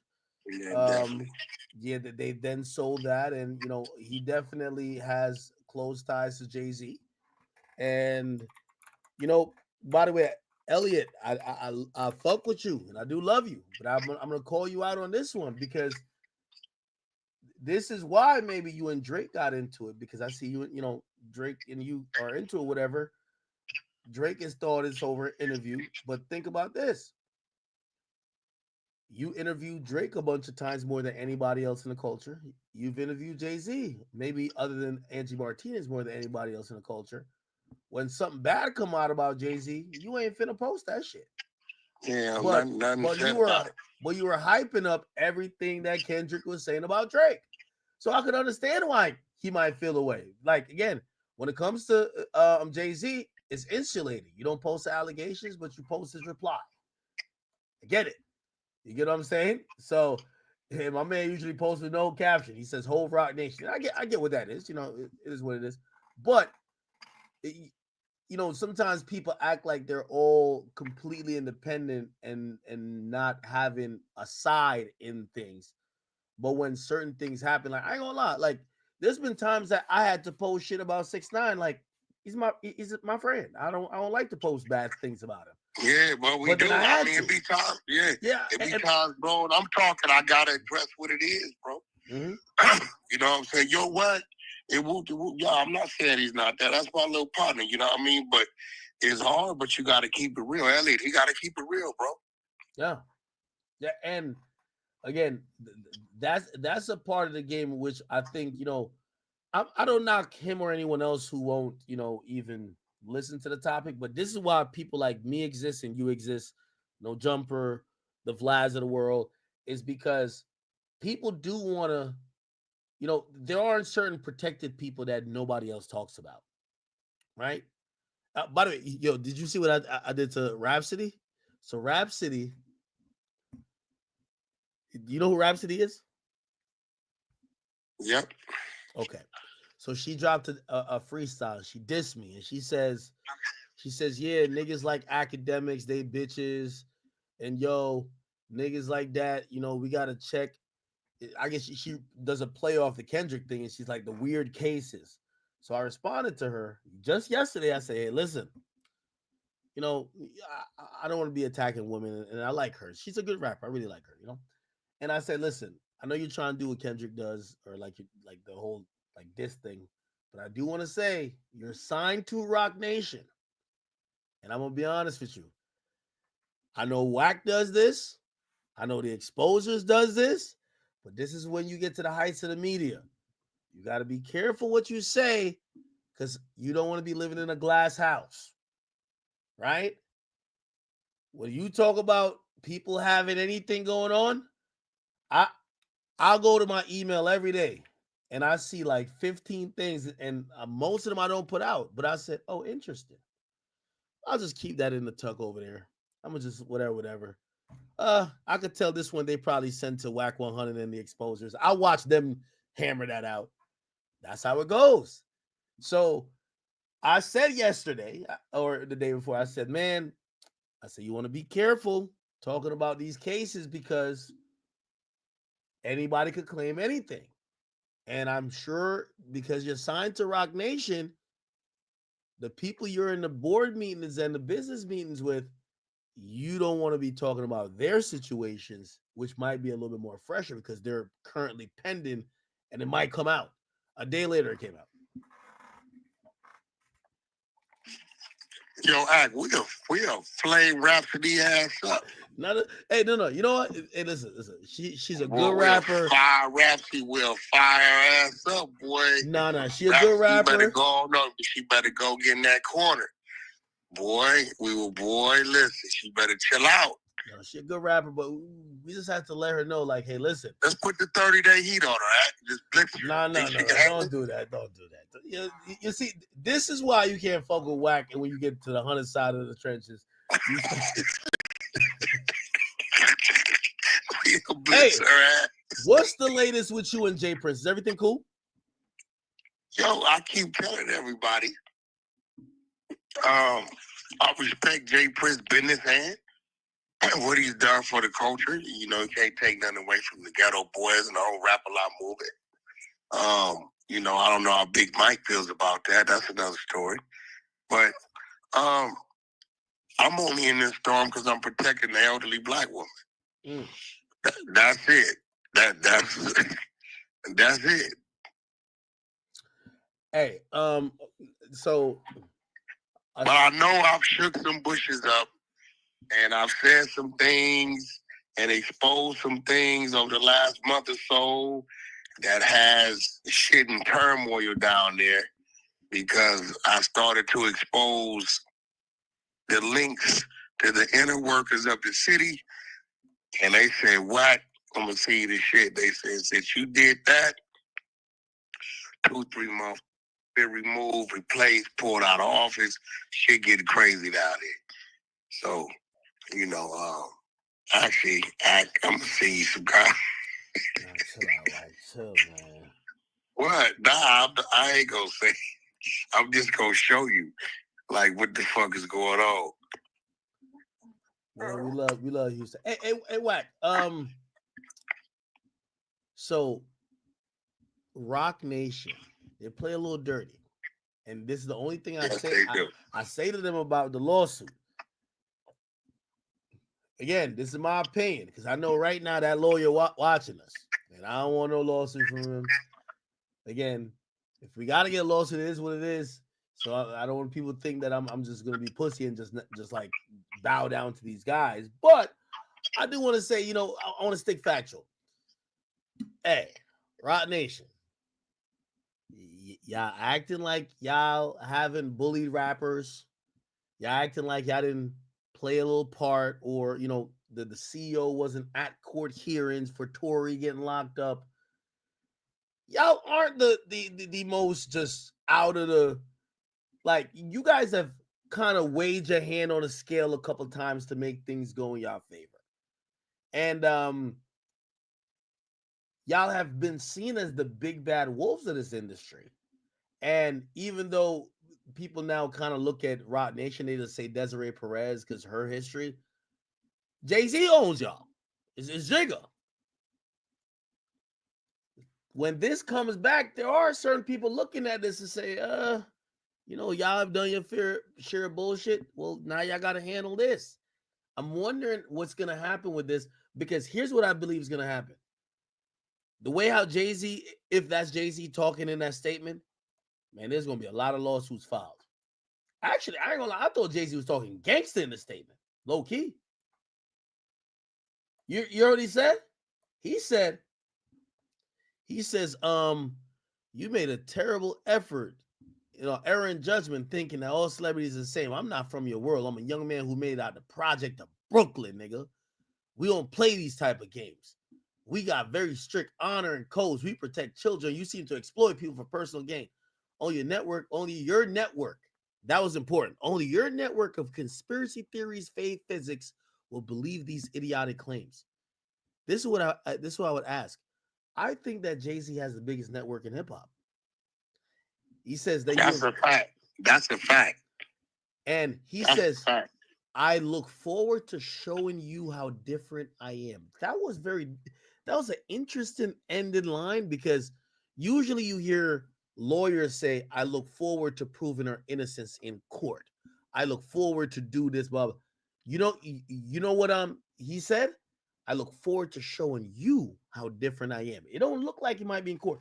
By the way, chat, the people who quick to be, you could tell Ebro is in here talking about no games. Ebro got nothing to say about the allegations, but he's in there saying no games.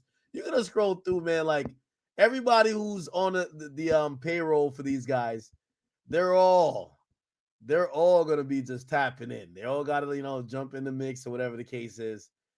And probably, they got to co-sign him. Again, I'm not saying anything or even everything against Jay-Z is factual. I just want to show y'all. Wack, I heard you say this one time. I can't remember who you was talking about. You said if it was a videotape or audio tape that came out about me saying these things, the whole internet would be ablaze saying I snitched, I'm this, I'm that, all that. I'm a rat. But when it come out against somebody else, it'd be like, well, I don't know. I don't know. Maybe fuck all that. Yeah, but he selective politicking. Exactly. Selective politicking, bro. Of course. Your man is doing that selective politicking. You wanna, when this shit comes out over here, is all you got it all on your page. Now this is coming out is nowhere. You know what I'm saying? Nah, selective politics. A lot of people doing that because they think they're gonna lose a favor that they don't even have coming in the first place. Yep. They just don't want to be on the other side. We don't give a fuck about it. We doing how we do. Whatever fuck with us. Whatever business ventures we got going. We try to move independent of whatever the fuck they doing, however they operate. Because we're not gonna let them control us. That ain't gonna happen. Yeah, man. So that's really, you know, that's what I want to show to the internet. I don't know if Jay-Z is guilty or innocent. These are allegations. People can make up anything. What I do want to show you is the power, because sometimes what I've realized media is now is there's a lot of y'all just consuming shit and shit. There was a time that I thought, I'm like, yo, well, I'm one of the bigger voices, so like when I say something, y'all probably believe it more. But I've realized in certain times, there's certain entities that have gotten a lot of other voices. They got in a conglomerate. When they hit a button, and that's Rock Nation. I'm speaking directly. That's Rock Nation. When they hit a button, they create a narrative, or they whatever. We're gonna see it here at its finest, because again, these are allegations. Sometimes people be like, oh, let's see what the other side is. Like, shit, when they had allegations against me, shit, of course I got my lawyers on it. But I even got online and say, this is what happened. This is, hey, listen, whether y'all believe me or not, I'm gonna answer to them. Some people don't got to answer to allegations, and people still don't. Like, I answer to it, they don't believe me. Other niggas don't have to answer to it, and people believe them fully. And I'm like, ain't that crazy? Crazy as a motherfucker. But I will tell you this, bro. I'm not finna, just because somebody is like a good basketball player, a great rapper, or whatever, we can't just give that type of favor and say, well, there's no way this shit could happen. We talking about 24 years ago. That's a different Jay-Z than we know today. That's before he dropped, I believe, did the Blueprint or Blueprint 2 came out in 2001? That's like 2000, right? Yeah. So, and not to say that he did it, but we got to let it run its course. I see what he's saying, like, where's the criminal shit? Now, I'm all for that. Where's the criminal? I agree. You got two grown motherfuckers. You 13 years old. You fought two of these grown motherfuckers off who they had to be under the influence of something. No way they could be in their right mind doing some shit like that, right? And you called the father. I'm interested to know what the father had to say. What was that phone call like? Why wouldn't you take your 13-year-old daughter to the hospital? Why wouldn't you get a motherfucking rape kit done? Why wouldn't you take her to a psychiatrist to make sure she's still stable mentally? It's a whole lot of did you or what happened or why. Now, 24 years later, here you go. It's as if Diddy wouldn't have never been caught up, this wouldn't have never came up. I agree. That's the factor in there that's making me say, are they doing this just to spice it up? And let me ask you a question. What do you think, right? You're a father of multiple. You've been a husband. What do you think that conversation inside the Carter household is? Do you think, obviously this is old. This might have been before you met Beyonce. I don't know when he met Beyonce. Do you think the worst thing she could do is question him about this?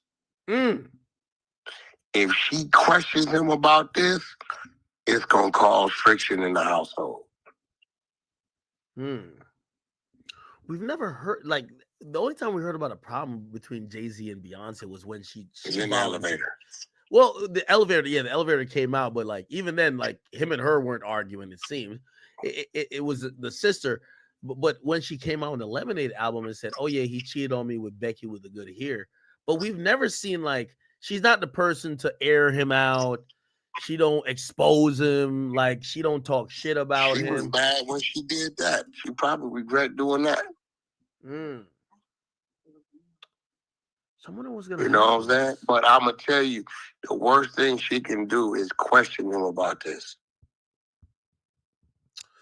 What do you think? How do they have that conversation with Blue Ivy?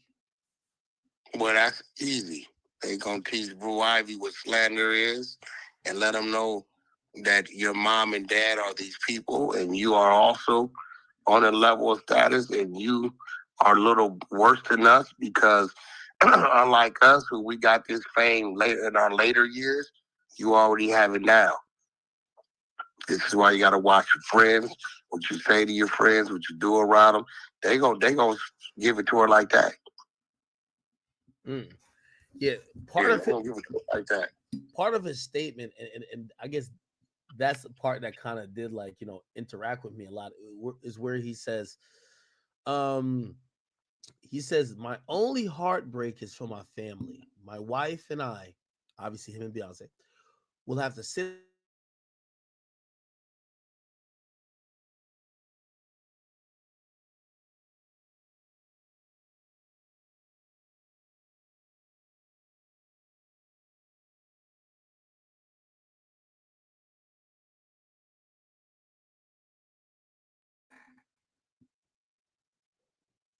I think about that all throughout, right? Like, I think about that in like every rap beef. Like, I was hearing someone, which I kind of agree. They're like, yo, one day Kendrick might have to explain to his kid that that another popular artist was saying, yo, your daddy's not your daddy, right? But also it's the same thing with Drake's kid. Drake's probably gonna have to explain to Adonis at one point that, yo, another popular rapper was saying you're hiding a child. Like these things have become almost like a repetitive thing where, like, you know, and I wonder how you look at it, where, I don't have kids yet. Do you ever feel like, and you have grown kids at this point, do you ever feel like, damn, I have to explain to my daughter or my son about some shit they seen about me or whatever the internet's saying about me?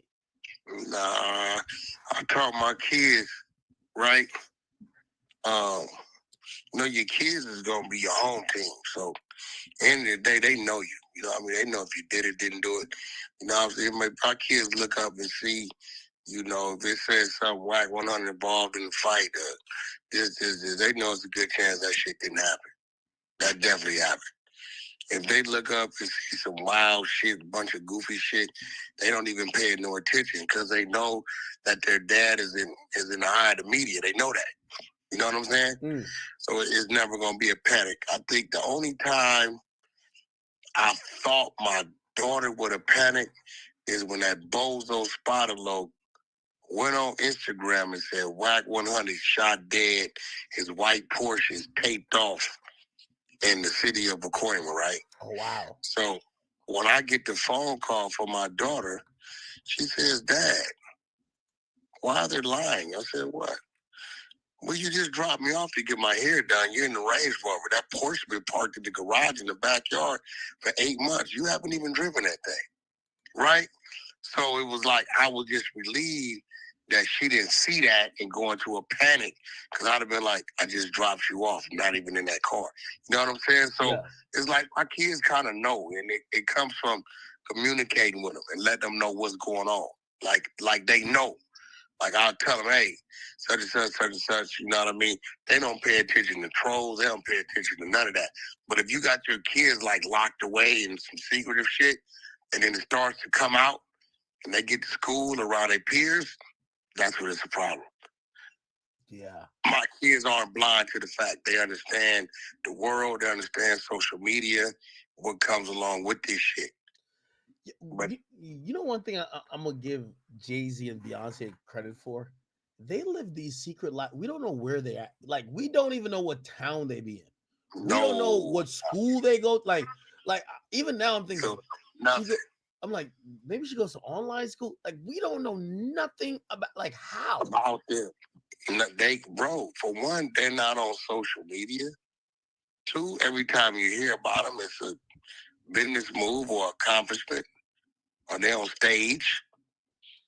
This is the only time in how many years that we've seen some shit since the elevator incident that remotely reflects some negativity. They're out the way. They bought a $200 million house, or Blue Ivy got paid to go on Mom's tour, generated $10 million, or Jay-Z to acquire a new company, or that's all you usually see. It wasn't until this puppy shit where people start speculating, and now this shit, and all this gonna do is make him really disassociate with certain people, predominantly in the music industry, that's doing anything remotely tied to anything that could reflect a negative light on him. It'll never happen again. Do you foresee that maybe Jay-Z will come out and probably do a Meek Mill type statement? Yo, we're no Diddy gang as well. No, he'd never do that. He would never get that out of him. Nah. Yeah, he won't speak to that. Nah, not the Jay-Z we know today. Yeah, but you won't see that. There's gonna be an onslaught though. There's gonna be more He's people. not gonna kick him, but he's not gonna reach down to pull him up either. Especially after this, bro. He cannot remotely put himself in a position where people start tying him to anything in his lane, bro. And Puffy need to understand that. He need to understand that dude got to stay the fuck away from you, bro. You know what I'm saying? Yep, I'm really looking at the fallout with this. I think if I know hip hop, right, Jay-Z's credibility is Teflon. It could withstand, even though this is kind of crazy. 13-year-old, it's crazy, but it could withstand one accusation. We all know, like, the dam failed really quickly with Diddy when it was 2, 3, 4, 5, 6, 7 accusations. I'm wondering if we see more accusations, do people start to be like, all right, man, hold up, man. Like, all right, one, we were like, man, why y'all capping on Hov? Two, they might be like, all right, what the fuck? But man, y'all lying. Three, they're like, okay, what's going on? If it gets to like 6, 7, they might be like, yo, maybe we ain't know this guy, and maybe they back up off him.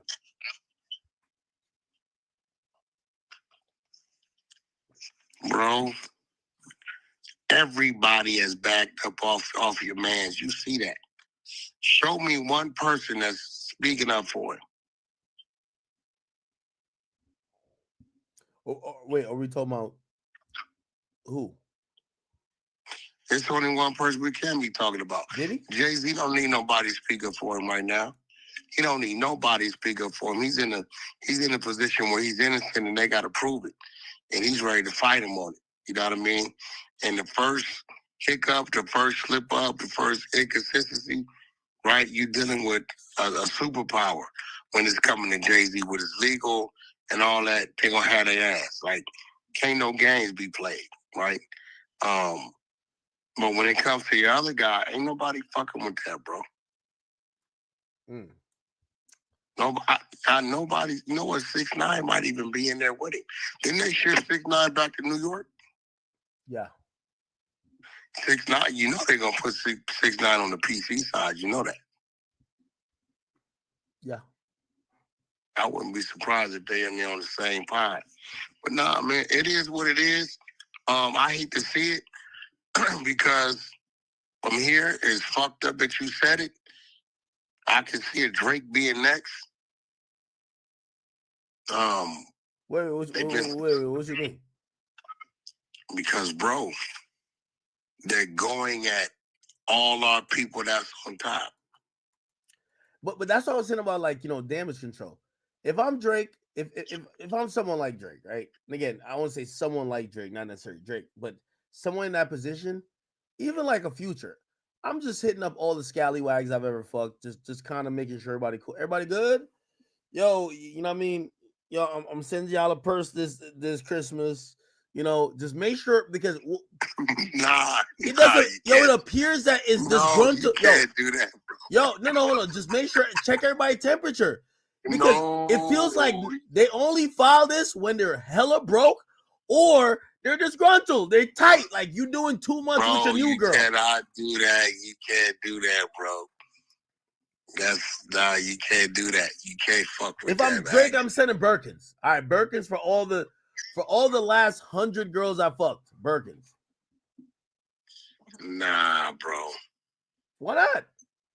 Yo, place. Do you think that any of these women were filing lawsuits like they were just like either super up or just like super happy? Like, nah, they going through some shit. You got to make sure they all right. Nah, bro. Your motherfucking ass will be in jail. Fucking with that, bro. I don't know. Anyway, all right. Trying to go hurt. Look, man, listen, man. I gotta get back over here with my people. Listen, I sent this shit to the text. Can you have the team please put that up for me in the morning, please? All right, I got you. That's the Appreciate it. Love to the chat. I'm here if you need me, brother. All right, always. All right. All right. What was it, like a 2-hour conversation with Whack 100? Whack 100. All right, people. We're in unprecedented times, man. I'm watching this media shit. This shit look crazy. Yo, Ebro's in the comments. They all in the listen, you don't even gotta ask. Listen, chat. Let me tell you this. This is what I don't like about this industry game, because none of these niggas are what they claim they are. When anybody they don't like get accused of some shit, yeah, fuck this guy. A nigga they fuck with, that's what I'm saying. Jay-Z's just a good test. I don't have a problem with Jay-Z, and I wish, I hope these things are not true. But it's interesting to show what I've always been saying. This whole shit is rigged. And I get to point out, and yes, this is a little bit selfish for me. I get to point out that Rock Nation been running this whole shit, nigga. That's a fact. So now I get to show you all the Rock Nation pawns. All the quiet niggas. And I could call them out all one by name. Actually, I don't got to call them out. Let's just look at their page. Because if it was somebody else, they'll be happily posting it. Let's just see what's popping with them. Let's see what's going on today. And again, not a problem with it, but it's important for y'all to know when y'all see things and y'all see headlines and propaganda, because the thing that people have realized with how important media is that people start pushing propaganda through it. It's who owns what. And I'm telling you, Rock Nation, you'll see their interests being represented on a high level. And you don't got to ask why. Is Zero commenting no games on TMZ's post talking about the accusations? Nah. Just look at these people. It's all good. Yeah, we see everybody not posting shit. I remember, nigga, I seen Complex front and center posting shit about me. Nigga, they over here talking about sneaker of the year. Look at these niggas. Let's talk about Drake. Let's talk about Drake, Snoop, and Diddy. Look, Diddy accused of dangling woman over balcony facing $10 million lawsuit. We're scrolling down. Look. Elliot Wilson names Kendrick over Drake. What the fuck? How is this news? Where is the Jay-Z fuck the 13-year-old news? Look, 26 minutes. This is Complex. 26 minutes ago. 27 minutes ago. Oh, what's the biggest news 27 minutes ago? Well, Elliot Wilson has Drake over, or has Kendrick over Drake in the top 3. 3 hours ago, Azalea Banks. Then we get Jay-Z. One post. He slams the lawsuit. That's it. Nothing more. Jay-Z responds. Nothing more. I want to thank you, motherfuckers. Complex, Hip Hop DX, BT, all you biased motherfuckers. Because put it like this. Thank God y'all can't buy everybody out. Because until we get some rectification and we get some evenness on how you treat all these situations, I'm live every day. So just send all the viewers over here. I appreciate y'all. All right. Let's see what other angle we could kind of look at this. Oh, this is what I was trying to watch before we got into it. Beyonce have been one of. Oh, so this is like a joint about the conspiracy theories. I didn't want to watch that. I wanted to watch. What was the shit I was trying to watch? There was some shit. It was just like, oh. Oh, no. I was watching this. We stopped watching it, though.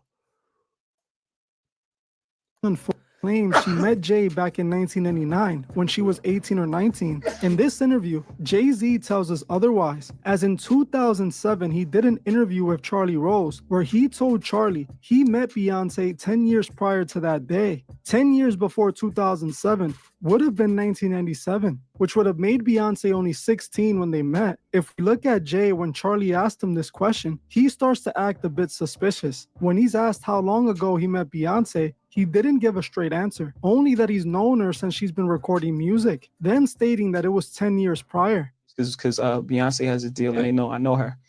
So, but how long have you known her?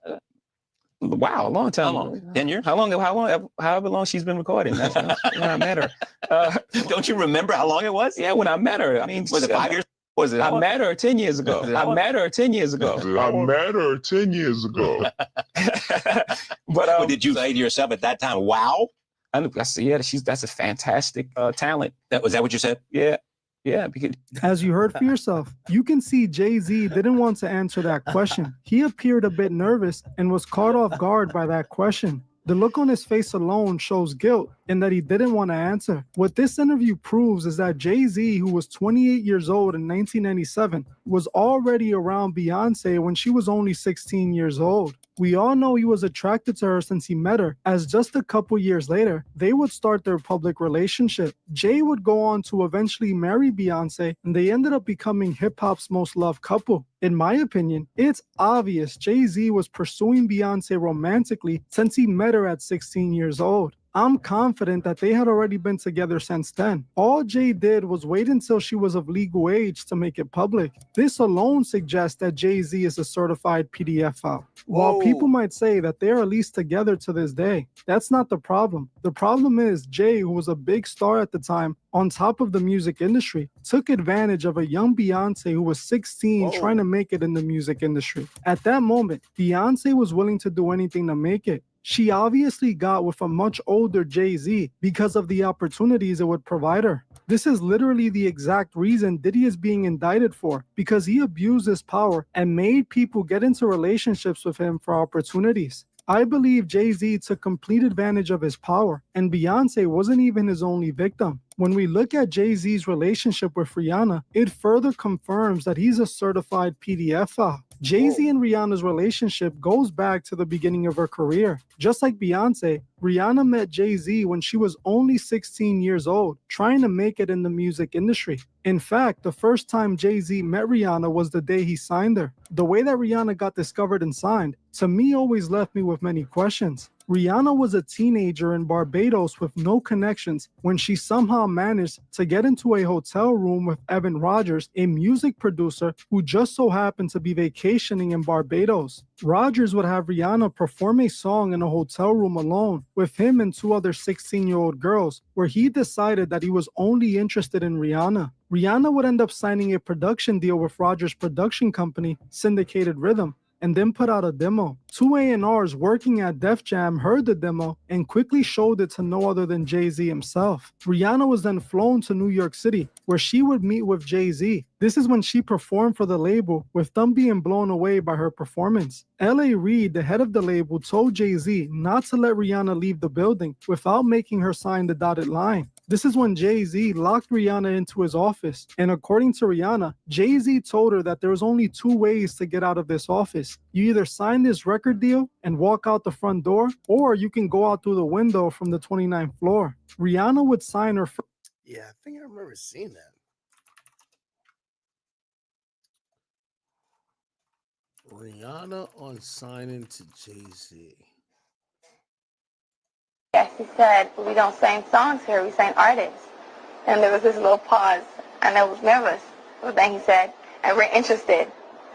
And there's this sudden feel of relief. But then he said something about a window and a door or something. Oh, then he said, you did it homework. I did a lot of homework on you, this lady. He said, there are 2 ways to leave here, either through the door with the deal sign or through this window, and we're on the 29th floor.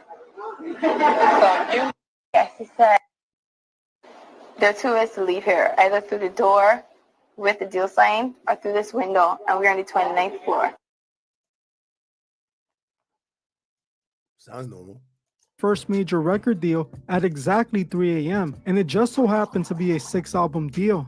The diva Rihanna. She's from Barbados? Yeah. Okay. Okay, she's Bayesian. How did you come in contact with her? I mean, did you fly over there? Jay Brown had actually bought me the song. She had a song right now that says, I want to say massive because of Bruce. When I first heard the song, and then, he kept going, Jay Brown, he kept being persistent. I was like, you know what, bring her by. And when she walked into our office, I was like, she just had, it was just something about it. It was just, she had this, something about it. Then she performed the song, and I was like, okay. Okay, then, we sat down and we talked, and they were talking about how she would stay in the studio and try to get the verse over. Then come back the next day. I was like, oh, work ethic, everything is there. So we signed it that night. We didn't let her leave the office. Really? The 3 a.m. was when that contract got signed. So in the morning was when that contract got signed. So the meeting around 3, 4 in the afternoon, we signed it by 3 a.m. Wow. Yeah, I was absolutely certain. Oh yes, he said, we don't sing songs here, we sing artists. And there was this little pause, and I was nervous. But then he said, and we're interested. And there was this sudden feel of relief. But then he said about a window and a door or something. Oh, and he said, you did it homework. I did a lot of homework on you, this lady. He said, there are 2 ways to leave here, either through the door with the deal sign or through this window, and we're on the 29th floor. With the deal sign or through this window, and we're on the 29th floor. What makes this so disturbing is that it was rumored that Why she didn't peek through the window? She ain't had to sign. Jay-Z had hooked up with Rihanna in 2005, around the time she was 16 or 17 when he signed her. Apparently, this led to Beyonce leaving Jay-Z for 2 years and starting to hate Rihanna, and it's also the reason Beyonce and Rihanna never made music together. It's even believed the song Bow Down by Beyonce was created as a diss song to Rihanna. This was a rumor all over the media at the time that was eventually put to rest when Jonathan Hay came out and declared he started the rumor. For those who don't know Jonathan Hay, he was a music industry publicist for many years. He was actually Rihanna's publicist when this all happened. When things were getting bad for Jay-Z because of this so-called rumor, Jonathan came out and claimed he started the rumor to build up hype for Rihanna's song. The only thing is, this was a lie, and Jonathan Hay didn't start the rumor. He was just covering it all up. I recently did an interview with Jonathan Hay where he told me all about this. When I asked him about the Rihanna and Jay-Z incident, he confessed the truth to me. He told me that it wasn't a rumor at all, and Jay-Z and Rihanna really did hook up when she was only 16. What the fuck? What's the truth on this shit?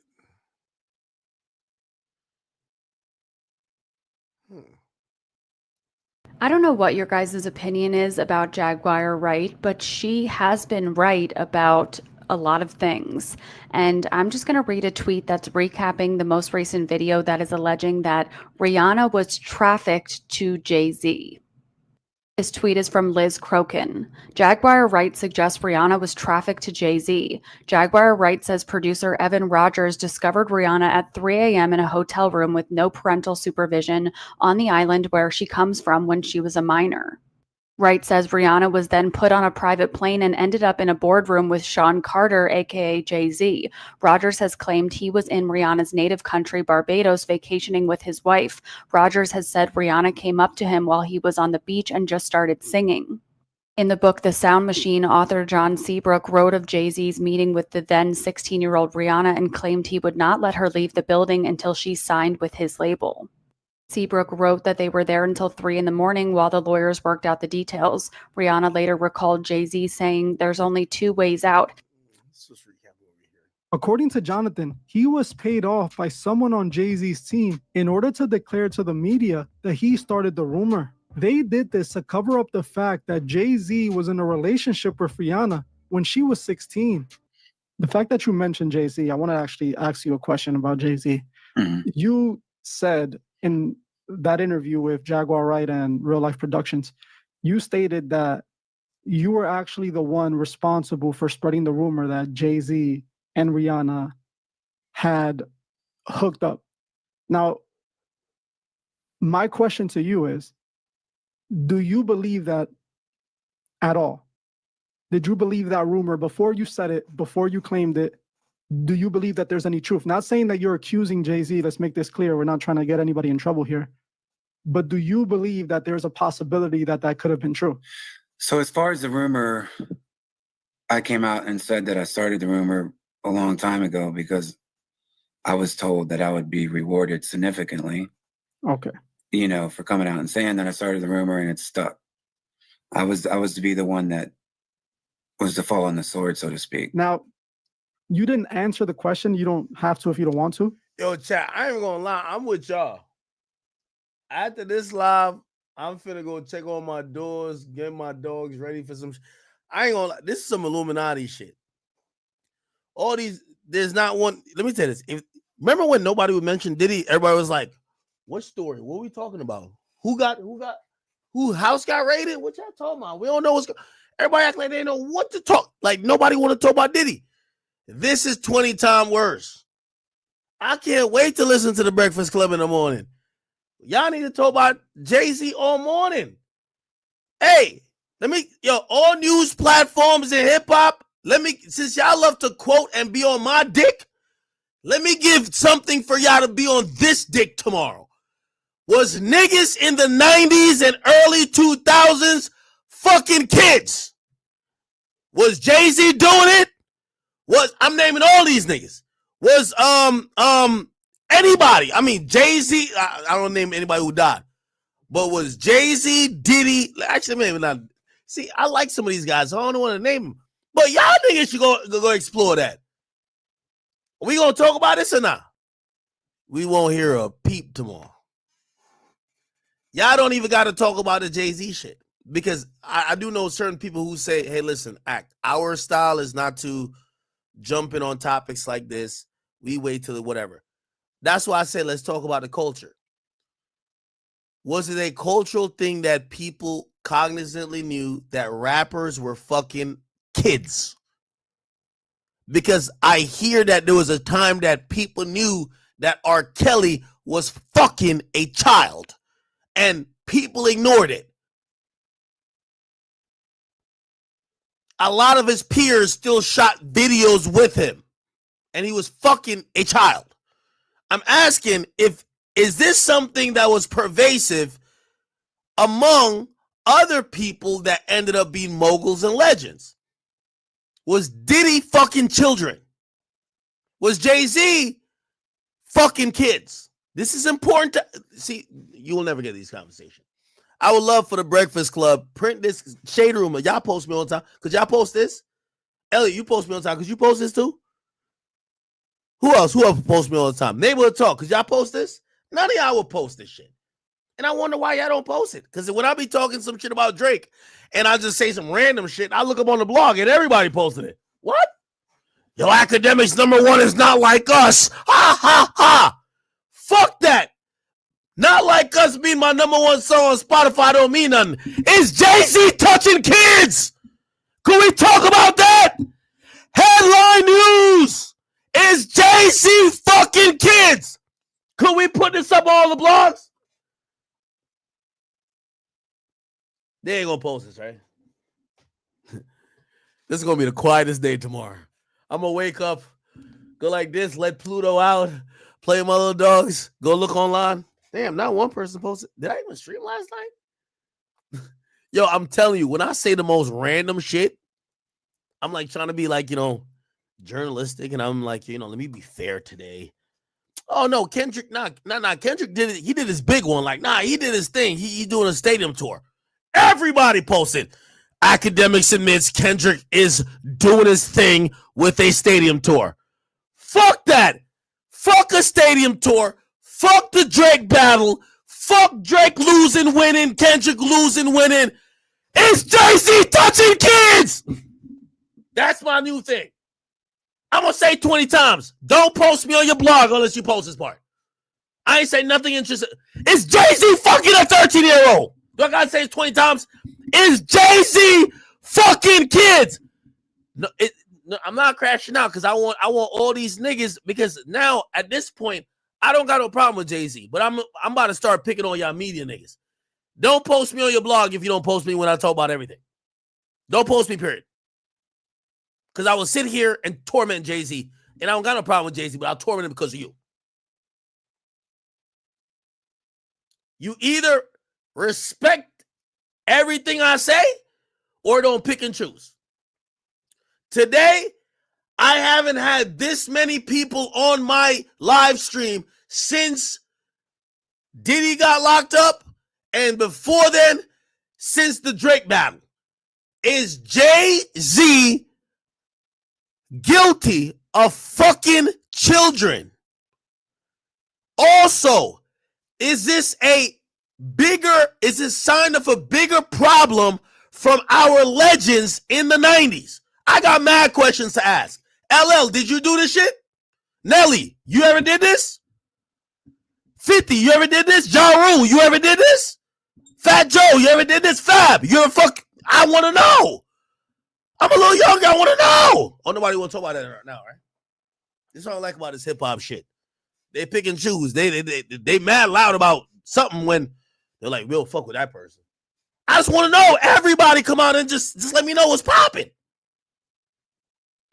I know there's a few creeps who dated 16-year-olds. What's the nigga name? Russell Simmons.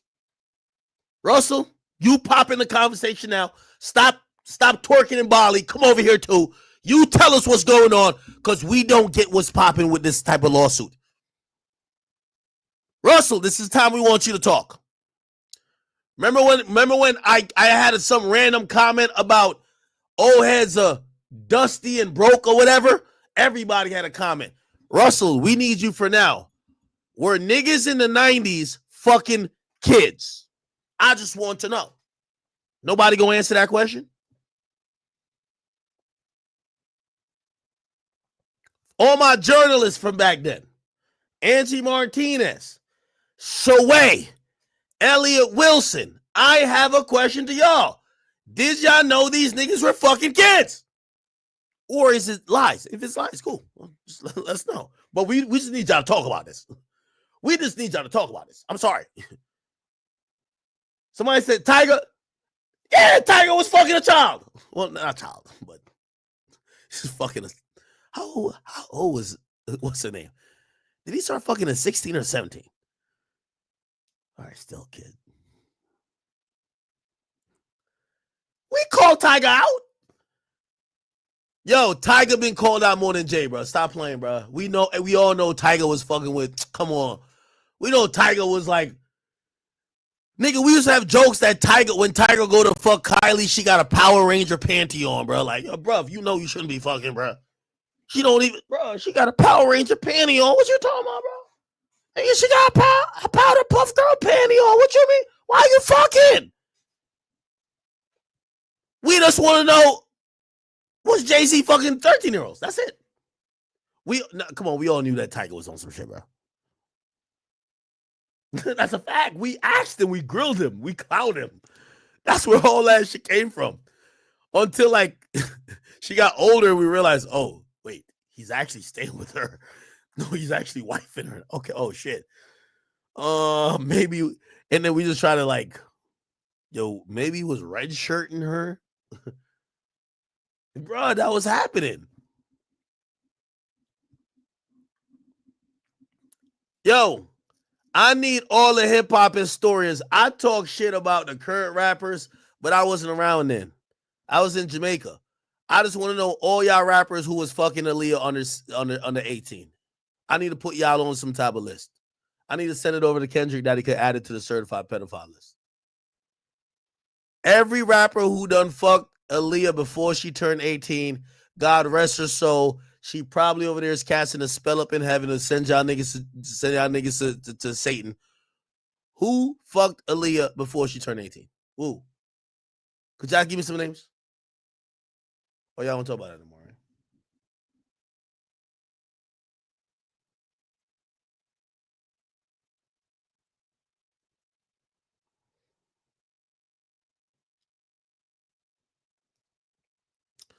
Yo, for my next, so tomorrow when I stream chat, you know what I'm going to do? Because I was about to hit the booth and go respond to Rhapsody. But nah. Yo, I want to bring Rhapsody on here, and I want to have a powwow. We gonna talk about, it's going to be called Weird Case Chronicles. We're going to talk about everybody weird case. Could somebody send this invitation to Rhapsody? She signed to Rock Nation. Rhapsody, if I came to you and confronted you that maybe your label was built on the back of niggas fucking 13-year-olds, how would you feel? I just want to know. These are questions I want to see. This is why none of y'all can fuck with me. This is why I tell all y'all labels, all y'all rappers, all y'all media person, just pipe down. Because a nigga like me, I will crash the fuck out. I'm the nigga, I'll jump off the bridge and kill myself to kill you. Like, don't fuck with a nigga like me. I ain't got no allegiance to y'all. I just been getting from the mud.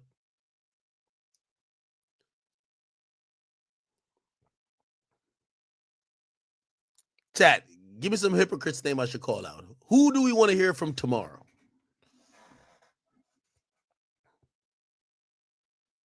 Who we want to hear from tomorrow? I already pointed out all the hypocrites. They ain't saying a motherfucking thing. Yo, they're like, you know what they're texting Jay? Yo, we're not going to talk about this in the morning and everything's going to blow over. Hey, y'all got anything to expose somebody else that we could just like run with that? Like, we're just going to. Nope. Hey, this is Jay-Z week. Sorry. Hey, Oxford, don't sue me. If you sue me, I'm going to get a whole culture on you, motherfucker. This is Jay-Z week. I got nothing against Jay-Z. We just got to keep the same energy.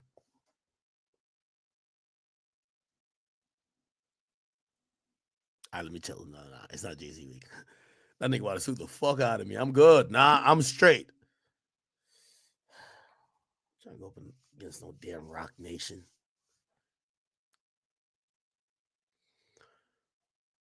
Nah, Joe doesn't really like hammer down on those stuff. Like, Joe's MO is to act like he ain't see it until you get locked up. Jay ain't getting locked up. This is like, I'll be, nah, it's not. He's not getting locked up. In reality, here's the thing. I think that Diddy would have just got like bad couple days or weeks in press and moved on. This fucking creep Diddy just didn't know when to stop. Nigga, put down the fucking pink cocaine, put down the baby oil, and stop having freak offs, my nigga. How you have a hard drive worth of jerk off material? My nigga, I watched porn earlier today. I whacked off. I'm sorry. It was a porn that I seen like about 3 months ago, but it was kind of like old in my memory, so I like refreshed it. It's all good. I'm good. I'm back. I'm straight. How the fuck you had like the nigga had like 3,000 terabytes of porn of actual people just fucking his girl. Bro, you can't have Cassie get fucked by like 1,500 dicks. Like, nigga, what the fuck did you think was gonna happen? The nigga had 1,500 random niggas fucking his girl. Like, yo, bro, like, you know you're excessive, right? Yo, chat, I can't keep it real. I'm a little lit. I can't keep it real with y'all. What? What I'm trying to say is that Diddy did too much. The nigga had 3,000 sex tapes and still was filming more. What I'm saying is that, nigga, I watch regular porn. And I get it, because this is how niggas are. Like, we don't like watching the same porn. But shit, after 3 months, maybe I could watch the same joint. It's cool. This nigga Diddy had, yo, if put it like this, if you have so much porn in your collection it goes from VHS to 4K. Nigga, you're doing too much, bro. You have 480p, 240p, 720. Nigga, if you got all type of resolutions of your porn, you're doing too much. Let's be honest. Diddy should have cut it out.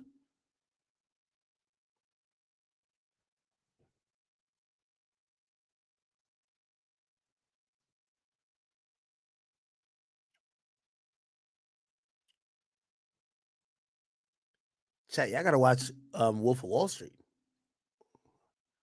Yo, when you wake up, you gotta knock one out the park. You gotta clear your mind. Get what's up with y'all niggas? Y'all trying to clown me? Fuck out of here.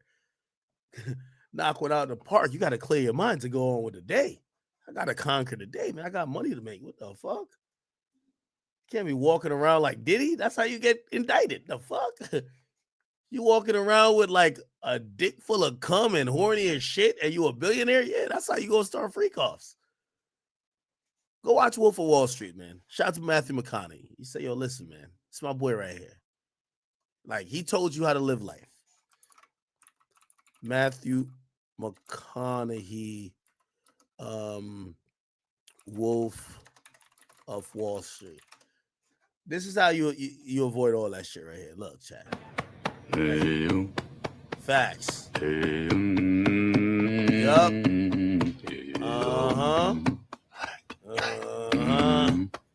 Let's go.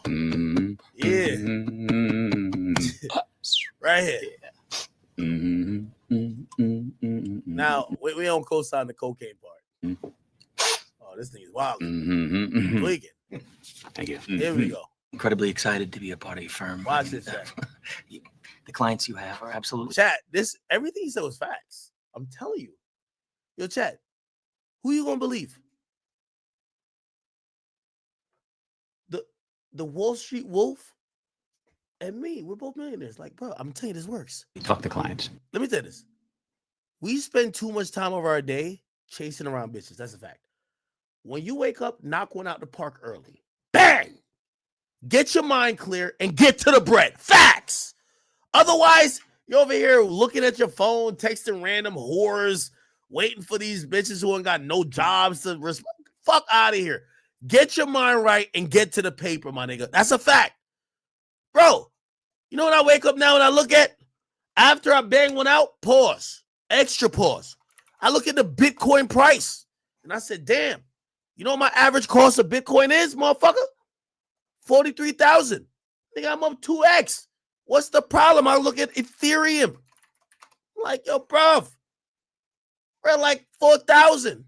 Nigga, my price is like 2,200. Like, I'm doing good. Trump back in office.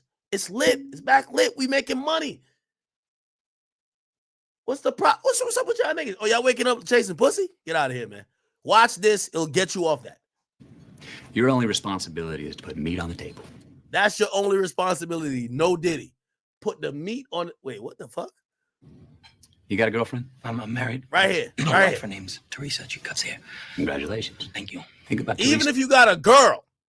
Name of the game, move the money from your client's pocket into your pocket. Yes.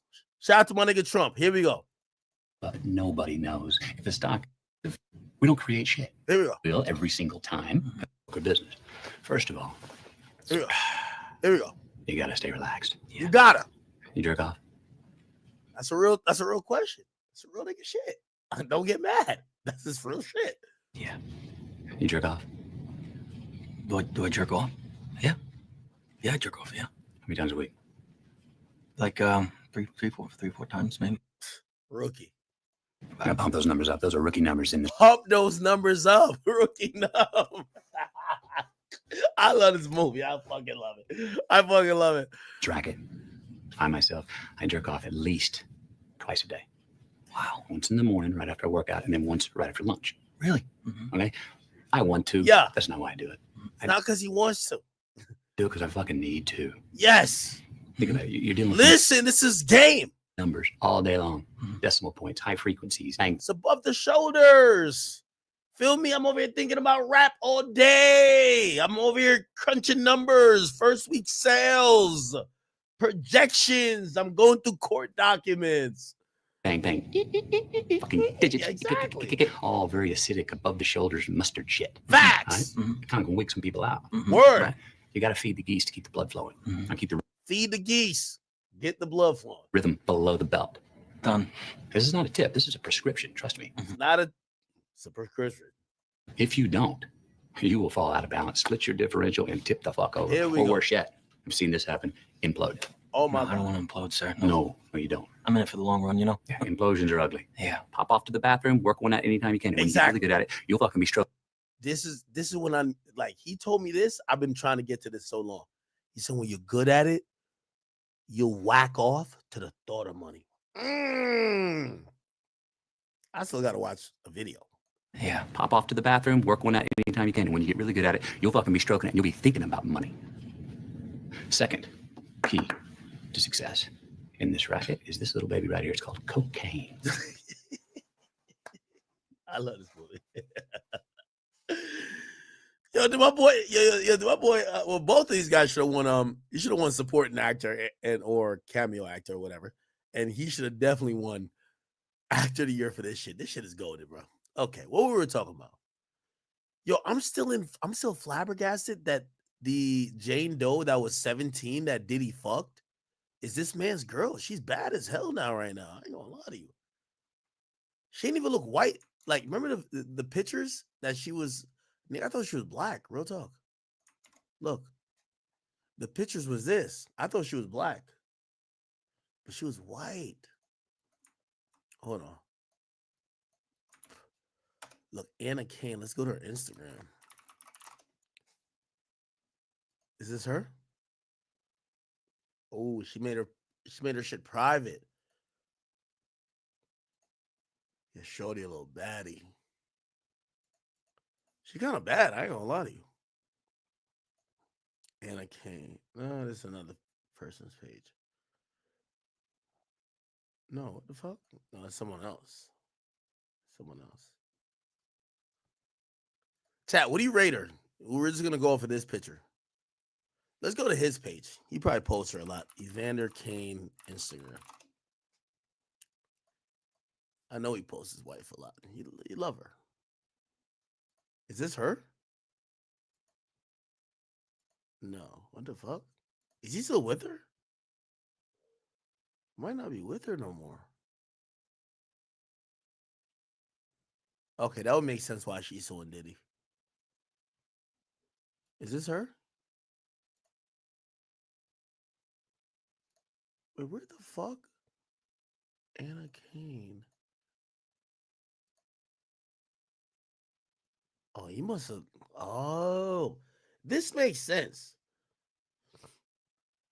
Oh, hell nah. Pause. I see why she sued Diddy. This nigga crazy. What the fuck? That's her man? She probably love them niggas who go both ways type shit. Pause. Oh, they were together in 2019. Is any of these pictures in 2019? Oh, this is 2018. Oh, he must have divorced her ass. Anna Kane divorce. Yeah, she must have divorced him. Let's see. One of Diddy's earliest underage accusers. Just last year, she filed an anonymous case. She was known for her high-profile marriage to him. They tied the knot in 2018, but parted ways in 2021. Yo, chat, I'm going to be honest with you. I've never seen a rich girl in a happy relationship sue a nigga for some shit like this. As soon as Cassie sued, I knew Cassie was broke as shit. Like, not saying that she not telling the truth. I just want to point it out. Like, Cassie was fucking on this nigga for mad long. And now she remembered, like, last year that Diddy did all that shit for 10 years. Bruv, she was probably arguing in the crib with who gonna pay the bills. And that nigga probably styled her ass like, bitch, didn't you used to date Diddy? You sucked all that dick and got 15,000 trains ran on you and you ain't got nothing to your name? I'm suing that nigga. Fuck that. Hey, come on. Think about it. Now this chick, She was married to an NFL player, NHL player. I mean, he's a hockey player. He's making 700 racks a year, right? She cooling with him. He divorces her in 2021. Brokenness occurs. 2 years later, she sees the Cassie thing. Now she's, because put like this, I'm really thinking, I'm like, damn, if she's still with the nigga, like, just off, like, you know, again, we're talking straight here. We're not doing this woke Twitter shit. Yo, your man looks crazy if you're suing Diddy for him piping you out. Right? But you get to find out she not with this guy no more. So now she was probably thinking, damn, I got to go run the bag up. Oh.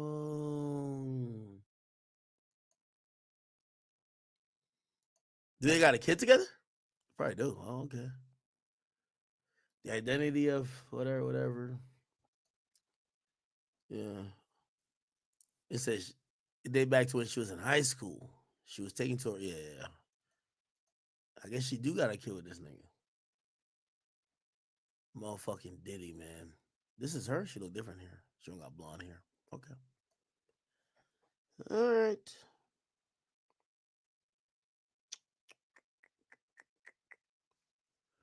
Interesting. Okay. So she revealed her identity. So this person that sued this new lawsuit against Jay-Z, we don't know who it is yet.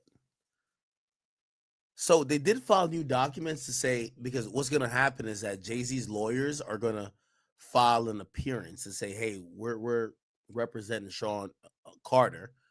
And, you know, one of the first things they're going to do, because, you know, so when you file a civil suit, it takes a while. Like there's some procedural stuff. Then you get to discovery. And they might even order mediation even before then. To just be like, yo, because most of these cases are like backed up. That's probably one of the worst things about all these cases we're seeing. Civil cases aren't given the same precedence as criminal cases. Okay? So a lot of these cases they might be bullshit, but it takes a while to resolve. Right?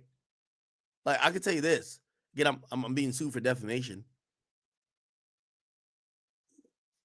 We're down to go to court right now. Or go to trial right now.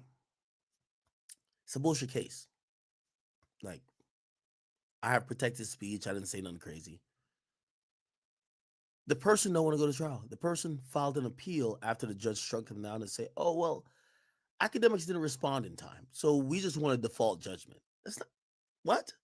So you just want a judgment without us? I thought you want to go to trial. They don't go to trial. So now we're in appeal court. My lawyer is telling me like, yo, New York appeal system takes so long. We're probably going to go through this for another 2 years. This shit's been going on for 2 years already. So essentially, we're just going to go for 4 fucking years for some bullshit thing that's not going nowhere. Like, do you understand? Like, so like something like this, it's probably going to go on for 5-6 years. So like, and so I say that to say this is a problem. Well, Diddy's in jail, so that's different. But Sean Carter, aka Jay-Z, bro, there's no quick way for you to just get your reputation back, right? Bro, she's suing you. So you want the dismissal if you're really innocent, like, yo, bitch, I didn't do nothing, or I wasn't there, or whatever. But if, you know, there's like something that, unless there's like some major error in the filing, this won't be dismissed anytime soon. People are going to eat this up for the next couple weeks or a month. And then this lawsuit's going to take 2 years at least. It might get dismissed then, but nobody gives a fuck. They thought for the last 2 years that you did it. So, I mean, I asked Wack about like what he thought about this whole situation. Like, how do you prevent it? But there's no way to prevent it, right? Because it's like, how do you, like, realistically, how do you do it? And no matter what Jay-Z says now, there's no court. And if they did, I'd be like, yo, Jay-Z is definitely Illuminati. He definitely sold his soul. There's no court that's going to dismiss this in even a year or a year and a half. This is done in the United States District Court. They did assign it to a district judge. They just got Sean Carter in there. Diddy, which is Sean Combs, he's bogged down with criminal stuff. So he's not fighting these that much. They're just doing basic procedural stuff to keep it going. But he's not fully fighting these civil charges. He's worried about his criminal one. But Diddy, but again, his reputation is toast. He's in jail. Sean Carter, which is Jay-Z, bro, if he had deals on the table, like, you're fucking his shit up right now. So of course he wants to get this shit dismissed. But here's the thing. They lump him in with Diddy. So here's the thing. He can't defend Diddy. He got to defend himself, but they're putting both of them in a situation. So now it's like, it won't get dismissed. So this shit's going to sit there. He can't fully clear his name. And put like this, no matter what statement he did. And here's where I try to extend some, grace. Because again, my nigga Chad, like, I could tell some chick was trying to sue me. That's why I just like explained it before there was a lawsuit. Then there was a lawsuit filed. I came on and explained it afterwards. Bro, nobody gives a fuck about my explanations or Jay-Z's like statement because there's a lawsuit. They don't care. And yes, it might just take a while for it to get dismissed. If it does get dismissed, we don't know if it will. But now it slows up all your shit. And the only thing, only thing I say that like Jay-Z and his team is because their lawyers were doing that to people too, though. Like, not suing them for sexual assault and shit like that, but they were playing legal games with people to tie them up in litigations, hoping they would stop talking about people. Or, even with the thing with Milagros, you're trying to tie her up in litigation that she doesn't speak anymore about Meg Thee Stallion and Tory Lanez. Well, this is going to tie you up in litigation that you can't make no more deals. I personally, this is an opinion of mine, we all got to stop playing these legal games, man. These lawyer games got to stop. And again, I'm going to wrap this up and chat. We're going to come back tomorrow. Like, I don't want to mix this in with other topics. My stance on all of this, everyone's going to have to pick what they want. If you're on that Kendrick Lamar soapbox thing, every rapper you like is going to have a lawsuit. Doesn't mean it's true. But every bitch has, and let me not say bitch, every woman who feels disgruntled or whatever the case got a fucking accusation. And they know these niggas are loaded with money. There's not one nigga that's clear. All that talking that bitches just think Meek Mill's broke. They would have been sued that nigga too. I'm telling you this. I told you some shit about Future. They kind of go ask Future's people. Everybody. Everybody's is getting, again, we're in a different era where these accusations hit your career, and it's not about if you did it or not. And this is why, like, I'm not sitting here saying, like, obviously, me saying did Jay-Z fuck kids or not is just to push the line on. I hate the fact that media has picked sides and that media is really controlled by Rock Nation. I don't like it. I don't like it. Number one, I'm not cool with Rock Nation. But I don't like the fact that Jay-Z gets to wield this invisible hand that controls all media. I don't like this shit. I'm sorry. I don't like it. Because I watched the propaganda happen on behalf of Rock Nation.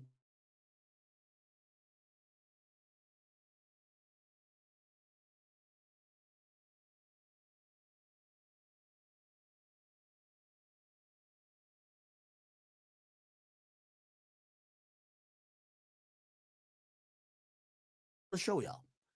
But in reality, if you ask me what I really think, most of this shit is bullshit. But people do have to come to an overall conclusion.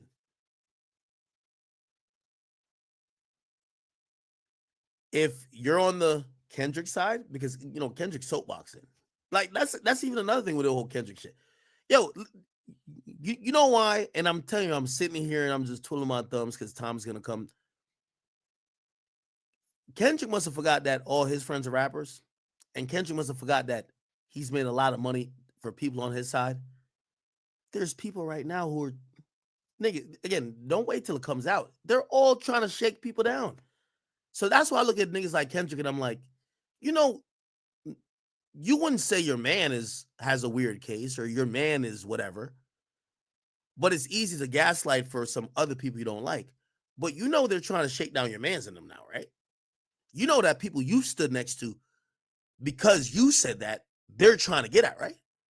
So let's see if your man's in them pay. If it don't pay, we're going to have a day just like this. I'm going to be back on stream saying, hey, I guess we have another weird case. But you caused that because you're acting like you're Jesus.